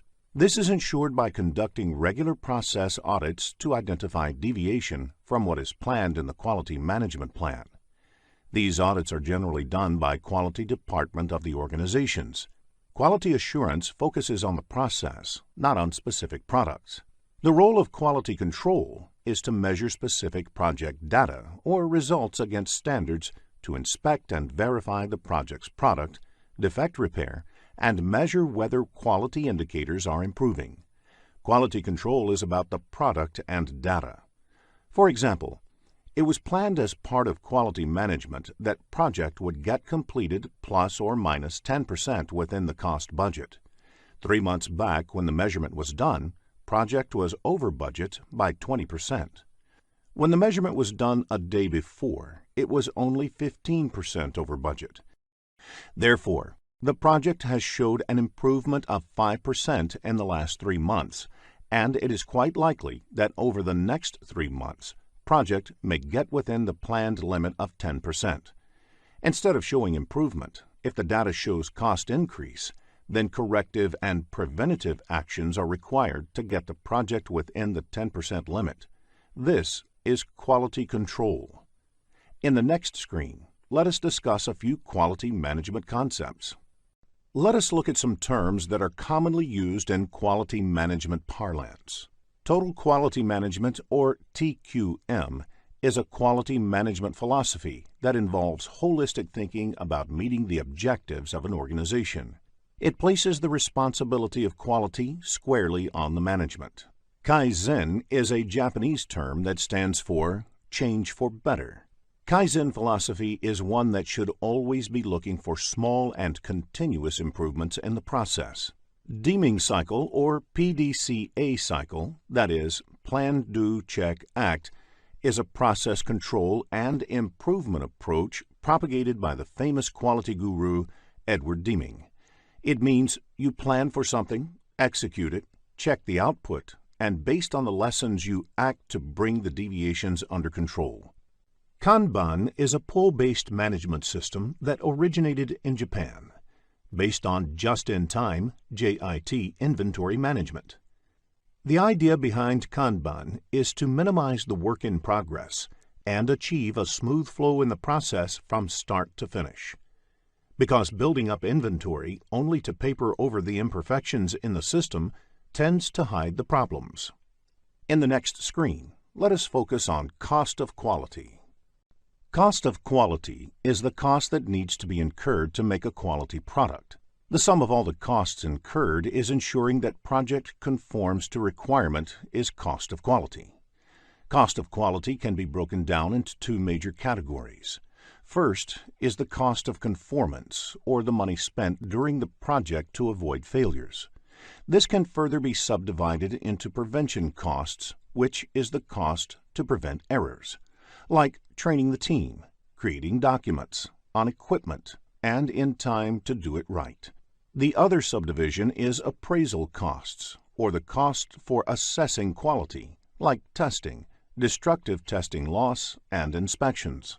The second category is the cost of nonconformance. It is the money spent during and after the project because of failures. This is subdivided into internal failure costs. It is the cost of failures that occur before the product is released to customers, for example, rework and scrap. The second subdivision is external failure costs. It is cost incurred on failures that occur after it has been released by the team, for example, liabilities, warranty work, and lost business. Concept-based questions on cost of quality can be expected in the exam, so please make a note of the categories of cost of quality. Let us look at the project quality management processes in the next screen. There are 3 project quality management processes, of which the first process, Plan Quality Management, is done as part of the planning process group. The next process, Perform Quality Assurance, is done as part of the executing process group. And the last process, Control Quality, is done as part of the monitoring and controlling process group. In the next 3 screens, let us look into each of these processes in detail. The aim of the Plan Quality Management process is to identify the relevant requirements or standards to execute the project effectively to achieve the desired quality level. Quality planning results in the creation of the Quality Management Plan. Aim of the Plan Quality process is to identify the standards. A standard is an agreed-upon process to work or achieve a result. A standard can be set from within the organization or government. Once all the standards for the project are identified, the aim of the quality planning activities involves determining what work needs to be done to meet those standards. Before adhering to the standards, you should question their relevance with the project. Implementing all possible standards applicable to the project in random will have cost and time implications. Let us look at the inputs to this process. The project management plan provides the scope, schedule, and cost baseline, all of which have an implication on the quality management plan. Quality plan has a direct correlation with these. It might also have an impact on and be impacted by other subsidiary management plans, such as risk management. The stakeholders of the project may have specific requirements and views about the quality parameters of the project, and these have to be considered. The risk register gives an indication about the kind of risks that are inherent in the project, and also those which must be considered while planning the activities to ensure quality. The requirements for the project need to be considered for planning quality-related activities, because quality is all about meeting the requirements. In addition to these, enterprise environmental factors and organization process assets are also listed as inputs, because the standards can be either from within the organization or from government or other external bodies. Standards from within the organizations are usually the best practices learned over a period while executing numerous projects. An example of government standards can be standards to control air pollution by the motor vehicles, which vehicle manufacturers must adhere to. To accomplish quality planning, first, analyze the benefits versus the costs of meeting quality requirements. Next, identify the cost of quality and confirm if that kind of investment in quality is justified. In addition to these two, benchmarking helps in analyzing the quality of activities of similar projects executed in the past. This helps in identifying the particular quality of output of the previous project, which in turn acts as a basis for the current project's quality planning. Design of experiments can also be used for quality planning. This is a statistical way to determine what variables will improve quality the most. For example, in case of manufacturing doors, it can be determined that increasing the quality of the wood can have maximum impact on improving the quality of the door. In addition, the 7 basic quality tools, also known as the 7 QC tools, are used to determine the plan to achieve the desired level of quality. Statistical sampling as a tool becomes relevant whenever the quality plan cannot be applied to all the artifacts produced. For example, if destructive testing is a requirement, then it can be carried out only on a sample, not on the entire population. Statistical sampling helps in arriving at a representative sample that can give useful information. Other additional tools, such as brainstorming, force field analysis, etc., may be used to determine the quality management plan for the project. Conducting regular meetings is another important tool. The quality management plan has to be determined in a collaborative manner by consulting the team members and other stakeholders. Quality management plan is a key output of this process.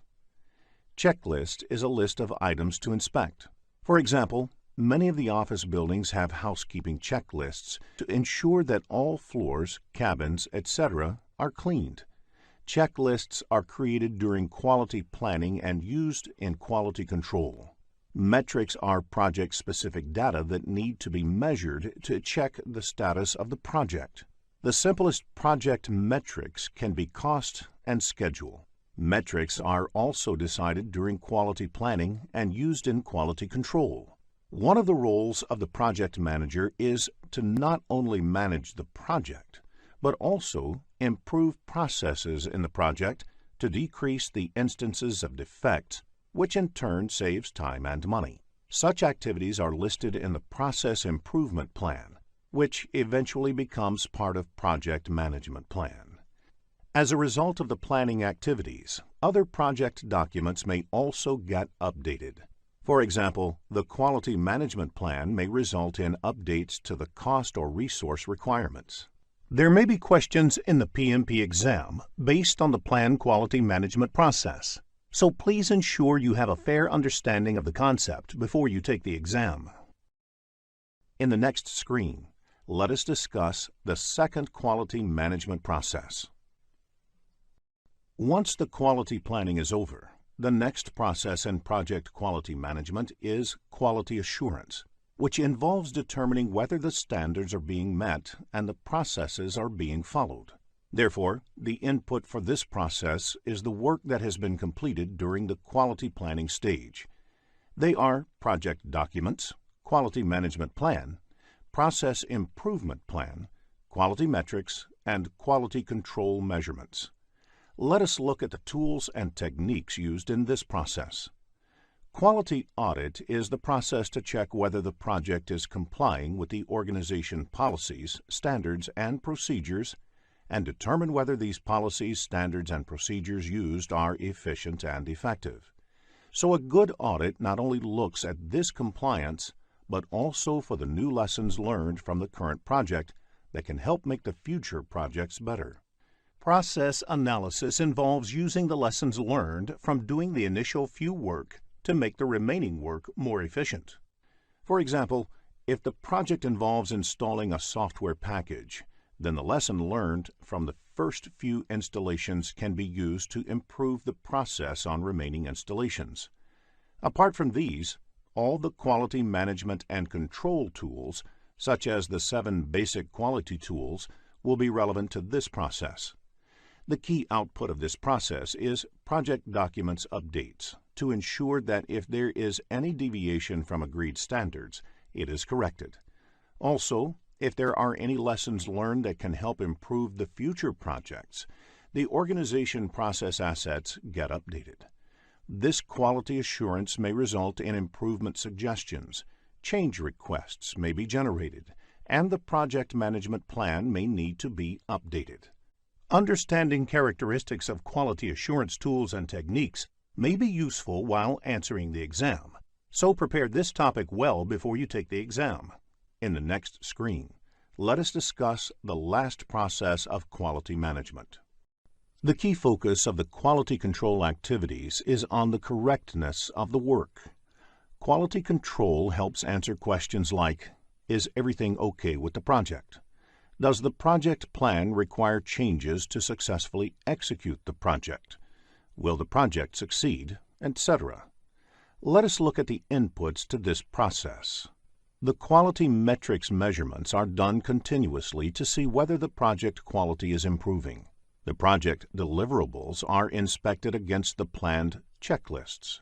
Quality control acts upon the deliverables and work performance data produced in execution. It also refers to the project management plan for understanding deviations from the plan. It also considers the approved change requests, information from other project documents, and organizational process assets. There are 7 popular tools and techniques used in doing the quality control activities. They are collectively known as 7 basic tools of quality. Other relevant tools are statistical sampling, inspection or testing, and review of the approved changes. Quality control activities result in quality control measurements, the verified deliverables, validated changes, information about the work being performed, recommended changes, and updates to the organizational process assets, project management plan, and other project documents. In the next screen, let us look into a business scenario to understand this concept better. After reading the problem statement, click the Solution button to look at a possible answer. Six Sigma is a highly disciplined process that focuses on developing and delivering near-perfect products and services consistently. If a large volume of data is plotted over a period of time, you would most probably have a bell-shaped graph. Such graphs are also called normal distribution graph. It's called as normal distribution because any large volume of data is plotted with the intent to track variations would most probably be in a bell-shaped curve. The line corresponding to the top of the bell curve is the median of the data sample. Standard deviation concept is used to measure how far any data is from the mean. Standard deviation is also called sigma. One standard deviation from the mean covers 68% of the data. 6 sigma means 6 standard deviations from the mean. This would cover 99.99966% of the data. We will look at an example of 6 sigma in the following screen. To understand 6 sigma, let us look at an example. A tire manufacturing company produces 100,000 tires a day. It is not possible to verify each and every tire manually to ensure it is defect-free. Instead, random sample of these manufactured tires are taken and checked for defects. Assuming that the thickness of the tires is a parameter to measure defect, any tire that has a thickness more than or less than 10 millimeters is considered to be defective. Now, if you measure the actual thickness of all 100,000 tires manufactured daily and plot them on a graph, you get a normal distribution graph. One standard deviation from the mean covers 68% of the data, meaning if the thickness of the 100,000 tires are plotted, 68,000 of them lie within one standard deviation above or below the mean. Now, if a company operates at 6 sigma level, they would ensure that all tires that are up to 6 standard deviations from the mean are defect-free. Therefore, in such cases, you can expect only 3 defective tires out of 1,000,000 tires manufactured. Let us now check your understanding of the topics covered in this lesson. Here is a quick recap of what was covered in this lesson. A project is said to meet quality expectations when all the project requirements agreed in the beginning of the project are met and the resulting product is usable. Quality management includes creating and following policies and procedures that meet the project's defined quality needs. Quality planning defines the standards, templates, policies, and procedures. Quality assurance determines if the project is complying with the policies and procedures. Quality control measures specific project results against standards. Plan quality management, perform quality assurance, and control quality are the three project quality management processes. 7 basic quality tools are used to plan and achieve the desired levels of quality. At Six Sigma level, there would be only 3 defects out of 1 million units manufactured. If you are looking to become a skilled project manager, have a look at the postgraduate program in project management by Simplilearn. Project human resource management includes the processes that organize, manage, and lead the project team. One of the key elements of human resource management is that each of the project team members should have clear assignment of their roles and responsibilities.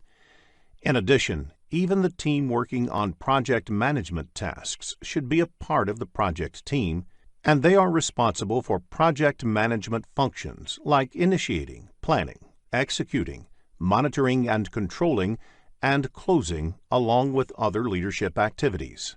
In the next screen, let us understand the difference between functional and project manager.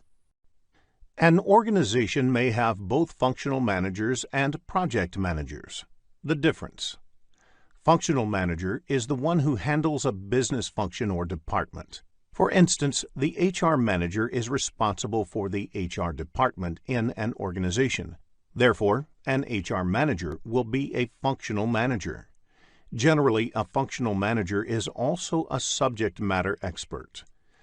The roles and responsibilities of the functional manager depend upon the core business of the organization and overall organization structure.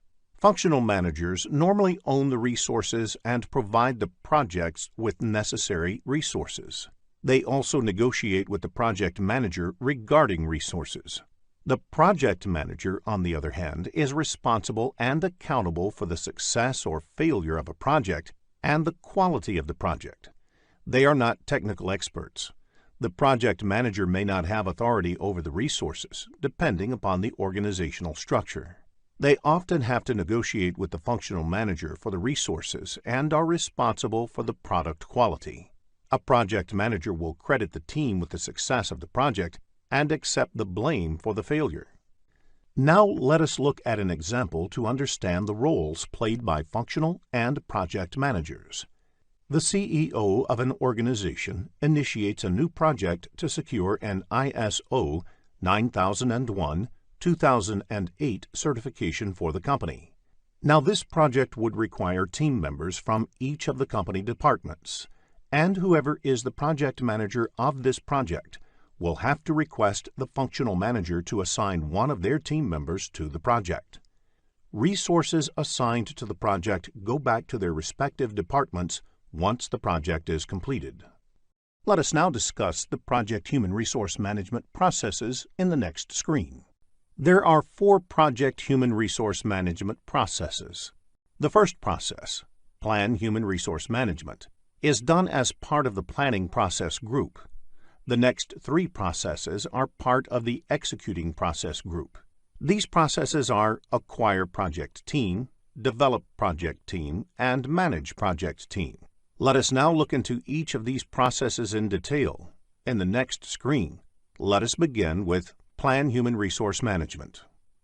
Plan Human Resource Management is the process of identifying and documenting project roles, responsibilities, required skills, reporting relationships, and creating a staffing management plan. This process is part of the planning process group. In addition to that, finalizing the project hierarchy of who reports to whom and designing the staffing management plan is also part of this process. The first input to this process is the project management plan. There could be a lot of information in the project management plan and subsidiary plans that may be relevant to the creation of the human resource management plan. For example, the project lifecycle processes, the timelines, how the work will be accomplished, etc. The other key input for this process is the activity resource requirement. Team members can be identified based on these requirements. In addition to this, enterprise environmental factors like current employment outlook, etc., are also important. For example, if the economy is booming and there are ample job opportunities for the team members, the reward and recognition system can keep the project team interested in the project. Organizational process asset is also an input to this process. An example of the organization process assets can be template or a form to request for a new resource. Let us now look at the tools and techniques used to develop human resource plan. The roles and responsibilities are captured in the form of organization charts and position descriptions. There are various ways to draw this chart. It can be either hierarchical chart, which shows the reporting function, or it can be text-based. The other technique used for developing the human resource plan is networking. This involves formal or informal interactions within the organization and outside by the project manager to identify the best team for the project depending upon various interpersonal factors. Organizational theory helps to understand how individuals come together and function as an organization. Expert judgment and meetings are required to put the human resource plan together. The output of this process is Human Resource Management Plan. This plan contains documents like Staffing Management Plan, Project Organization Chart, and Roles and Responsibilities Matrix. The Staffing Management Plan is a comprehensive document that describes when and how team members would be added to and released from the project. Another component of the Staffing Management Plan is the Recognition and Reward System. Recognition and reward system helps project managers motivate their team. The staffing management plan is relevant to the projects of a functional or matrix organization where project team members are always caught in a dilemma about prioritizing project work against regular departmental work. In the next screen, let us discuss organization charts and role descriptions. A project manager needs to make sure that there is an organization chart prepared specifically for the project.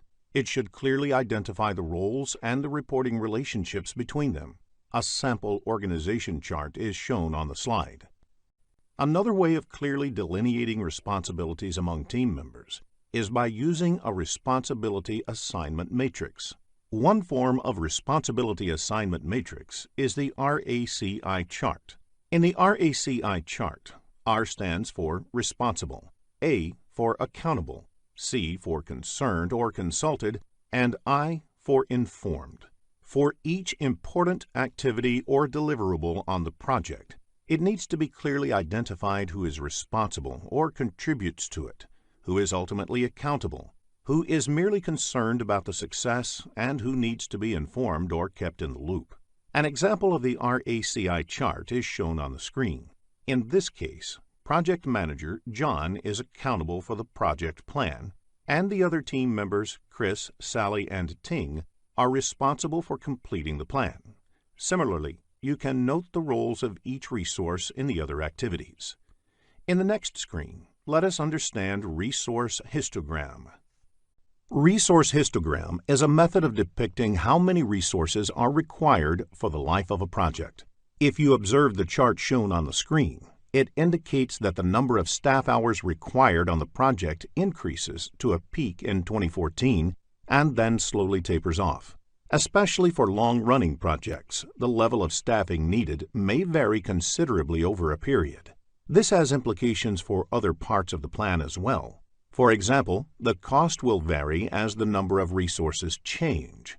This piece of information helps a project manager to understand at what time they need to onboard and offboard resources on a project.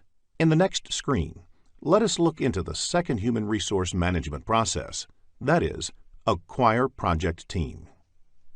Acquire project team is the process of confirming human resource availability and obtaining the team necessary to complete project activities. This process belongs to the executing process group.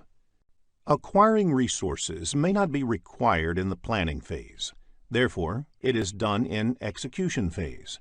Though you may plan to acquire few in the planning phase, major acquisition is done in execution phase. This may be true where large projects are run spanning over many years with several detailed activities. The key input is the Human Resource Management Plan. Enterprise environmental factors help understand which team members will be available to work on the project, how much they will cost, etc. Organizational process assets will help understand the hiring procedure of the company, the policies that govern the use of team members on the project, etc. The key technique for acquiring the project team is negotiation. As a project manager, you have to negotiate with the company's senior management, resource manager, or with prospective candidates to secure the most suitable resources on the project. Sometimes the resources may be pre-assigned to a project. This typically happens when they are the key resources, without which the project cannot take off. Sometimes the project team is acquired by getting required resources through external vendors. Most of the bigger organizations have approved a list of vendors who provide resources on a contractual basis. Nowadays, the concept of virtual team is also quite popular to get a project team. So even though the project is being conceived in one country, a big part of the team can be in another country. For example, if the project is conceived in the USA, majority of the team can be in Germany and both the teams can coordinate over the phone, email, chat, etc. Multi-criteria decision analysis is also an important tool to achieve the objectives. While acquiring the human resources for the project, it is important to consider a number of factors, such as availability, cost, skill set, experience, attitude, relocation needs, etc. These criteria have to be considered in totality and balanced out against the project's requirements. The output of this process is project staff assignments, resource calendars, and updates on project management plan. Let us now discuss the next process, develop project team. Once the project team is acquired, the next step is developing the project team. Develop project team is the process of improving competencies, team member interaction, and overall team environment to enhance project performance. This process belongs to the executing process group. The inputs to this process include project staff assignments, resource calendars, and human resource management plan.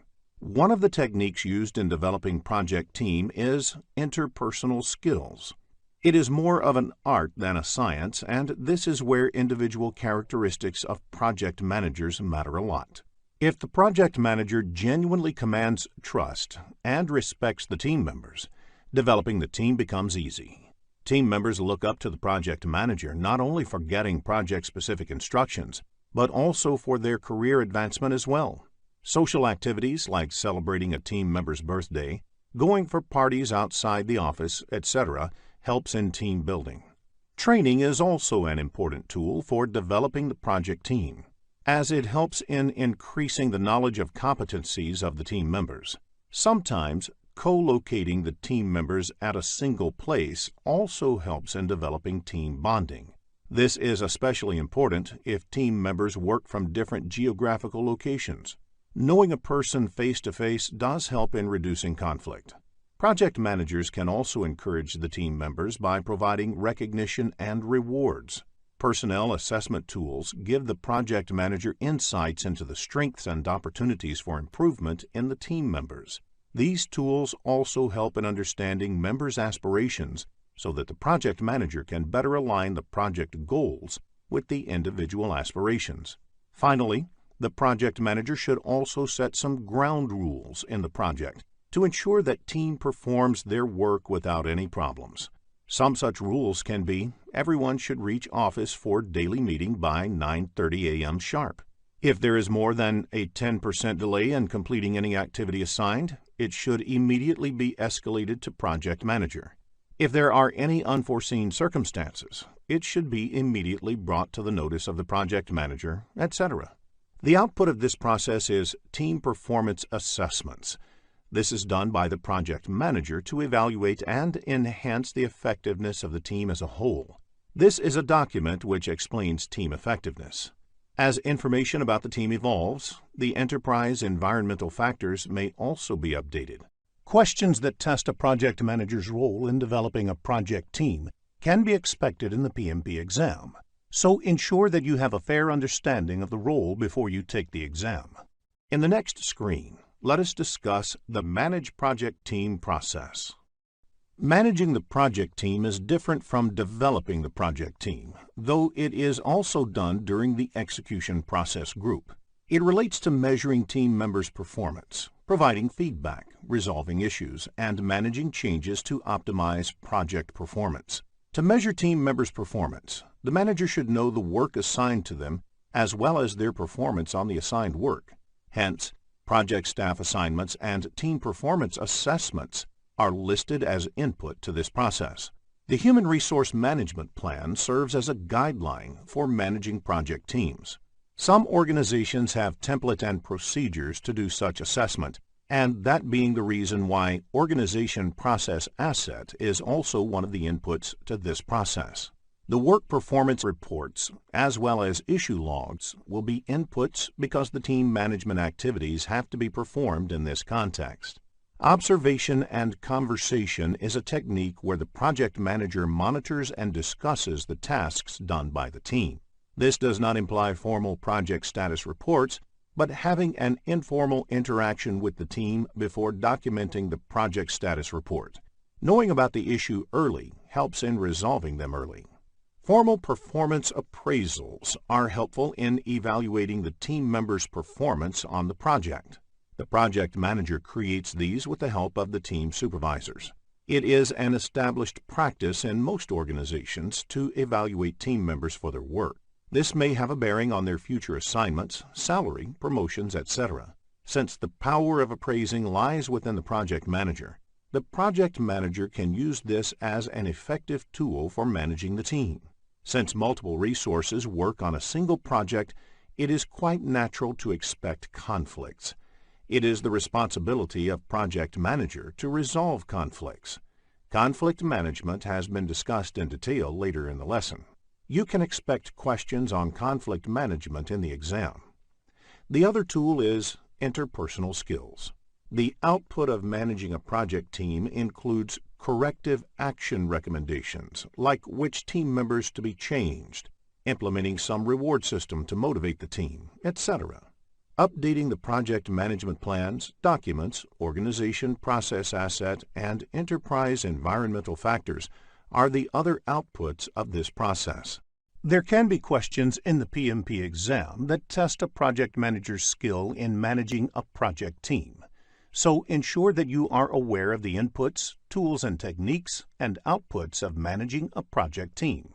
Let us discuss team dynamics in the next screen. Any team naturally goes through several stages as it gets together. These stages are forming, storming, norming, performing, and adjourning. In forming stage, a team formally comes together for the first time. In storming stage, disagreements start to surface. This is followed by norming, when the teams start working together and trusting each other. In performing stage, they are able to deliver results as a team. Finally, the team is adjourned when the work of the project is completed or the project is terminated. In the next screen, let us discuss conflict management. Many organizations look for people with diverse background to get different perspectives about work. If people with diverse backgrounds and culture work on a project, it is quite natural to expect conflict. Conflict often results in opportunities for improvement. The root causes of conflict can be scarce resources, scheduling priorities, and personal work styles. While the popular belief is that personality or ego can be the key reason for conflict, it is the least possible reason for conflict. As a project manager, if you find yourself in between a conflict with a team member, sit across the table and resolve it. If not, they should get their immediate managers involved and try to resolve it. To avoid conflicts, a project manager should let everyone involved have complete clarity about the project. Assign the roles and responsibilities to each of the team members clearly. Ensure that there are no overlapping responsibilities, which could be a possible cause for conflict. Sometimes boredom at work can also lead to conflict. So one of the responsibilities of project manager is to keep motivating the team members and let them work on interesting and challenging assignments. Business scenarios-based questions on conflict management can be expected in the PMP exam, so it is essential to have a fair understanding of the topic. In the next screen, let us look at conflict resolution techniques. There are 5 techniques of resolving conflict. They are withdraw or avoid, smooth or accommodate, compromise or reconcile, force or direct, collaborate, or problem solve. In withdraw or avoid, one retreats from a potential conflict situation or defers the resolution to a later date. This does not resolve the conflict, but allows for more time.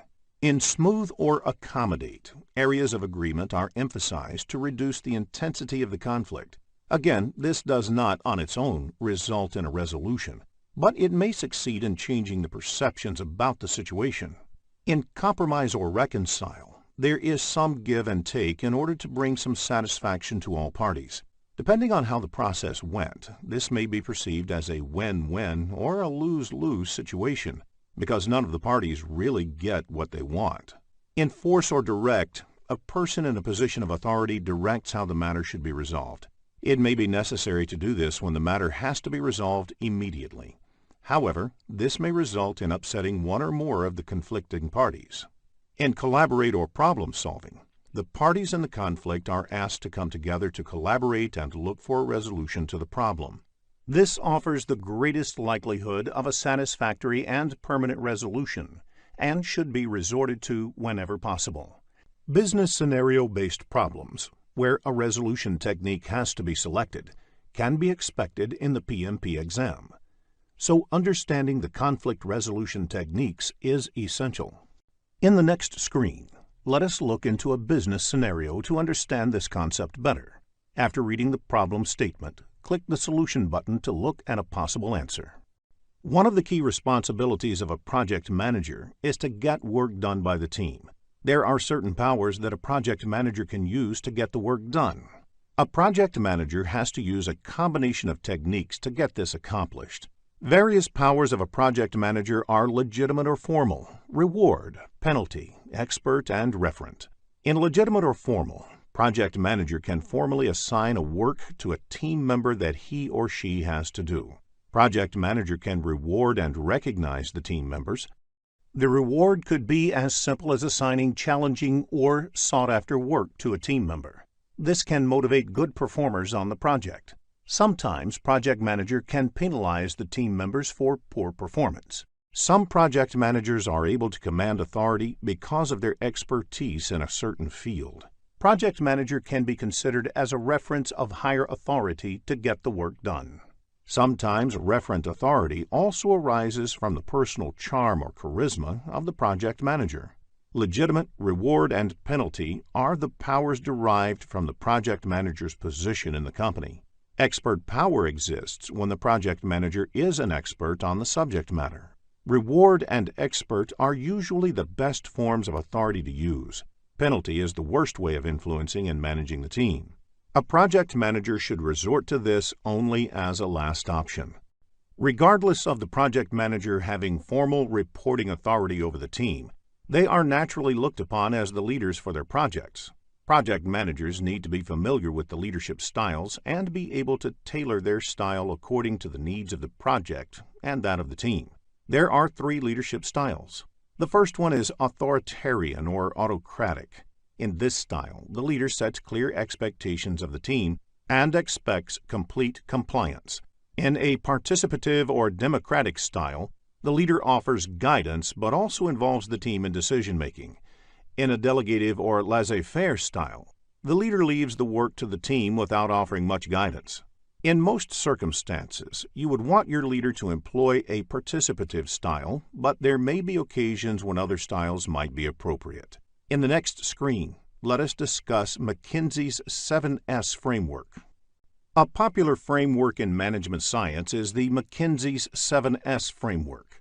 There are 7 elements that are divided into 2 categories. An organization working on a project will have these elements already in place, and hence these become the hard elements. The first 3 elements of the 7S framework are the strategy, structure, and systems. The leader or project manager is expected to step in and exhibit soft elements to earn the mantle of leadership. The next 4 elements are shared values, skills, style, and staff. There are 47 processes in project management grouped into 10 knowledge areas and mapped into 5 process groups. In this lesson, we will look at the 7th knowledge area, that is, project communications management and its processes. In the next screen, let us understand communication. Communication can be best defined as a two-way process of exchanging information between 2 entities. As you can see on the screen, if project is an entity, the project needs to communicate with other entities in the organization, like project managers, senior management of the organization, and any other stakeholder of the project. Similarly, these entities may also have to communicate with the projects. The communication between project and the stakeholders is always two-sided. Project manager is responsible for ensuring proper communication to and from the project. In fact, a project manager spends almost 90% of his or her time on communication. You can now understand how important it is for a project manager to plan this activity well. In the next screen, let us discuss communication methods. Communication can be done in 2 ways. It can be done written or verbal.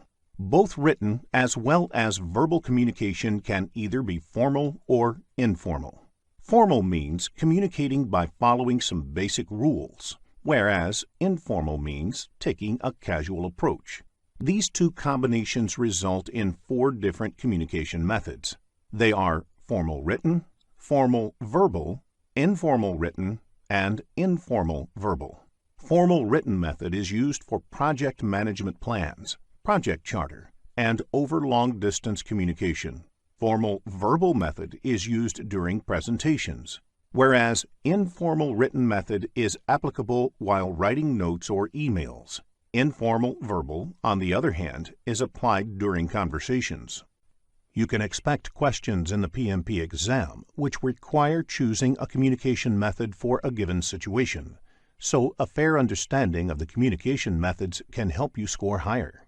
In the next screen, let us look at the various communication technologies. Communication technology refers to the different media used for communicating.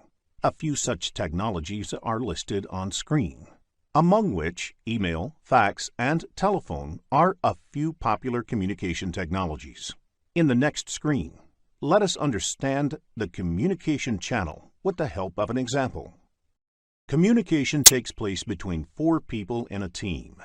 The lines across the members represent there can be 6 unique channels of communication existing within the team. Now, if the team comprises 10 members, how many unique channels of communication will be calculated? You can use the formula n multiplied with n minus 1 and the resulting sum divided by 2. N is the total number of people involved in communication. In this case, n equals to 10. If this is put into the formula, you will get 45 as the result. Therefore, 45 unique communication channels exist in a team of 10 people. It is difficult to manage such a large number of communication channels. Therefore, it is important to structure communication. Otherwise, everyone starts communicating everything to everyone, and it can become a real chaos in the project. In the PMP exam, you may be asked to calculate the number of communication channels in a scenario-based question, so please make a note of the formula to answer the question correctly. In the next screen, let us discuss the basic communication model. Project communications management includes the processes required to ensure that information about timely and appropriate generation, collection, distribution, storage, and ultimate disposition of project is prepared and circulated to all project stakeholders. It is the responsibility of a project manager to ensure that the information requested by the stakeholder is communicated to them. The frequency at which the information needs to be shared may also vary from stakeholder to stakeholder. For example, think about a simple process of sharing a project status report with the customer and senior management. This knowledge area explains how it should be done as per PMI. In the next screen, let us discuss the project communications management processes. There are 3 project communications management processes. Process is carried during different process groups. Plan communication management is done during planning process group. Manage communications is done during executing process group. And control communications is done during monitoring and controlling process group. In the next few screens, we will cover each of these processes in detail. Plan communications management is the process of developing an appropriate approach and plan for project communications based on stakeholders' information needs and requirements and available organizational assets. This belongs to the planning process group. Stakeholder register is an important input to this process. It is a list of all the stakeholders. The project management plan has information about a large number of the project's requirements and the stakeholders who need to receive communication of various kinds are therefore a critical input to this process. In addition to these two, organization process assets and enterprise environmental factors are also inputs to this process. Many organizations have standard templates to prepare communication management plan, which are part of the organizational process assets and enterprise environmental factors. The first technique used in this process is the communication requirements analysis, where the communication requirements of each of the stakeholders are analyzed and categorized. In this, you try to find how many of the stakeholders need similar kind of information, which can be grouped together. If you send information through an email system, all those stakeholders who need similar information can be marked in CC in the email. Next, you can decide on the communication technology. These days, email is the most widely used technology, but in few cases, you might have to send information using some other technology, like fax or registered post. For example, all government communications are done using registered post to keep a written record. Finally, you need to understand how communication really happens. That is, the communication models and the various communication methods used. You may need to conduct meetings before agreeing on and finalizing the Communications Management Plan. The Communications Management Plan is the primary output of this process, which lays down the procedures around communications in the organization. Communication Management Plan has information like which stakeholder needs what kind of information, at what frequency, and how. As a result of this process, some other project documents may also get updated. There may be questions in the PMP exam based on the Plan Communications Management process, so a fair understanding of the process will help you answer such questions correctly. In the next screen, let us look into a business scenario to understand this concept better. After reading the problem statement, click the Solution button to look at a possible answer. Manage communications is the process of creating, collecting, distributing, storing, retrieving, and the ultimate disposition of project information in accordance to the Communications Management Plan. It belongs to the Executing Process Group. Managed communications is done throughout the project lifecycle. Everything cannot be planned during communication planning, so managed communications takes care of responding to unexpected requests for information as well. Communications Management Plan is an important input. Work performance reports have information regarding project performance and status information. Organizational process assets are the standard templates created for the status report by organizations. In some organizations, there are guidelines for communication distribution. Enterprise environmental factors are the other inputs to this process. Various tools and techniques are used in this process. Communications technology represents the means of technology, that is, email, instant messaging, telephone conferencing, etc., that are used to exchange information. The use of communication models helps you determine the technique that is best suited for a particular situation. Communication methods are the various methods used to communicate. For example, whether it is interactive or offline, whether information is being pushed by the provider or pulled by the recipient, etc. Information management systems help design a framework for managing the information within a project. That is, how it is acquired, where it is stored, and how it is distributed and destroyed. In performance reporting, all the information is synthesized in the form of performance reports that are later distributed to the appropriate stakeholders and forms an important part of the communications strategy on a project. The first and primary output of this process is the communications messages that are generated during the project.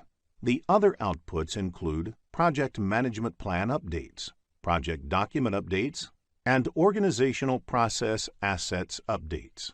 In the next screen, let us discuss control communications process. Control communications is the process of monitoring and controlling communications throughout the entire project lifecycle to ensure the information needs of the project stakeholders are met. It is part of the monitoring and controlling process group.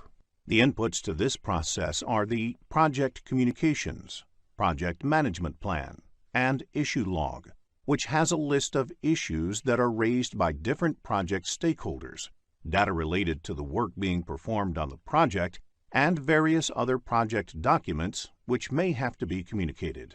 Other inputs include work performance data and organizational process assets. Let us look at the tools and techniques in detail. The information management systems provide tools to collect, consolidate, and present the information in the form of cogent, concise communications. Expertise must be sought from different stakeholders on how you should go about this process. Several meetings may be needed to ensure the efficiency and efficacy of the communications. The major outputs of this process is the work performance information, which indicates that the work performance data has been analyzed, interpreted, and presented in an easily comprehensible form. This process may also give rise to change requests, updates to the project management plan, project documents, and organizational process assets. In the next screen, let us look into a business scenario to understand this concept better. After reading the problem statement, click the Solution button to look at a possible answer. If you are looking to become a skilled project manager, have a look at the postgraduate program in project management by Simplilearn. Project risk management includes the processes of conducting risk management planning, identification, analysis, response planning, and controlling risk on a project. It has been mentioned in practice standard for project risk management that project risk management aims to identify and prioritize risks in advance of their occurrence and provide action-oriented information to project managers. Project risk management is an integral part of the project management. It provides an approach through which uncertainty can be understood, assessed, and managed within the projects. Effective project risk management is essential for the success of a project. Let us discuss the interdependencies between project risk management and project management in the following screen. When you say risk management is an integral part of project management, it means that they are dependent on each other. The output of many project management processes can be considered as an input for risk management and vice versa. For example, By getting the information about the project progress in terms of schedule, you realize that it is not in line with the expected progress, which can become a risk for the project. So, risk management plays an important role to decide what response must be given or what actions are to be taken. Similarly, based on the response of risk management, the project management plan with respect to the deliverable will change. As you already know, all the projects have uncertainty. Project management can be seen as an attempt to control this uncertain environment through the use of structured techniques like estimating, planning, cost control, activity allocation, earned value analysis, monitoring, and review meetings. Project risk management provides an approach by which uncertainty can be understood, assessed, and managed within projects. So, effective project management is a critical success factor for project success. Let us continue this discussion on project risk management and project management in the next screen. The management or project manager should not look at project risk management as an optional activity or overhead. The interface between project risk management and other processes of project management must be cleared to address the uncertainty. The outputs of project risk management should be considered within the project management processes. They can impact various aspects like estimating resources, cost or duration, assessing the impact of scope changes, resource allocation, and project progress reports to the stakeholders. The effectiveness of project management process is increased by using the information and results from project risk management. On the other hand, some of the outputs of other project management processes, such as work breakdown structure, WBS, estimation of schedule and cost, and assumptions are important prerequisites for project risk management. Let us first discuss how we can make risk management process effective in the next screen. You make risk management more successful, effective, or consistent by using processes, methodologies, or a set of activities. However, before using these processes, you should keep some points in mind. Risk management process should be scalable to meet different elements like available resources, methodology and processes used, tools and techniques used, supporting infrastructure, review and update frequency, and reporting requirements. It is important to have a clear understanding of the risk threshold that defines the views of key stakeholders on acceptable levels of risk. It is equally important to identify the framework to manage the risk, starting from the initiation stage to its successful implementation. Project risk management activities, resources, and attention should be appropriated to the project. Since different projects warrant different levels of risk management application, some of the actions required for tailoring are defining objectives against which risks will be identified, defining how the elements like resources, methodologies, tools, infrastructure, and communication are scalable for the project, and defining risk thresholds, tolerances, and the assessment of framework. The outputs should be documented, communicated, reviewed to ensure common understanding of the scope and objectives for the project risk management processes. In this screen, we will look into the high-level activities carried out in the 6 project risk management processes. The first process is plan risk management. In this process, you define the scope and objectives of the project risk management processes. The key output of this process is the project risk management plan. The second process is identify risks. In this process, you identify maximum possible known risks.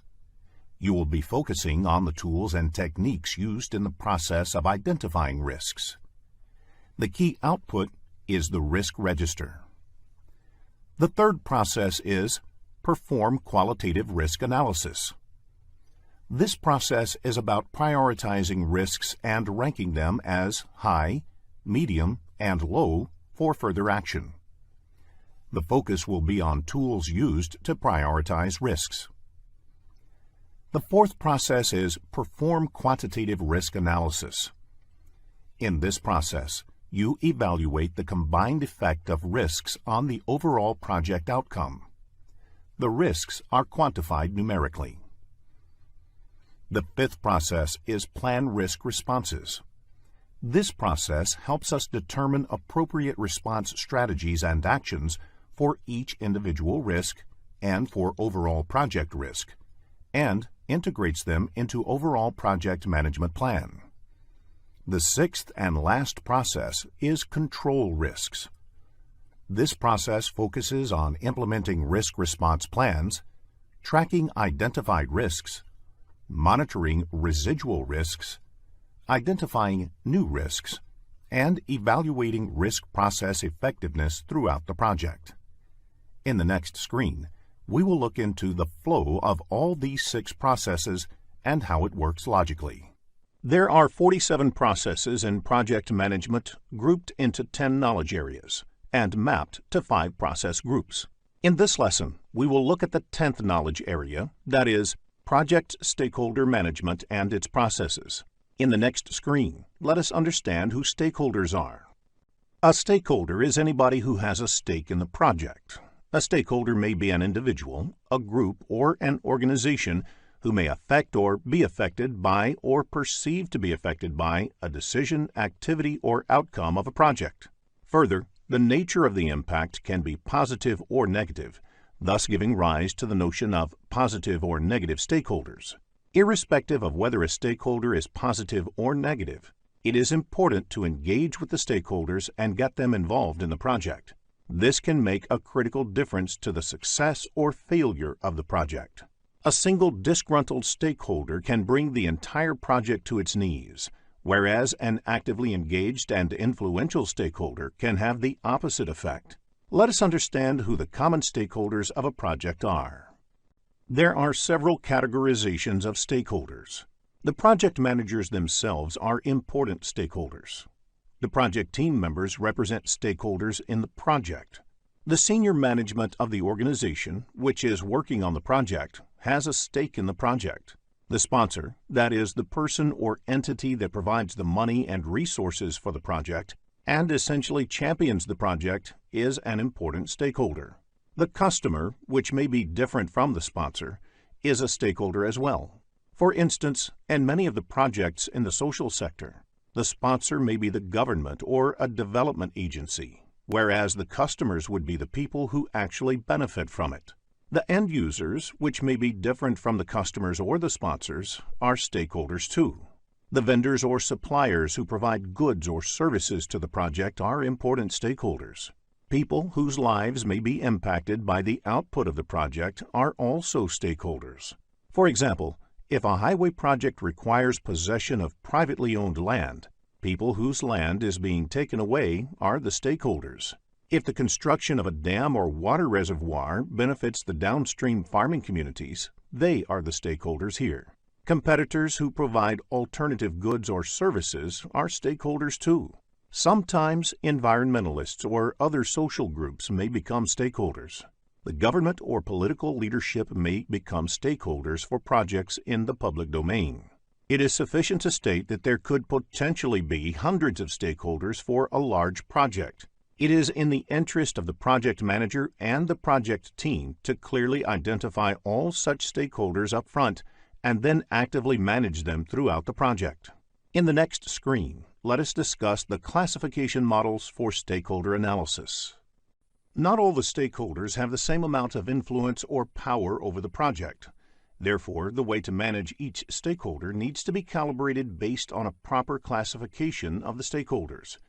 This is the role of the classification model. You can come up with a grid that maps the power of the stakeholders, the interest they have, the influence they may have, or the impact that they can have on the project through the power interest, power influence, or influence impact grids. It can be represented by mapping stakeholders to a power or interest grid. The diagram on the screen has x-axis, which represents interest level, and y-axis, which represents the power level. Based on the various combinations of power levels and interest levels, the grid can be divided into 4 quadrants. The stakeholders on the top right quadrant, with high power and high interest, need to be managed closely. That is, you have to monitor their involvement and engagement very closely. The stakeholders on the bottom right quadrant, with high interest but low power, need to be kept in the loop. That is, you should share information with them and keep them regularly informed. The stakeholders on the top left quadrant, with high power but low interest, can be managed by keeping them happy, for example, by making sure that their interests and opinions are taken into consideration. The stakeholders on the left bottom quadrant, with low power and low interest, may be managed less actively by simply monitoring how things are going with them. The salience model describes classes of stakeholders based on their power, ability to impose their will, urgency, need for immediate attention, and legitimacy, appropriateness of their involvement level. This is a useful framework to guide the stakeholder management strategy on a project. Practice creating power grids for business scenarios. This will help in understanding the level of engagement a project manager needs to maintain with various stakeholders. In the next screen, let us discuss the Stakeholder Engagement Assessment Matrix. The Stakeholder Engagement Assessment Matrix allows visualizing the current and desired states of a stakeholder's involvement in the project.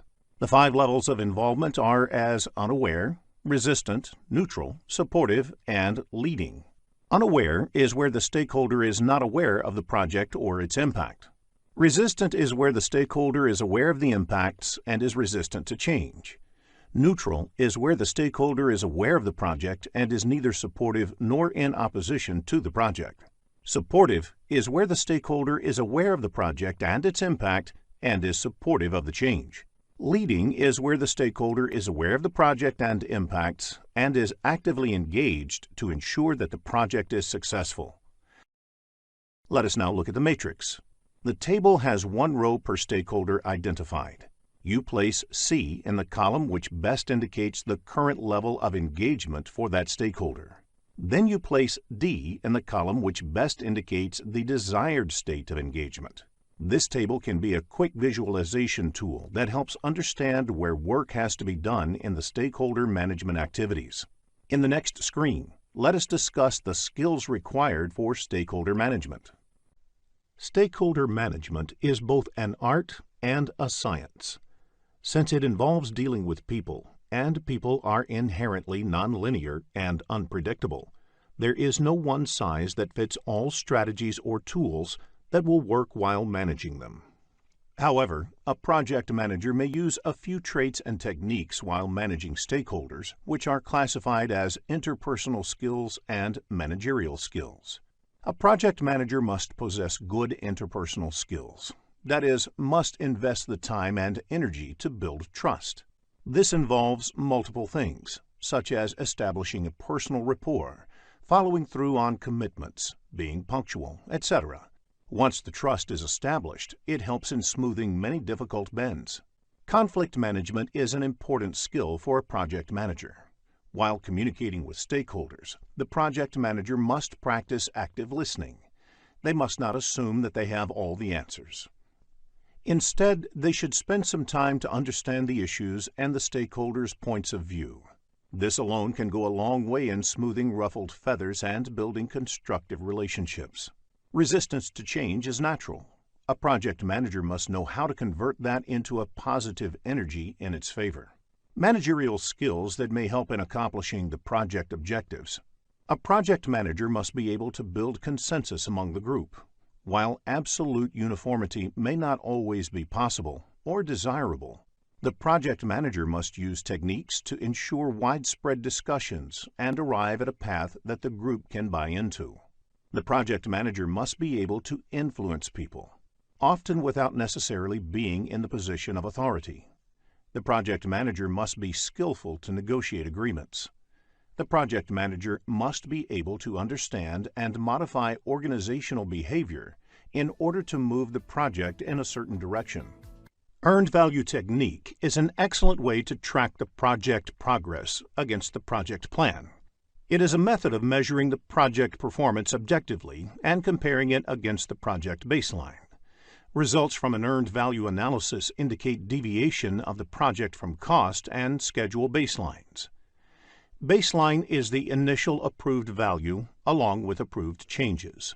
Therefore, schedule baseline is the first approved project schedule along with approved changes.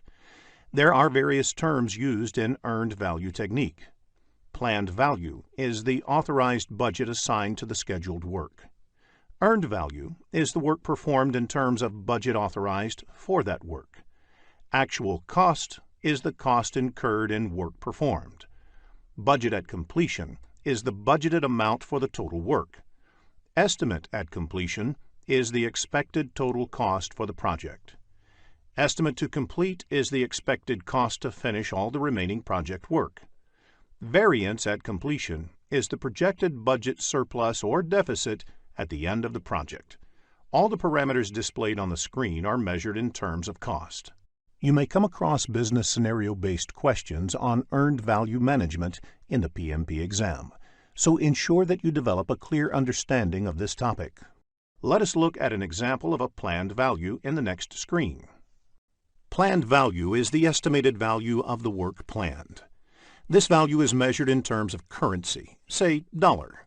If the planned value is $340, then the work planned is worth $340. How do you calculate earned value? The solution is add the budget allocated to each of the activities that have been completed at the point of time. The resulting value is the earned value. In the next screen, let us look at the formula used to calculate earned value. In cost variance, negative means the project is over budget. Positive means the project is under budget.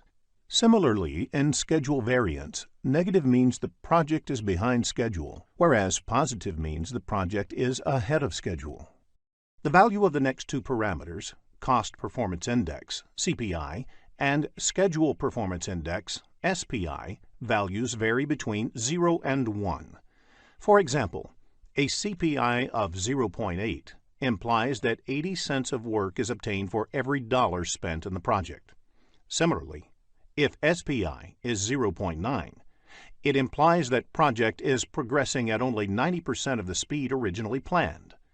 The next parameter is Estimate at Completion, or EAC. There are different ways of calculating the EAC value. The method used depends on how the cost and schedule variances are expected to play for the rest of the project. BAC by CPI is used if you expect that the current cost performance will continue until the end of the project. AC plus BAC minus EV is used if you expect that the rest of the project will be managed at the budgeted rate. AC plus BAC minus EV by the product of CPI and SPI is used if you want to factor in the impact of the cost as well as schedule variances. AC plus ETC is used if you want to re-evaluate the project based on a forecast value for the estimated cost of the remainder of the project. The next parameter is Estimate to Complete, or ETC, which is the cost of project from this point to the end. This is calculated by subtracting the actual cost from the estimate at completion. In addition, variance at completion can be calculated by subtracting the estimate at completion from the budget at completion. Variance at completion is the cost estimation whether it is over or under budget. Another parameter is the To Complete Performance Index, or TCPI. This is the cost performance needed to achieve a desired outcome. For example, if the project needs to be managed to the original budget, BAC, then TCPI, that is, the CPI that must be maintained for the rest of the project, is calculated as BAC minus EV by BAC minus AC. Similarly, if it has to be managed within a revised target, say EAC, then TCPI is calculated as BAC minus EV by EAC minus AC. Before the start of the PMP exam, please make a note of the formulas of earned value technique. In the next screen, let us look into a business scenario to understand this concept better. After reading the problem statement, click the Solution button to look at a possible answer. Let us take the example of a software development project. There are 4 phases, and each phase takes a month to complete and is expected to cost $10,000. The phases are planned to be completed one after the other. The status of the project at the end of the month 3 is summarized in the table. Requirements definition is completed and actual spending on this is $10,000. Architecture and design is done and actual spending on this is $12,000. Development and unit testing is only 50% done, though it was supposed to be completed by 3rd month. It has cost $9,000 until date. System testing and go live has not yet started. Note, S indicates start time, F indicates finish time, and PF indicates that it is partly finished at the end of the month. Based on the above information, calculate the CV, SV, CPI, and SPI of the project. Let us look at a solution in the next screen. Before we end this lesson, let us also look at a few definitions that might be useful for your PMP examination. Law of diminishing return. This means the more you put into something, the less you get out of it. For example, doubling the number of resources working on a project will not necessarily have the time. Working capital. The amount of money the company has to invest on the project and the day-to-day company operations. Funding limit reconciliation. The process of comparing the planned expenditure in a given period with the available funding for that period. Large assets purchased by the company lose value over time. This is called depreciation. There are 2 forms of depreciation, straight line and accelerated. Same amount of depreciation is taken every year. For instance, a car with a price tag of $10,000 and useful life of 10 years is depreciated $1,000 per year. At the end of the 10th year, the value of the car is considered 0 for all accounting purposes. Accelerated depreciation depreciates faster than the straight line depreciation. For instance, a car with a price tag of $10,000 depreciates $3,000 the first year, $1,500 the next year, $1,000 the 3rd year, and so on. So first, let's find out what exactly is CPM. Now, the critical path method is an algorithm that's used in project management to schedule project activities. Now, one of the biggest advantages of CPM is that it gives you a model. You create a model through which you can determine the different tasks that are required to complete the project, the dependencies between these tasks, and the duration required to complete a particular activity. The critical path is the longest stretch of activities and a measure of them from start to finish. Now, to understand the critical path method, there are certain things that you need to know. So let's have a look at a completed critical path method diagram or a network diagram. So this is somewhat what a final version should look like.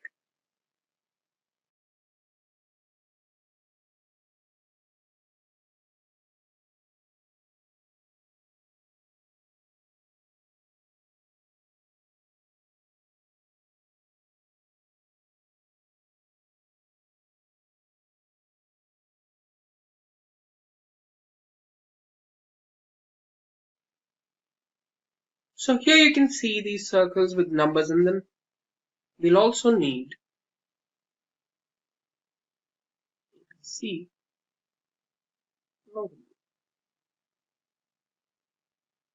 So let's talk about what this is. So the 2 major components in a diagram, a network diagram, are events and activities. So as you can see here, a circle, this circle with a number in between it, represents a particular event. This is present at the start and end of an activity. So here, A, B, C, D, E, F represent activities. And each activity, like I mentioned, has a start and an end node. So for activity A, this node number 1, is called the tail node. And event 2 or node 2 is known as the head node. Likewise, each of these activities have a different tail and head node. There are also other things that you need to know before you can start drawing your own network diagram. The network that you create should have a unique starting node. Here you can see there's only one starting node, one unique starting node, which is node number 1. There's no multiple nodes starting off the network. Then the network should have a unique completion node, which is node number 6 here. There's only a single node which completes the entire network. No activity should be represented by more than one arc in the network, which means that this arrow that you see, this represents an arc.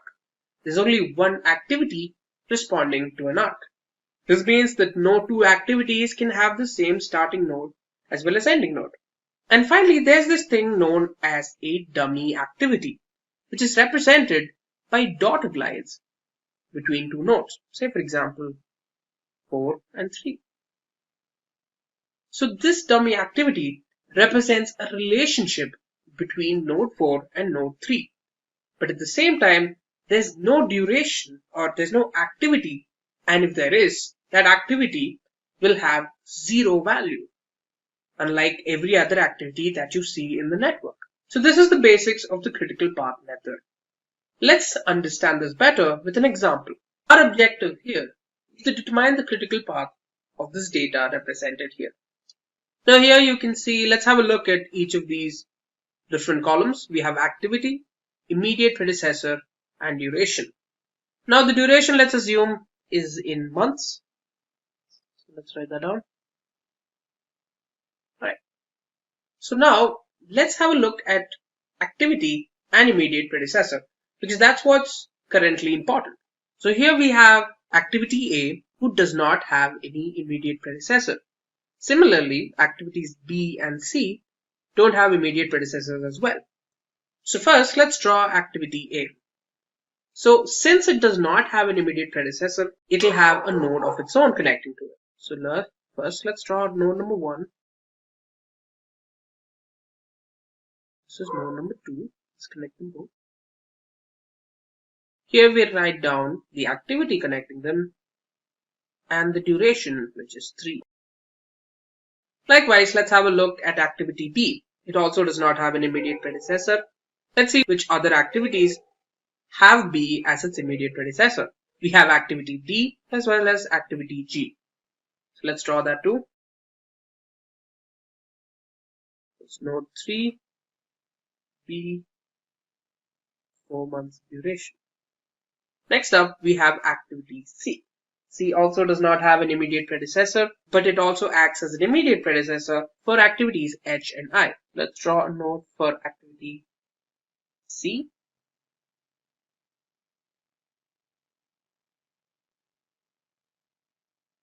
Number 4. Let's write down the duration, which is 6. Now, let's have a look at activity D. Now, D is preceded by activity B. However, a combination of C and D act as immediate predecessors for H and I, which means that C and D will have a common point of origin, which is right here. So let's connect node 3 and node 4. This represents the activity D, which is 3 months. Now let's have a look at activity E, which is preceded by activity A. So now let's have a look at activity E.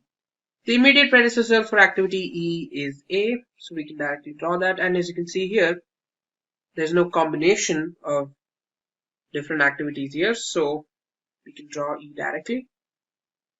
So let's draw the node. There we go. Let's connect the node. 5. E, which is 9. Right then, now let's go to F. F is preceded by A. But at the same time, let's have a look at where F is used. F is also an immediate predecessor of K, which is a combination of F, G, H. So let's come back to F in a bit. Let's go to G. So as of now, we've completed A, B, C, D, and E. Let's skip F for now and go to G. G is preceded by B. At the same time, it is used as a combination of F, G, H, which means G can come here.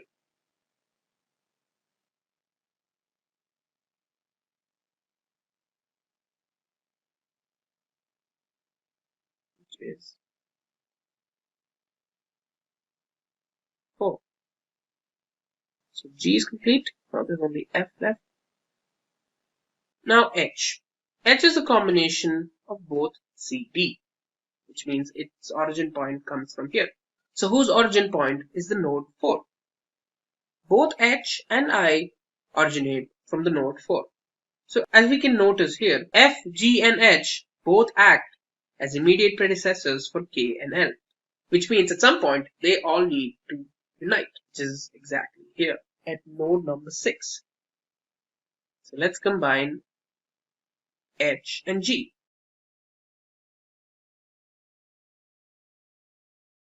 Which has a duration of 5. So let's now go back to F. Now F we can combine to node number 6 since we know that F, G, and H come together at some point. So let's combine F to this node.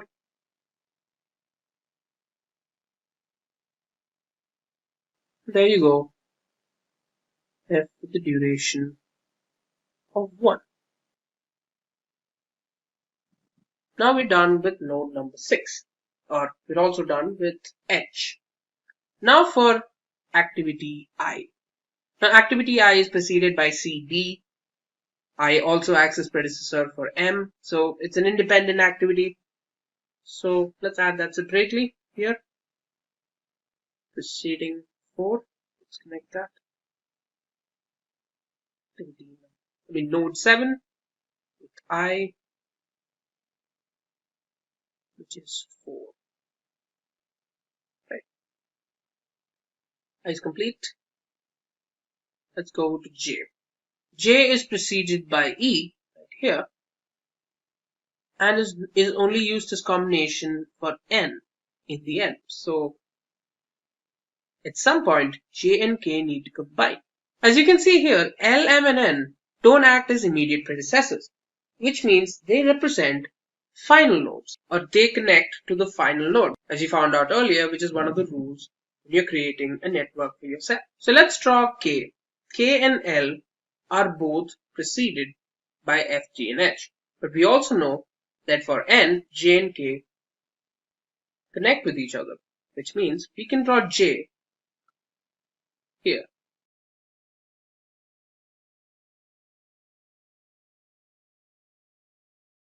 So finish J. And since J and K together connect towards N, we can also assume that K moves from here, from node 6 to 8. That's right, K, which has a duration of 6. Now for L. Now L is preceded by FGH, but it is not an immediate predecessor for any other item, which means that it connects to the final node right here. That would be node 9. L, which duration is 3. So now we have M and N left. M is preceded by I, so let's draw that. And N is preceded by J and K.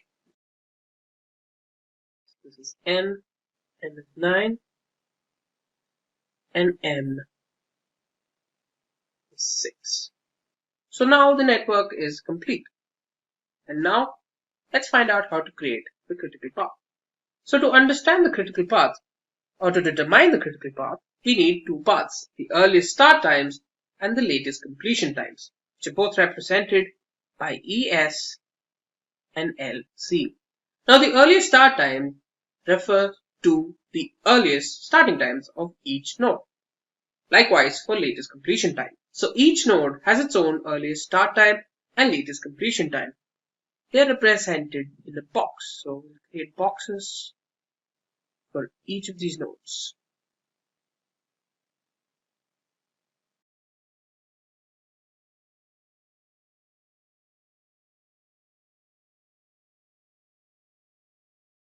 There you go. And each of these boxes need to be divided.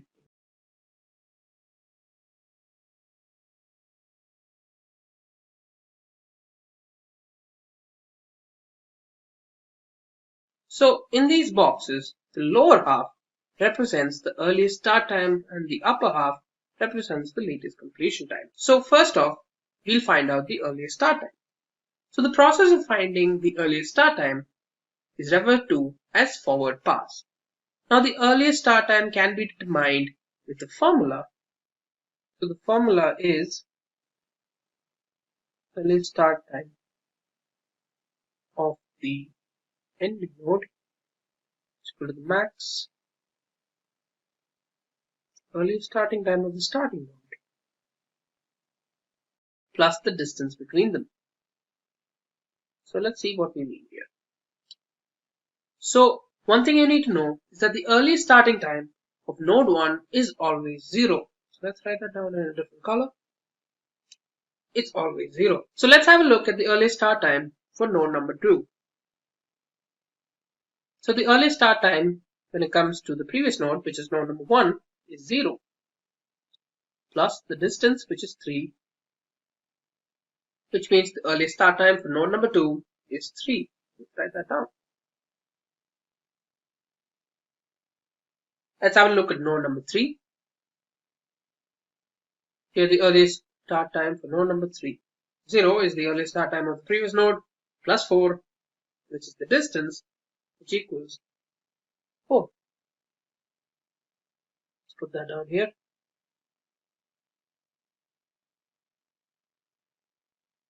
That's 4. So now let's have a look at node number 4. So here, however, there's a difference. Since there are two nodes coming towards it, which is from 1 to 4 and from 3 to 4, we'll need to determine the maximum from both of these coming nodes. So for the earliest starting time for node number 4, it's either 0 plus 6, which is C here, 6, or 4 plus 3, which is B plus D, 7. So here, considering that we are taking the maximum of both, we'll have to choose 7, which we'll write down here. I hope you guys understood how we did that, which is basically we took the maximum of both the values that are coming towards the node number 4. Likewise, we'll have a look at some of the other ones that are coming soon. So let's have a look. So here we have a similar issue for node number 6.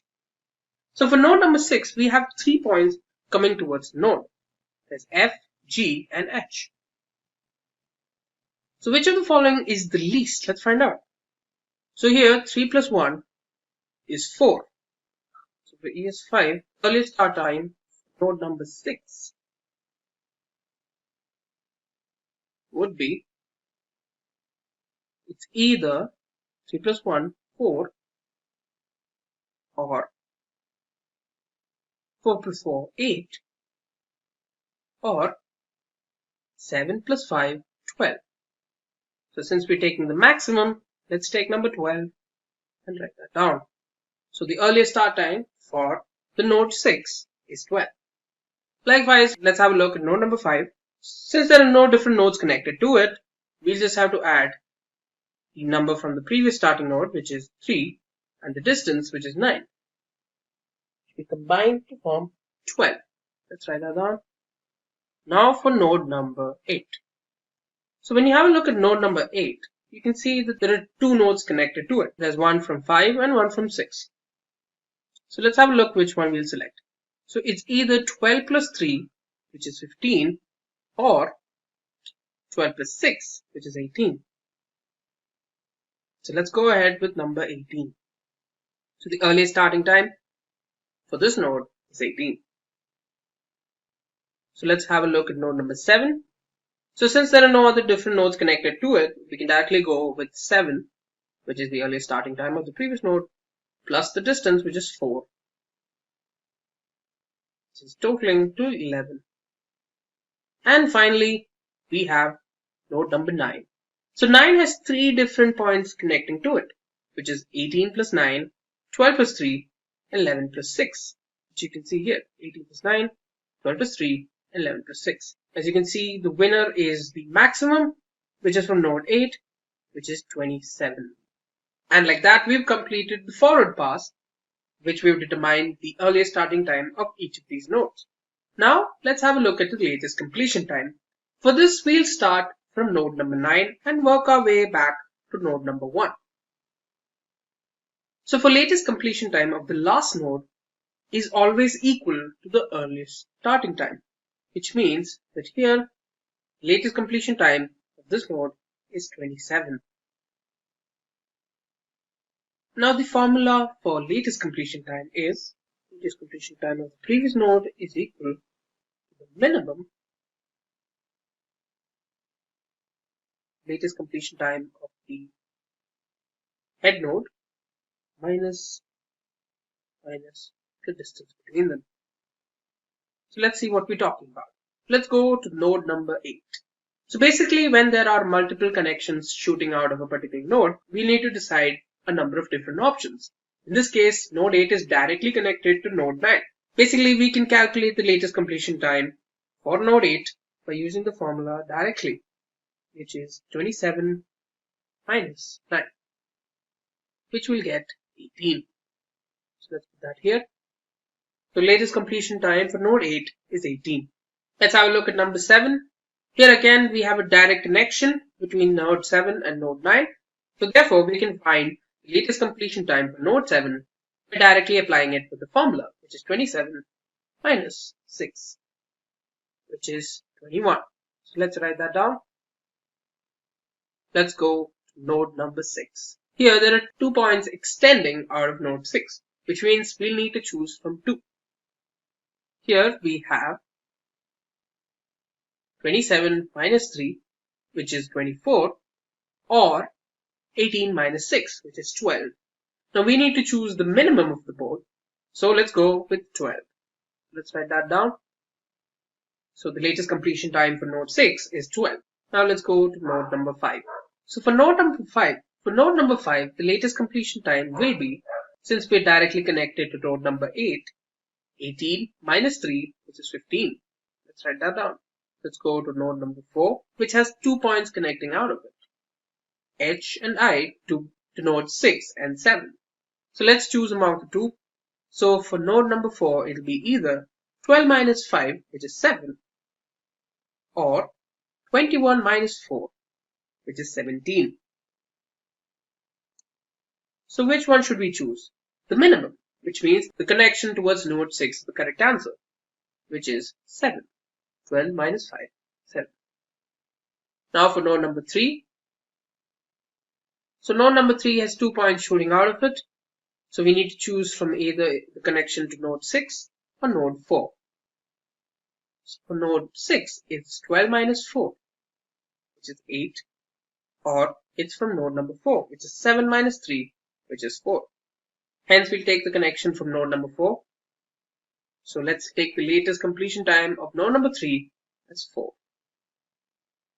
Now for node number 2. So since there are 2 connections coming out of it, we'll need to choose between the connection to node 5 or the connection to node 6. So for node 6, we can directly conclude that choosing the node number 6 would be a bad idea because the final answer would be 12 minus 1, which is 11. Or it could be 15 minus 9, which is 6. So clearly, the answer is 6 since we're taking the minimum of the both. And finally, we've come to node number 1. So here, the final answer, it's either A, B, or C, which is node 2, 3, or 4. So for node 2, we have 6 minus 3, which is 3. For node 3, we have 4 minus 4, which is 0. And for node 4, we have 7 minus 6, which is 1. Clearly, we have a winner, which is Node number 3. Let's write the latest completion time. It's 0. And there we go, the backward pass is now complete. So how do we now find the critical path? The critical path can be determined with the help of satisfying certain conditions. Let's have a look at what they are. So to determine the critical path, we need to satisfy 3 conditions. They are: the earliest starting time and the latest completion time need to be equal. Similarly, for the head node, the earliest starting time and the latest completion time also have to be same. And finally, the earliest start time of the second node, which is the head node, minus the earliest starting time of the tail node should be equal to the latest completion time of the head node minus the latest completion time of the tail node. They should also be equal to the distance between the two nodes. So let's have a look at which of the following satisfy these conditions. As you can see clearly, node number 1, node number 3, node number 4, node number 6, node number 8, and node number 9. So all of these nodes I mentioned satisfy these two criteria. Let's have a look at if it satisfies the third criteria. Here we have 4 minus 0, which is 4, 4 minus 0, which is 4. We have a correct answer. 7 minus 4, which is 3. Similarly, 7 minus 4, which is 3. 12 minus 7, which is 5. Likewise, all of them connect, which means we have just found out our critical path. The critical path for this question is B, D, H, K, and N. The critical path is B, D, H, N. And thanks to the help of the critical path, we can also determine the maximum amount of time to complete our project, which we can determine by combining the durations of each of the members of the critical path, which is 4 plus 3 plus 5 plus 6 plus 9, which is equal to 27, which means 27 months. And there you go. We've just solved a question with the critical path method. Agile project management, as the name suggests, is a flexible approach to building a project. In Agile project management, the project is broken down into several stages or sprints. Agile does not work on the principle of delivering the final product at the end of the project. It works on delivering sections of a project or mini projects. The process of project management in the case of Agile is Agile based. So there won't be any central control of project manager as it was there in the traditional way of working. Before we move forward, let's have a look at the Agile development cycle. Agile methodologies consist of several small cycles or sprints. At the end of each stage, we get a mini project. There's a product backlog that explains new features, changes in the existing features, and several other improvements in the project. Then we have a sprint backlog, which has a list of tasks that are to be completed during each sprint. The sprint consists of planning, designing, execution, testing, and deployment stages. And at the end of each sprint, a mini project is delivered. With every sprint, new features are added to the product, which plays a significant role in the overall project growth. After all the sprints and early validation in the development, the final deliverable has a fewer chances of failure. Let's now have a look at some reasons why industries have started moving towards Agile project management. The first reason is high product quality. When we talk about high product quality, we refer to the build of the product as per stakeholders' demands. Testing is performed at short intervals of time wherever needed to ensure high quality of the product. Then another reason is customer satisfaction. Whatever is done in the project is known by the customer. The deliveries don't take longer durations as they used to take in the case of traditional ways. The changes may be provided by the customer in the execution phase of the project. Third reason is reduced risk. Since the project is divided into sprints, so if the risk affects one sprint, it doesn't mean whole of the project will be at risk. The process of risk analysis continues to take place with all the other processes. Another significant reason for Agile project management is better and faster return on investment. The project is now developed in several sprints and each sprint has its own version. Therefore, the project becomes market ready after a few sprints only. Since the projects can now be released with ease and in shorter duration, this helps the organization to stay ahead in competition with respect to other organizations which have still not moved to Agile methodology. Now we shall check the principles of Agile project management. There are 10 principles for successful Agile project management. The first principle is the satisfaction of the customer by delivering the project fast and with least number of errors. The next principle refers to decreasing the amount of time between the phase of planning and delivery. The third principle states that the team of managers and developers work together and increase the productivity of their work. The next principle states that the changes requested by the stakeholders can be taken into consideration and worked upon during the development phase as well. The fifth principle pays attention to the factor of coordination among the team members. Then the sixth principle refers to the process of monitoring and tracking the progress of the project at the end of each sprint and making amendments wherever needed. Moving on, the next principle states that there must be a feeling of trust and support towards the team to complete the project's objectives.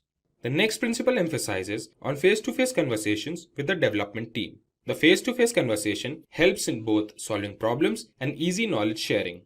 Then the ninth principle emphasizes on finding solutions and maximizing the amount of work done with simplicity. This ensures timely completion of tasks by all the team members. The last principle states that Scrum tools like Monday.com or Zoho Sprints must be used to simplify the complicated codes, which further helps in saving time. We shall now see the steps in Agile project management. The goal of Agile methodology is to produce shorter development life cycles and more frequent product releases than traditional waterfall project management. So we will now check 6 steps in Agile project methodology. The first step in the process is project planning. Project planning includes feasibility study, development of scope, breaking the project into executable tasks or sprints, and then estimating the amount of time needed to complete those sprints. The second step is the step of roadmap creation. A roadmap is a plan of action that shows how a project shall evolve over time. A list of all the features that the final product should have is created, and the steps to achieve those features are taken. The next important step is release planning. Since we are doing the project keeping in mind the Agile project methodology, the project will complete in sprints. That means there will be the release of features at the end of each cycle. And unlike the traditional waterfall model, the development cycles will be smaller. The fourth step in Agile project management is sprint planning. The sprints are made keeping in mind what all is to be accomplished in that particular step. At the beginning of each sprint, the goal of that sprint is decided and steps to achieve that goal are taken. The next step in the process emphasizes on daily meetings. There are short meetings every day to discuss if the team was able to finish the task for each sprint and check if there are any amendments that are required. Each team member talks about what they achieved in the last sprint and what are they going to work on in the next sprint. The last step is the step of sprint review and retrospective. There are 2 meetings after each sprint. First meeting is for the sprint review. This meeting is with the stakeholders to show them the finished product. This helps both sides to build a relationship and discuss if there are any issues in the end product. The second meeting is for having a sprint retrospective. This meeting involves the stakeholders to discuss what went well and what went wrong during the sprint. Sprint retrospective takes place after the sprint review and before the next sprint planning. Now when we know the steps needed for Agile project methodology, we must understand some Agile project management frameworks. There are several frameworks available today. Here, we will be discussing some of the most popular frameworks. The first framework we will discuss is the Kanban framework. Kanban framework is a well-known framework for implementing Agile software development. In the case of Kanban framework, work items are represented on the Kanban board, which helps all the team members to see the state of every piece of work at any time. Kanban board not only helps in visualizing the work, but also optimizing the workflow among the team. The next framework we will discuss today is the Scrum framework. Scrum framework is a popular framework for managing complex knowledge work like in the field of research and advanced technologies. Scrum is a simple framework that helps teams work together and learn through their experiences gained while working on a problem. The third framework we will see today is the hybrid framework. The hybrid framework is a combination of Agile methodology and non-Agile methodology. In the case of a hybrid framework, planning is done using the traditional way of project management, while the execution and delivery is done using the Agile methodology. Since the hybrid is a combination of the two, it handles the requirement changes and delivers the product in different stages. The fourth and the last framework we will see is the Lean framework. The Lean framework works on the principle of providing maximum customer value and creating zero waste. It focuses on optimizing the flow of products all through the value stream. This helps in eliminating waste all through the process and create processes that requires less human efforts. This also simplifies the process of information management and makes it more accurate. Finally, let's have a look at some companies that have opted for Agile project management. Today, around 22% of the organizations worldwide have all their teams working on the principle of Agile project methodology. Let's have a look at some of the most prominent companies in the world that use Agile project management. In the list, we have IBM, Cisco, AT&T, Microsoft, Philips, and Samsung. So what is project management tools? Why should we use project management tools while doing project management? So project management tools help to keep a streamlining flow in project management processes. The tools help the team or an individual to carry out the steps of project management in an effective and efficient manner. So project management tools, features and functionalities. So basically a project management tool should have minimum fulfilling these features and functionality. They should be simple to use, customizable, they should have API for integration, it should help in collaboration, it should help in risk analysis and real-time reporting. When we say simple to use, the project management tools need to be suitable for every project we do. One needs to find a tool that will have a pleasant interface and increase work productivity. The project management tool must be easy to configure according to the organization needs. Every project management approach, every project management templates, every artifact needs tailoring and adaptation before adopting as part of the practice. There are business patterns that change every day, so having customizable tool is an added advantage. API or application programming interface enables the sharing of data and application between devices. The tools with API integration allow seamless connectivity amongst the team. The project management tools must allow for collaboration so that the whole team can work together. Collaboration not only makes the task easier but also increases the productivity of the project. Risk analysis helps to identify, analyze and respond to the risk quickly and efficiently. It needs to capture all the details of the risks, their impacts, the probability of occurrence of the risk and risk responses and tracking them throughout the project lifecycle. The real-time reporting enables the access of data at different locations of the project management. One can assess or access data at any time about the project's current status. This will help in having a real-time update about the project status to the stakeholders of the project. The top 10 project management tools what we have today in the market are Monday.com, Rick, Jira Software, Trello, Asana, Teamwork, Meister Task, Basecamp, Oracle's Primavera and Microsoft Project Management Tool.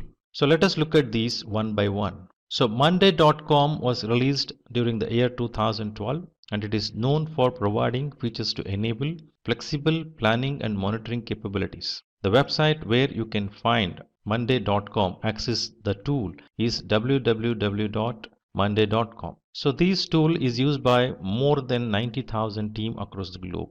Monday.com features and functionality includes it is easy for collaboration, highly customizable, excellent for analytics, integration with Dropbox, Google Drive and Pipedrive is possible. So pricing, the basic version is $25 on monthly basis, so which will provide you 5 GB storage, 1 board per dashboard and it is billed annually. The standard package includes 5 GB storage, 3 boards per dashboard and it is $39 per month which is billed annually. Professional includes unlimited storage, 10 boards per dashboard and it costs $59 per month and it is billed annually. Monday.com is used by the following customers, organizations of Monday.com, that is Carlsberg, Discovery Channel, Adidas, Tom, Philips, etc. Rick is another project management tool which was released in 2006. So this application provides its user with robust features and allows them to collaborate with each other. The website to access the tool is www.rick.com and this is used by over 18,000 organizations across the globe. The features of RIC includes it has collaborative editing, flexible workflow, real-time reporting, and efficient work management. The pricing includes 0 to 5 users. It has basic integrations and which is free, whereas professional includes $9.8 per user per month, which has a slabs of 5, 10, and 15 users, and RIC proof free trial. Business version has 5 to 200 users and RIC proof free trial, whereas $24.80 per user per month. The companies which uses the RIC tools are Airbnb, L'Oreal, TeamViewer, Tiffany & Co, etc. Now let us look at Jira software. Jira software was released during year 2002.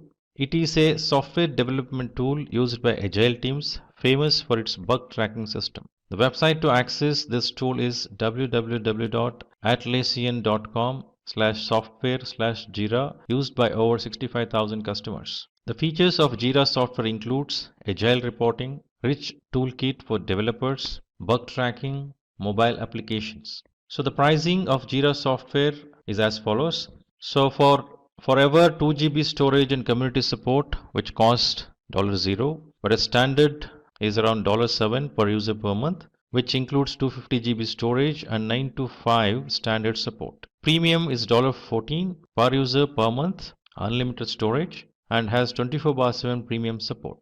Jira software is used by the organizations that is Hitachi, Visa, Dropbox, Nestle, Domino's, Coca-Cola, Samsung, etc. Now let us look at the tool Trello. So this application was released in 2011. It is known for providing flexibility in organizing and prioritizing the tasks with the help of its boards, lists, and cards. Website to access the tool is www.trello.com, used by over 50 million people. The features of Trello includes smooth editing, easy file uploads from Dropbox or Google Drive, high security standards, and easy data searching techniques. So the pricing includes it is free for 10 MB per attachment and 10 team boards. Business class includes 250 MB attachment, unlimited team boards, and it costs $9.99 per user per month annually. Enterprise version provides 250 MB per attachment, unlimited team boards, and costs around $20.83 per 100 users per month. The companies who use Trello are Google, Adobe, PayPal, UNICEF, the New York Times, etc. Now let us look at Asana. The Asana tool was released during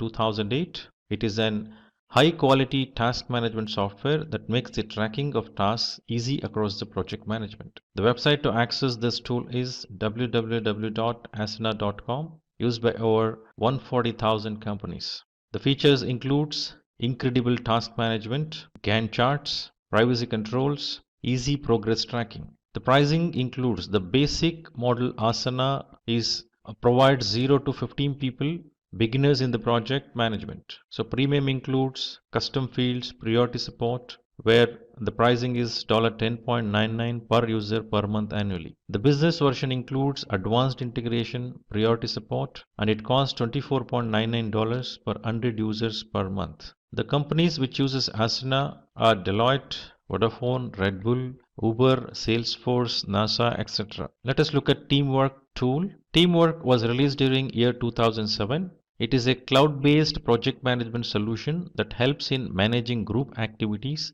and establishing flexible communication. The website to access this tool is www.teamwork.com, used by over 370,000 organizations. The features of Teamwork includes high-quality CRM, help desk software, risk register, and easy time tracking. The pricing includes 0 to 5 users and 100 MB file space is provided free of cost, whereas Pro version includes 5 to 50 users, 100 GB file spaces, which cost $9 per user per month. Premium version costs around $15 per user per month, which includes 5 to 100 users and 250 GB file space. The organizations who use Teamwork are Forbes, eBay, Microsoft Studios, HP, PayPal, Disney, Honda.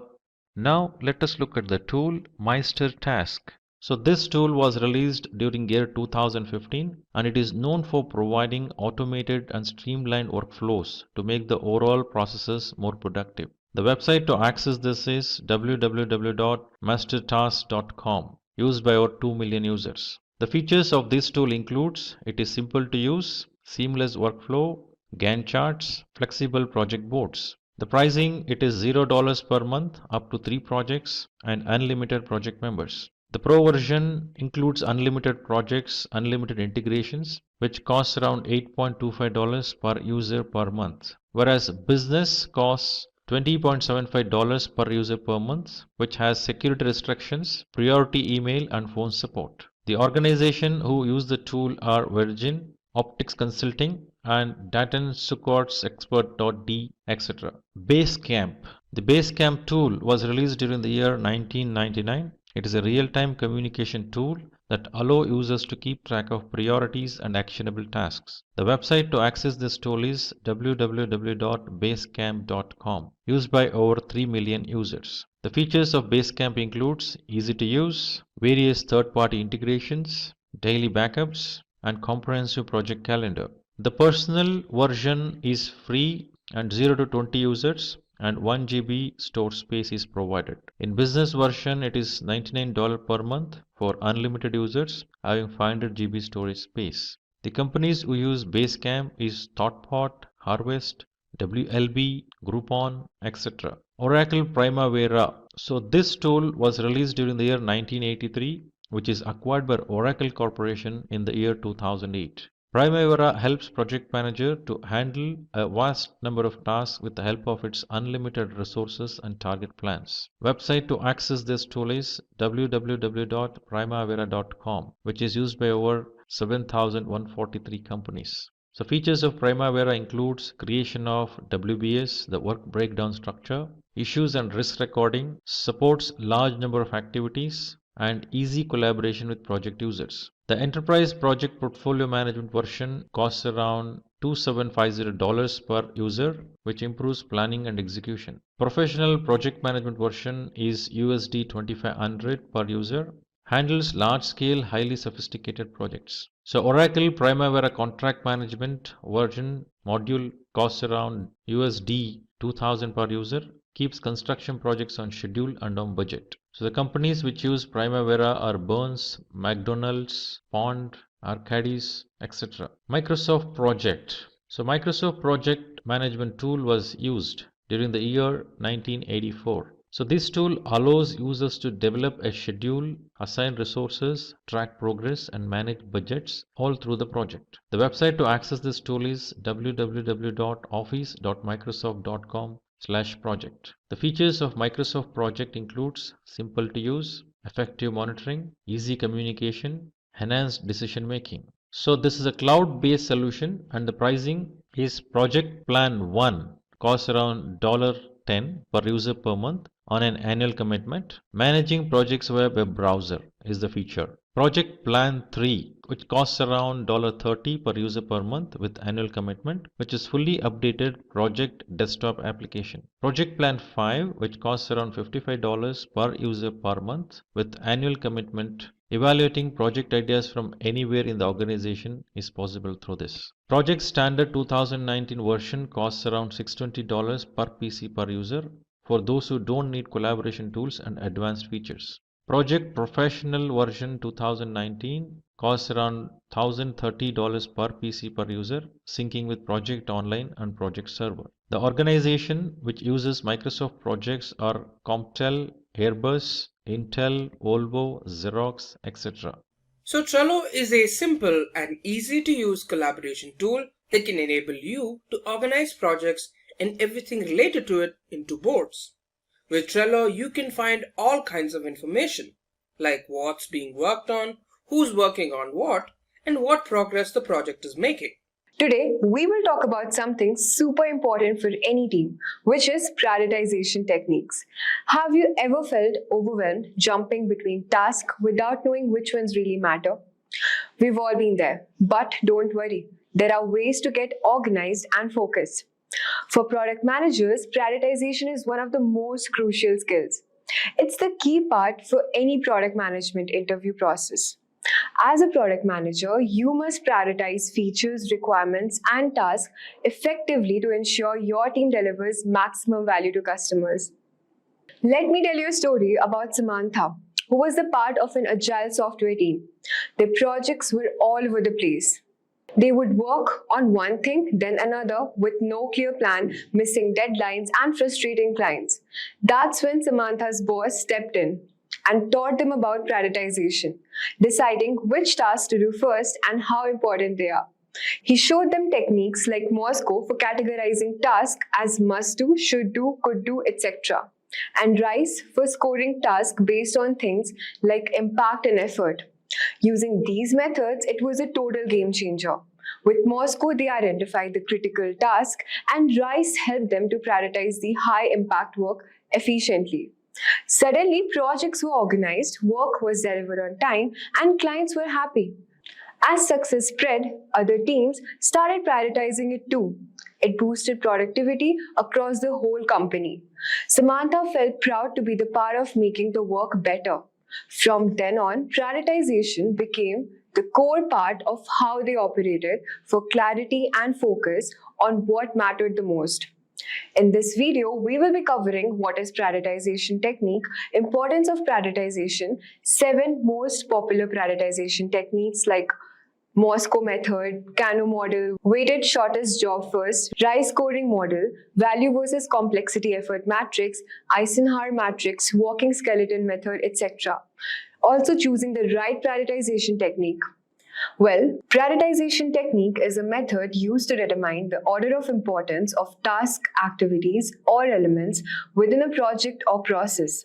It helps to identify what needs to be done first, what can wait, and what may not need to be done at all.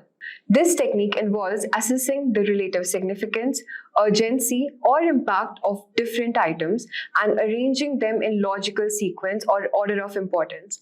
By prioritizing effectively, you can allocate resources, time, and effort more efficiently, ensuring that you address the most crucial aspects first to achieve your goals effectively. But why is prioritizing so important? Let's discuss. The importance of prioritization. Prioritization is crucial for several reasons.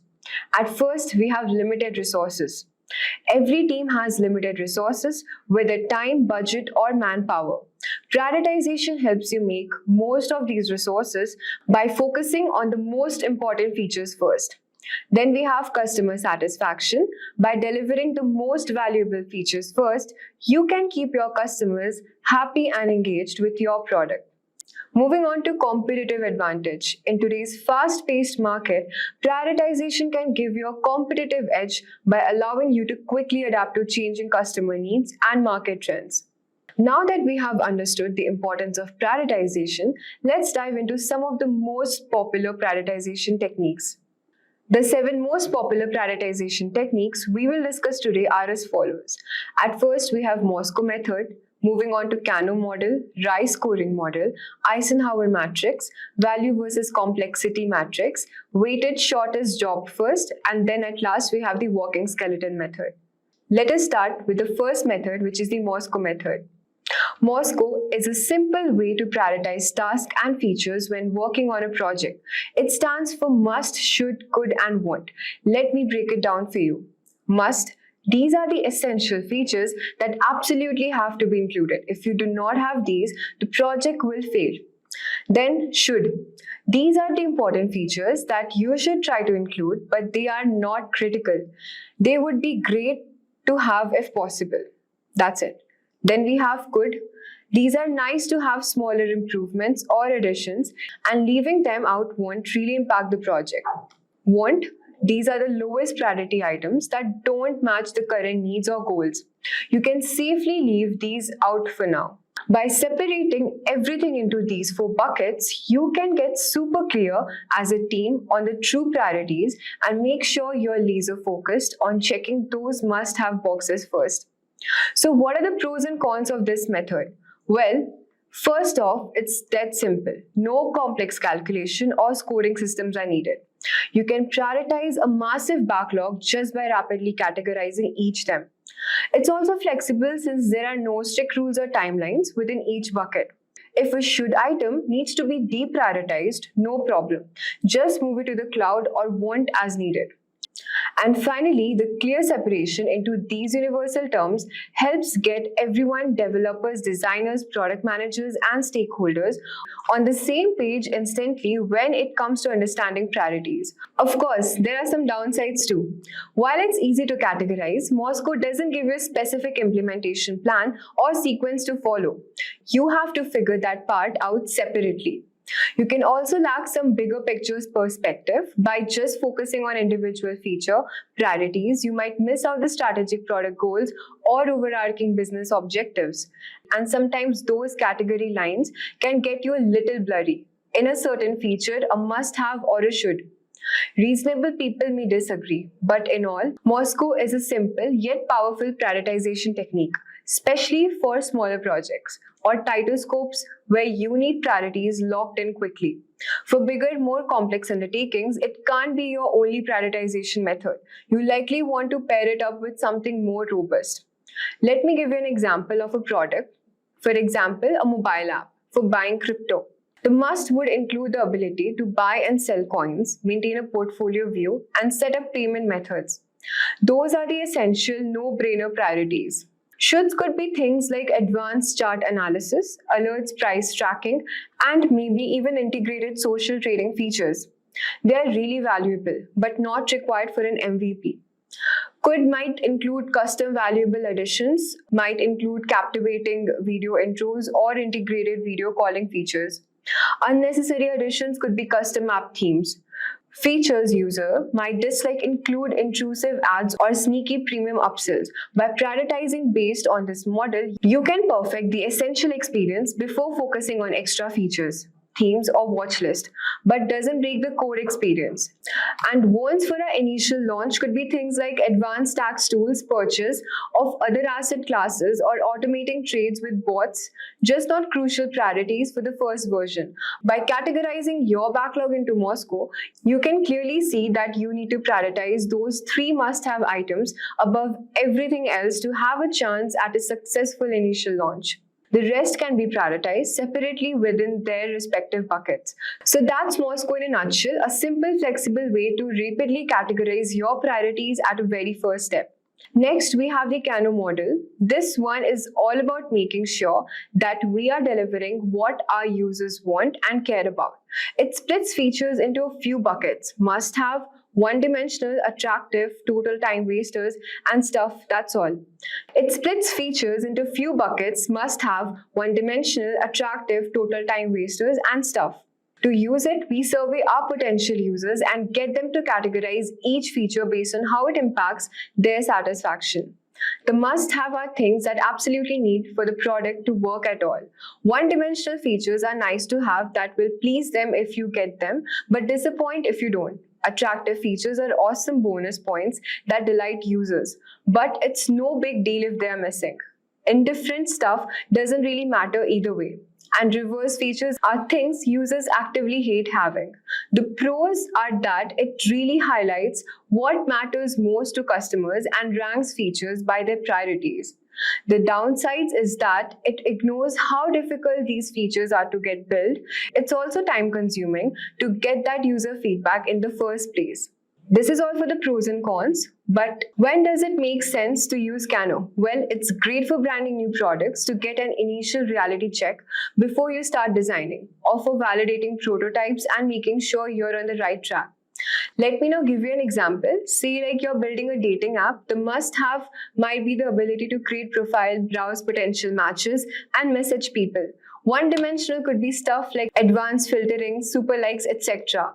Valuable additions might include captivating video intros or integrated video calling features. Unnecessary additions could be custom app themes. Features user might dislike include intrusive ads or premium upsells. By prioritizing based on this model, you can ensure you perfect the essential experience before focusing on extra features. Next, we got the RICE model, which is little more number driven. It scores each feature by looking at 4 factors: the reach or number of users who use it, the impact it have, your confidence in its success, and the manpower, effort required to build it. You grade each factor like impact, which could be massive, high, medium, low, or minimal. Then you plug those ratings into a formula to get a rise score. Higher scores means higher priorities. It scores each feature by looking at 4 factors: the reach or number of users who use it, the impact it will have, your confidence in its success, and the manpower effort required to build it. You grade each factor like impact, which could be massive, high, medium, low, or minimal. Then you plug those ratings into a formula to get a rise score. Higher scores means higher priorities. The pros of RISE are that it's comprehensive, accounting for user value, technical cost, risk, and all that good stuff. And it uses real metrics instead of just gut feelings. The cons are that it can be calculation heavy for every single feature, and you might be missing some of the data points for brand new products. Now, why does it make sense to use RISE? It's awesome for established products with good product metrics and usage data to draw them. Probably not the best approach for totally fresh projects without any of those numbers yet. Let's look at an example of a yoga studio app. For a new class booking feature, reach could be around 25,000 monthly active users. Impact could be massive, like 3 on the scale. Confidence in its success is medium to high, so maybe considering it to 80%. And the engineering effort is estimated around 3 months. Plugging into that formula, the RISE scores come out to be 25,000 into 3, multiplying by 0.8, which is around 20,000. You can then compare that against the scores for other potential features and prioritize accordingly. Moving on to the next model, which is the Eisenhower matrix, we don't have any complicated formulas here. Just simply divide your task into 4 buckets based on whether they are urgent, important, both, or neither. The urgent and important stuff goes into the top priority bucket to be tackled immediately. Important, not urgent tasks go in the scheduled bucket for later. Urgent but unimportant fire drills get isolated in their quadrant so you can properly manage those. And then at the last area is for the total time wasters, neither urgent nor important. The pros of this method are it's very simple to use and that it keeps you focused on the truly important tasks that drive business value. The downside is that it's quite subjective and qualitative. No hard numbers or scoring system is involved. You might be wondering, why should we use the Eisenhower matrix? Well, it works great as a personal time management framework or as a first pass for broadly prioritizing a bunch of tasks. But most likely, we want to complement it with some other techniques for a more rigorous product prioritization. Let's look at an example of a brand new e-commerce business. The urgent and important stuff is setting up the payments and shipping integrations would be a top priority. Important but not urgently needed tasks are implementing product filters or recommendations would go in the scheduled section. Redesigning the logo just cause would be urgent but unimportant busy work. Adding multi-language support way down the line would be the lowest priority section since it's neither urgent nor crucial for the launch. Next, we've got the value versus complexity matrix. This one is similar to the Eisenhower matrix as it works with the quadrants and dimensions, but instead of urgent and important, it axes value and complexity.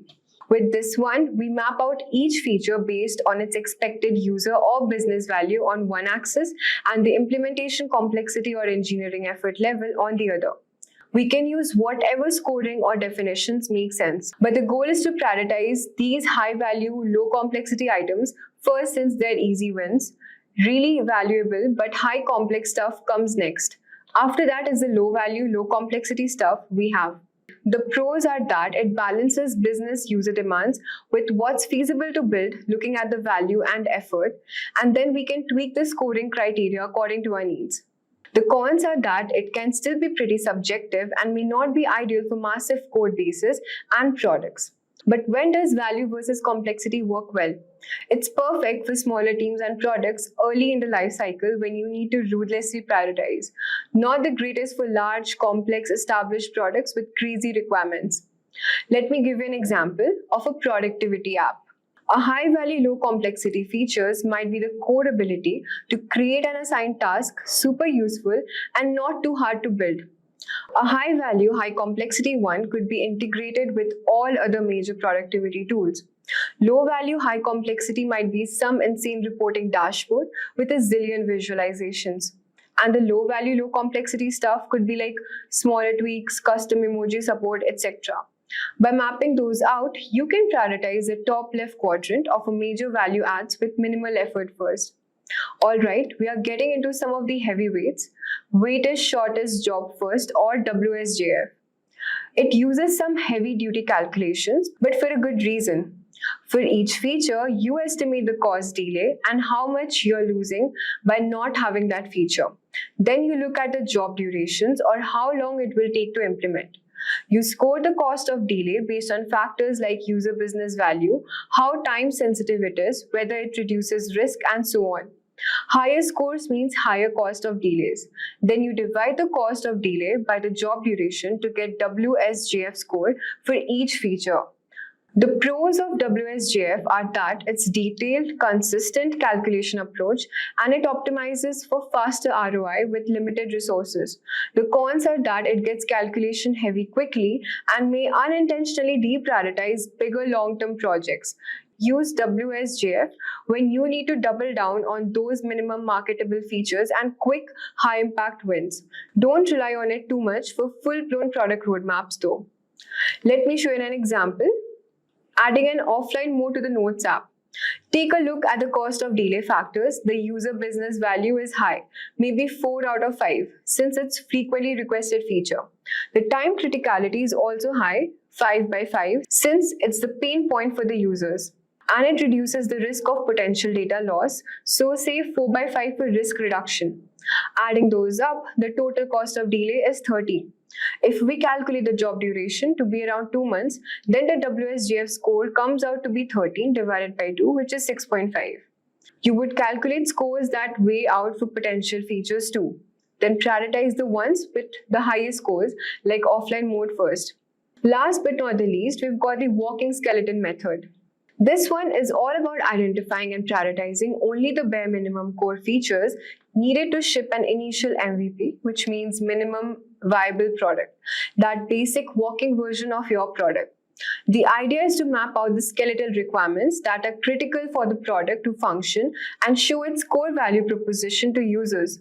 The pros are that it enables fast prioritization and MVP delivery. We can get the market quickly, test our scores, idea, user feedback, and iterate rapidly from there, instead of over-engineering an overstuffed version. The cons are that it will be shipping a pretty basic product initially by cutting out tons of extra features. And there's a risk of taking it too far and crippling the product if you're not careful. Use the walking skeleton method when we are focused on delivering an MVP as soon as humanly possible to validate your idea and get moving. Don't use it as your sole prioritization technique for full product roadmaps though. Let me give you an example of a brand new video streaming service. Using the walking skeleton approach, the top priorities would be ability to browse a video catalog, playing those videos back smoothly, user login and subscription functionality. That's the core skeleton. Everything else like recommendation, watch list, parental controls would all be delayed for future iterations after getting the MVP out. By hyper-focusing only on these critical first few steps, we can take an entirely new product from concept to market fast while still shipping a functional experience to start generating feedback and data. Let us now discuss how to choose the right prioritization technique. When considering the prioritization method, keep in mind the following criteria. Simplicity. The simpler the method, the faster you can prioritize. Data-driven prioritization. Some methods rely more on assumptions while others are based on proven data. Balance between technology constraints and business value. Some methods focus more on customer value while others consider technical complexity. Best use case, prioritizing for an MVP might require different techniques than prioritizing for a mature product. Remember, these methods are not mutually exclusive and you can combine them at different stages of your product development lifecycle. So there you have it, a full breakdown of different prioritization techniques from the statistical model to the dead simple matrices. Each one has its own pros and cons. And certain methods will make it more sense than others depending on your project stage, complexity, and data availability. So, the PMP certification acknowledges project managers who have demonstrated their skills in managing people, processes, and business priorities in professional projects. It's essentially a mark of excellence and leadership in project management. So, before you can apply for the PMP exam, you need to make sure you meet certain criteria. So, it's like a checklist to confirm that you have the right background to take on the exam. So, let's look at what you need to qualify. So, there are two main sets of criteria based on your educational background. Let's break them down. Now, if you have a 4-year college or university degree, you need to meet these requirements. You need 36 months of experience leading projects in the past 8 years and 35 hours of project management education or training, or you need to have a CAPM certification. Now, if you only have a high school diploma or secondary school diploma, here's what you need. 60 months of experience leading projects in the past 8 years and 35 hours of project management education or training, or a CAPM certification. So first, you'll need to gather information about your experience and training. So here's what you'll need to document. Number 1, projects you have led, like where did you work, what was your role and what were your responsibilities, and how long did the projects last. And second, training you have completed, which must include which institutes did you attend, what courses did you complete, how many qualifying hours of project management training do you have, and so on. So make sure to have all these details ready to go for your application. So once you've gathered all your information, it's time to complete and submit your PMP application. So here's a quick overview of the process. So start by setting up your PMI account. You can do this now or wait until you are ready to apply. So take your time with the application because it's a save as you go process. So you can take breaks if you need to. Now, before you begin, you must make sure that you have registered for a PMI ORG user account. So having known all that, now let's move on to how the PMP exam will look like. So you'll need to pass a rigorous exam consisting of 180 questions, and you'll have 230 minutes, which is just a little over 3 hours and 45 minutes to complete the entire test. So that's a lot of questions. So managing your time effectively is key. Now, this isn't just any test though. It's designed by experienced project leaders to reflect real-life scenarios you'll face on the job. Now, the exam is also available in multiple languages, including Arabic, Chinese, English, French, German, Hebrew, etc.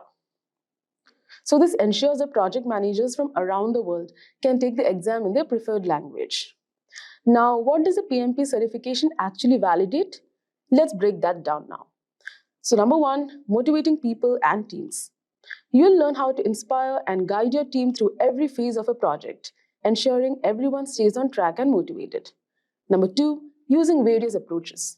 You'll be skilled in predictive, agile, and hybrid methodologies. This means you'll know how to choose the best way to work for each unique project. Number 3, highlighting project success. You'll be able to demonstrate the success of your projects and show how they contribute to the strategic goals of your organization. So now, having known all this, where do you actually study for the PMP exam? So some of the resources you can consider is Andrew Ramdale's YouTube channel. So as you can see, on his channel, you'll find a treasure trove of content, including PMP exam tips, detailed explanations of key concepts, and live Q&A sessions. His videos are engaging and packed with valuable information that can help you prepare effectively for your PMP exam. Now next, PMBOK Guide. So the Project Management Body of Knowledge, or PMBOK Guide, is an official handbook for the PMP exam, published by the Project Management Institute. So it's packed with all the essential knowledge you need about project management processes and practices. Now next are PMP exam prep books. So some of the books that you can refer is PMP Exam Prep by Rita, the PMP Exam How to Pass on Your First Try by Andy Crow, Head First PMP by Jennifer Green and Andrew Stellman. Now next is online courses. So online courses are another great way to prepare for the PMP exam. These courses offer video lectures, practice exams, and interactive content. So you can check out Simplilearn's PMP certification training designed for project managers across industries. This comprehensive program equips you with the skills and knowledge required to excel in project management.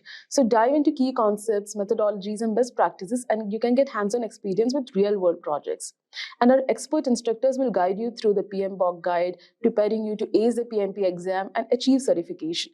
So join thousands of professionals who have transformed their careers with Simplilearn. You can enroll today and take the first step towards becoming a certified project management professional. Now the next is practice exams. Now, practice exams are crucial for getting a feel for the actual exam. They help you identify your strengths and weaknesses and get used to the exam format. So you can try out PMI's official practice exam. So the PMI website offers an official practice exam that's a great way to experience the test environment and question types. Now, you can also consider Simplilearn's free practice exam. So the Simplilearn's practice test is free and based on PMBOK guide, it includes around 200 multiple choice questions. So that was a complete overview of the PMP exam. Now let's see some of the tips that you can keep in mind while preparing and writing the exam. So understand the exam content outline. So first, make sure you're familiar with the PMP exam content outline. This document breaks down the exam into domains, tasks, and enablers. So understanding this outline helps you focus on what's really important for the exam. Focus on the 5 domains like people, process, business environment. Make sure you know the tasks and enablers for each domain. Now, practice, practice, and practice. One of the most important tips is to practice as much as you can.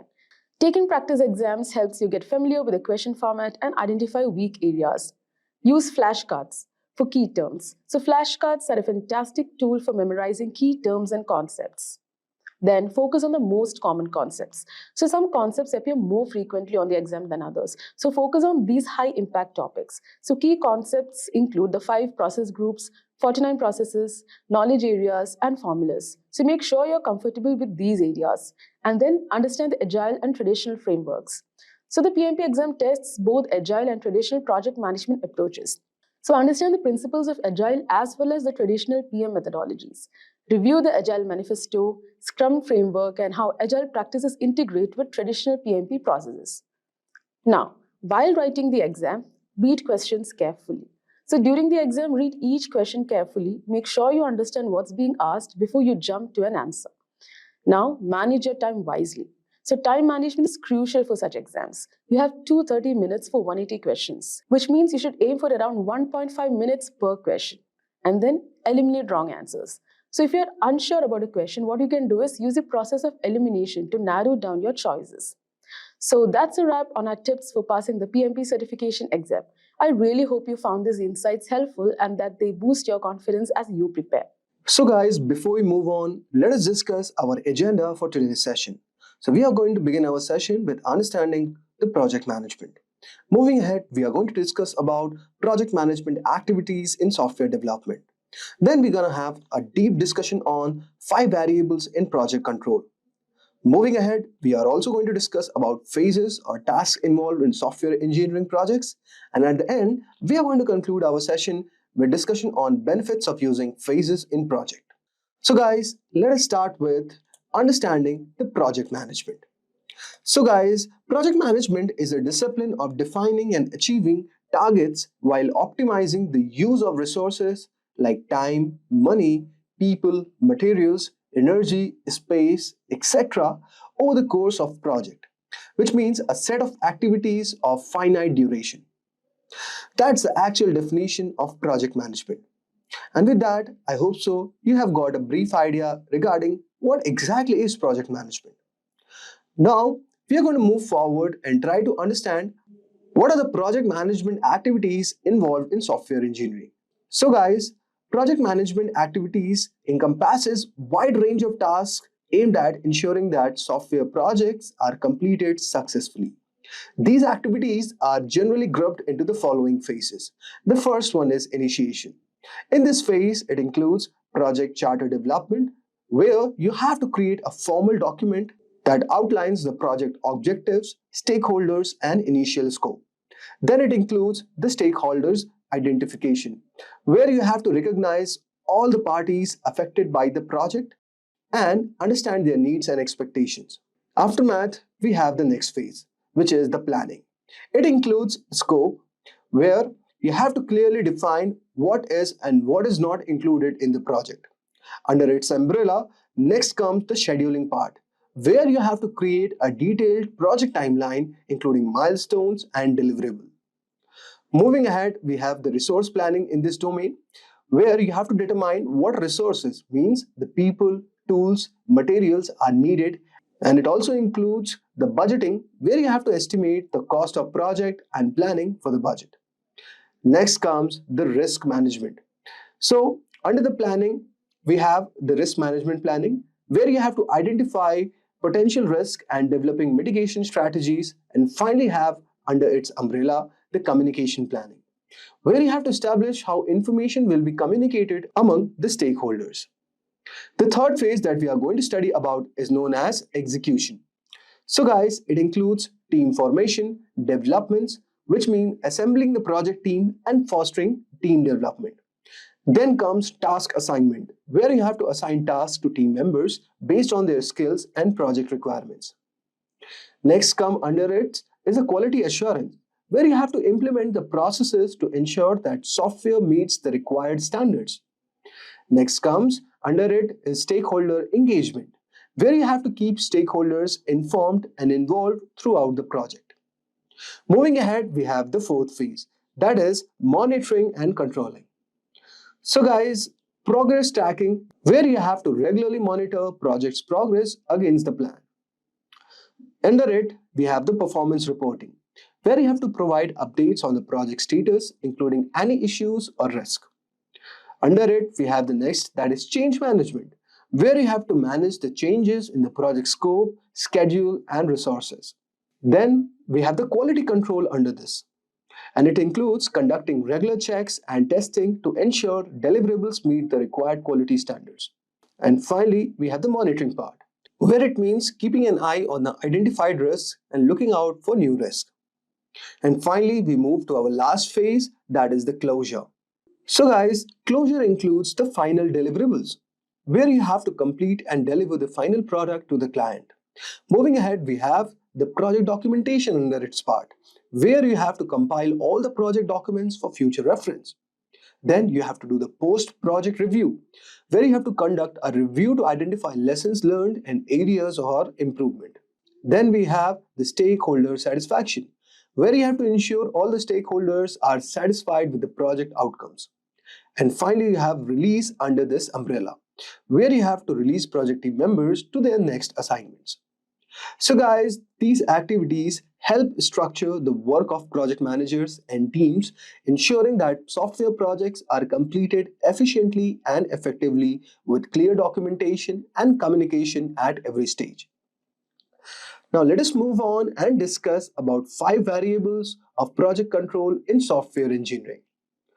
Project control in software engineering revolves around monitoring and managing key variables to ensure that the project stays on track. These variables include the 5 variables of project control in software engineering. Effective project control in software engineering involves monitoring and managing key variables to ensure project stays on track and meets its objective. So let us delve into these 5 crucial variables. The first one that we have is scope.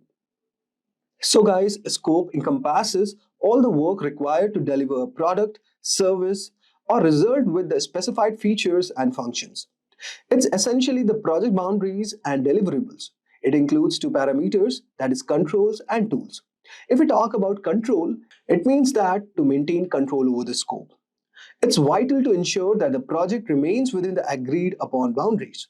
This involves managing any changes through a formal change control process to prevent scope creep, which can derail the project by introducing unplanned tasks. Next, we have on this umbrella the tools used. So, the common tools for scope control includes the work breakdown structure, which breaks the project into manageable sections, and requirements documentation to outline what needs to be done and change requests from to manage and approve any alterations to the project scope. Next, we have all over here is time. Time refers to the project schedule, which includes the start and the end dates, key milestones, and deadlines. It's about when things need to happen. If we talk about control, guys, it means keeping the project on schedule. It requires regular monitoring of progress against timeline. Adjustments to the schedule might be necessary to address delays or to accelerate certain tasks if needed.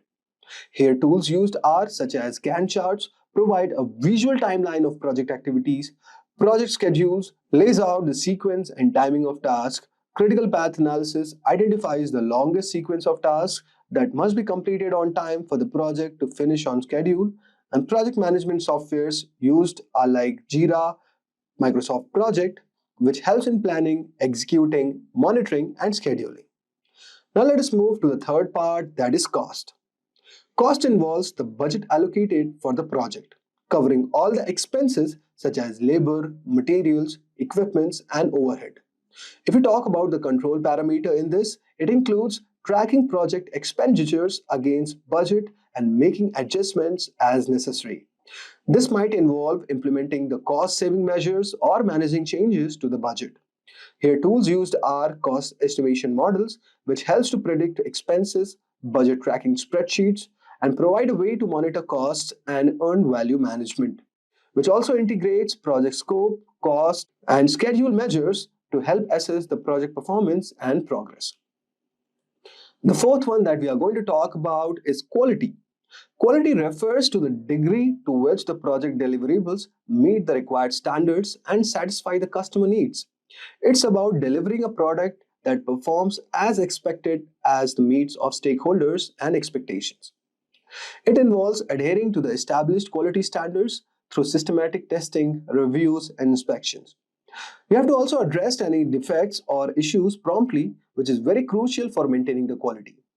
Tools used are such as quality assurance plans, which outlines the activities required to ensure quality, testing frameworks, which provide a structure for systematic testing, inspection checklist, which helps in verifying that all the quality requirements are met, and quality control charts also monitor quality performance.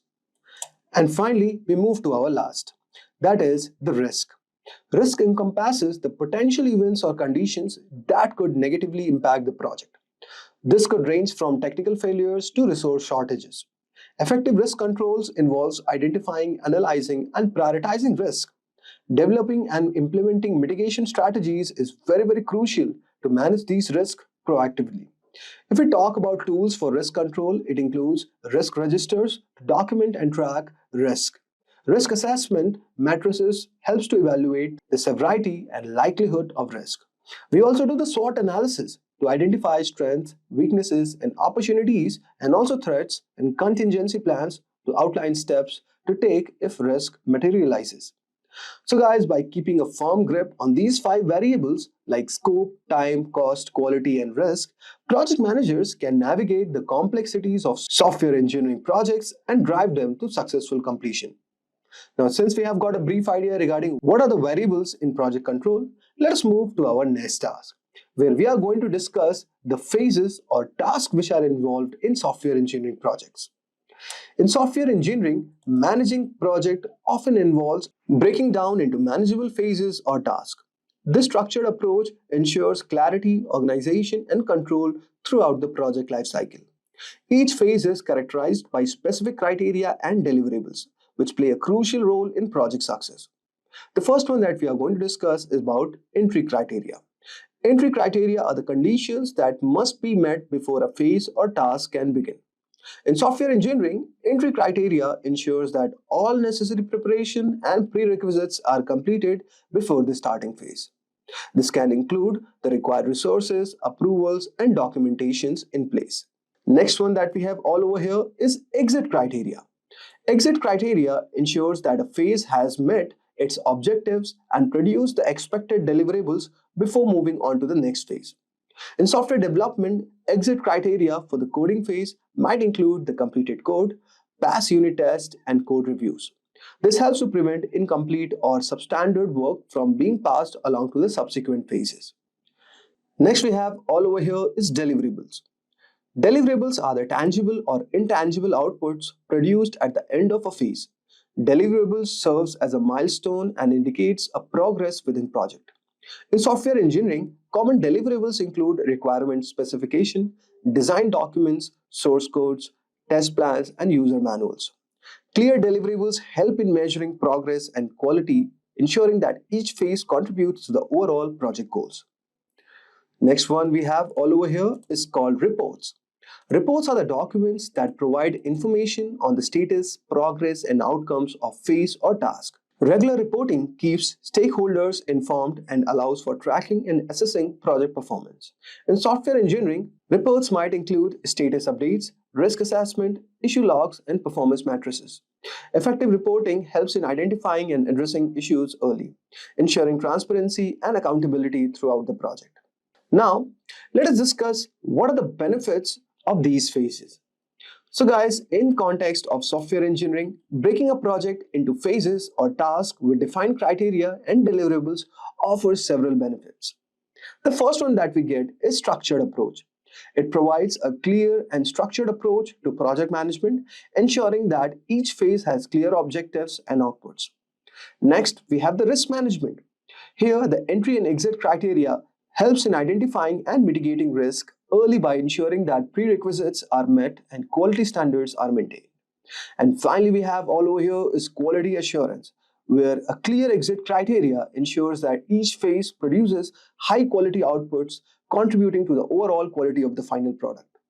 So guys, by breaking a software engineering project into these well-defined phases with clear entry and exit criteria, resource allocation, deliverables, and reporting mechanisms, the project managers can effectively guide their teams to deliver high-quality software on time and within budget. Well done on completing the Project Management full course by Simplilearn. You have gained essential skills that are highly valued in today's job market. Thank you for joining us in the course. If you found it helpful, please share it with others and subscribe for more courses on project management and other important skills. Thank you for watching. Staying ahead in your career requires continuous learning and upskilling.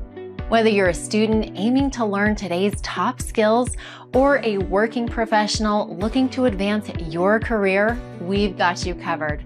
Explore our impressive catalog of certification programs in cutting-edge domains, including data science, cloud computing, cybersecurity, AI, machine learning, or digital marketing. Choose any of our programs and set yourself on the path to career success. Click the link in the description to know more.